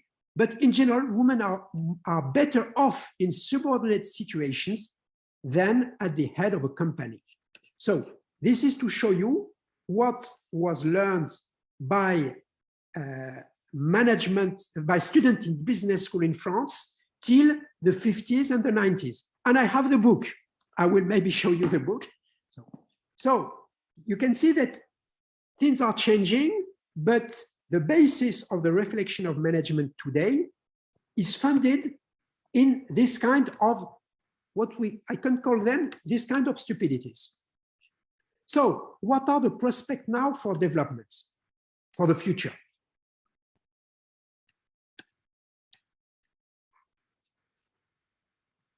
We have reasons to be optimistic because, of course, between the 90s and the 2000s, the weight of women in management positions tended to rise sharply in France, but in every European country, and even in the United States. The trend is accelerating in Europe since 2010, but not naturally. Also because ad hoc regulation have been settled to force companies to accept or to develop the presence of women at the highest level. You know that, for example, even at the academic level in France, now you have some incitation to promote more women professors, because at the moment there is a disequilibrium in the structure of professorship between man and woman, women being more often associate professor than full professor. Sorry. Once again, showing that things are in progress. I didn't translate it, but I can explain it rapidly. When you ask women about the evolution, first of all, the access to responsibilities in firm. More than 60% of women say that things are improving. Possibilities to conciliate, possibilities to balance, possibilities to equilibrate work-life balance, to have a work-life balance. 63% of women say things are improving. Partage des tâches domestiques means that at home, the share of domestic tasks between the man and the woman. More than 70% say that things are also improving. So we can see that the glass ceiling as it is not static, nor it is fixed. It tends to shift and to recede in the medium and the long term. I mean that the glass ceiling 20 years ago is not the same as the glass ceiling today. So women are gradually moving into new areas of executive position and function by a simple mechanical effect. But we also must be aware of the fact that this is not a general movement. In some countries, we can see that the participation of women to the labor force is even declining. So it's not common and general and admitted everywhere. What are, to conclude, the main factor driving these developments? Of course, the increase of women in management categories. If the base is important, the upper level will be also important. The increase of tertiarization of the economy, the increasing of tertiarization of the economy, meaning that women have, and we have seen it before, more chance to be promoted in service activities than in industrial activities. The new behavior of managers who now are educated and are confronted with this question of equilibrium of the part of man and woman. The real or sometimes supposed future shortage of manpower.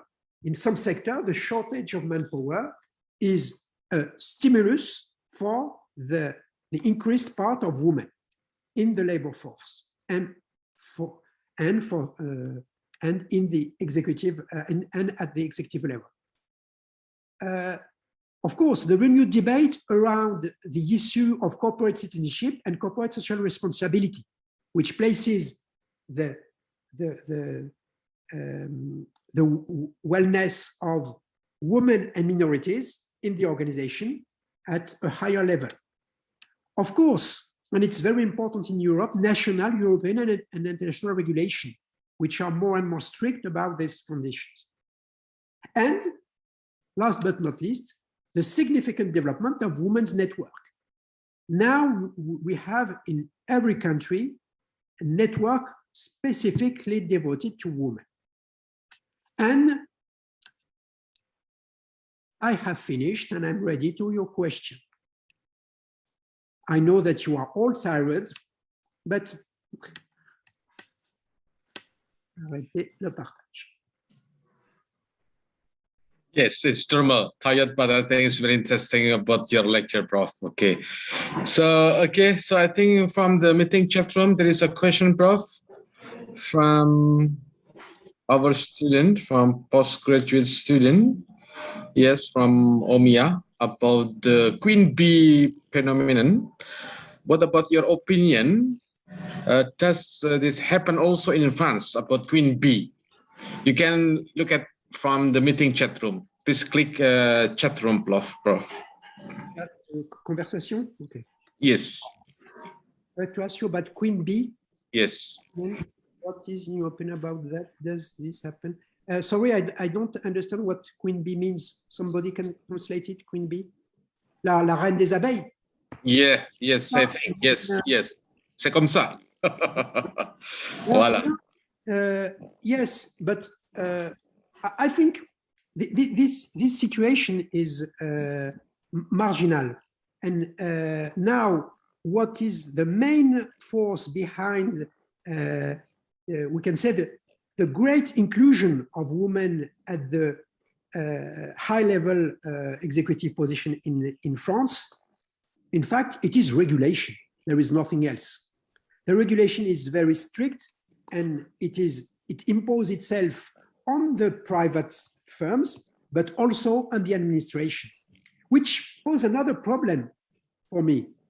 I mean that when you put this kind of regulation, it is not fair because all the women of a cohort, of a period, will be promoted. And it will be very hard for the next generation, you know? So we don't have what we call a provisional management of the entrance of women at the high level. So today there is a sort of, it's not true, but sort of opposition between, or competition between men and women for the high level position in the firm. And tomorrow there will be another competition between the women of today and the women of tomorrow. I don't know if I'm clear. Okay, and then I think there is for the sign out. Okay, guys, is there any question, please? Yes, there is a question from Gajah Mada University, one of the big universities in Indonesia, Prof. About there is a lot of research about the diversity, yes, especially based on the gender. However, it still couldn't understand why the issue about the gender or maybe about the woman's participation are important. It may be due to my personal experience or culture that Indonesia tends to be more patriarchal. What do you think, Prof, about this question from Miliani Mukti? Thank you very much for the question. Wait a minute, because I have to. Yes, yes. Take your time, no problem.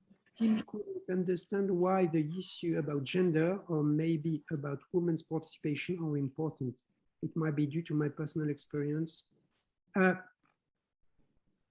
the question is from Meliana. Meliana, yes. Meliana, of course you're right, and I can understand your confusion. As you may know, I'm also from a patriarchal country. That's why in my slide, at the moment, I ask the question, why should there be more women at the top?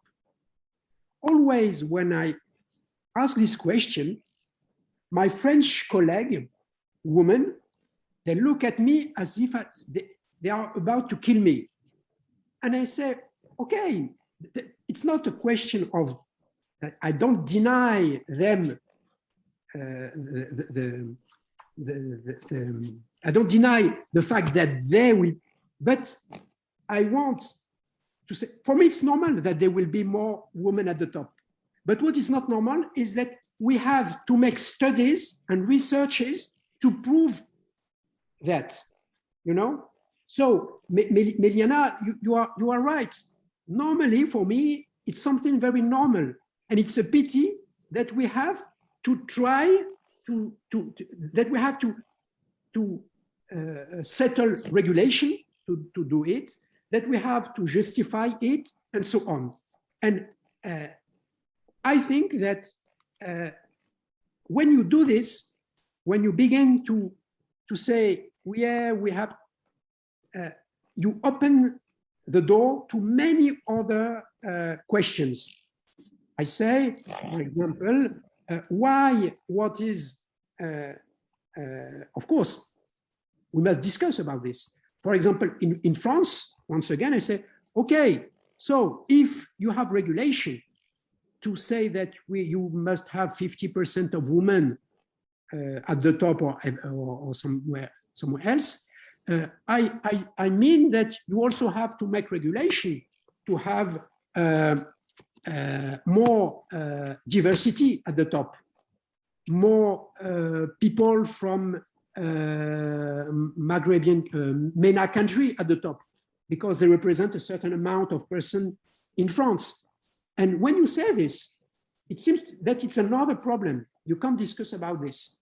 You know that if I represent 10 or 15% of the French population, and that at the top you see no Moroccan, no Algerian, no Tunisian, no Asian, it's also a problem. So you also have to set a regulation.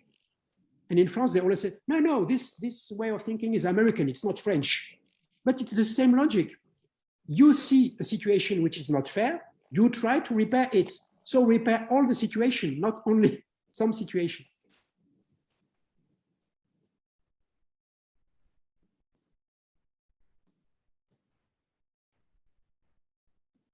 Well, Prof. So, okay, guys, if there is no question anymore, okay, thank you very much for your participation. And once again, thank you very much. Yes, Prof. Professor Jaka, thank you for everyone for attending these seminars. Yeah. It was interesting for everyone, and I hope that we will do it again in the next time. Okay, thank you very much, and goodbye. Thank you very much. Bye-bye.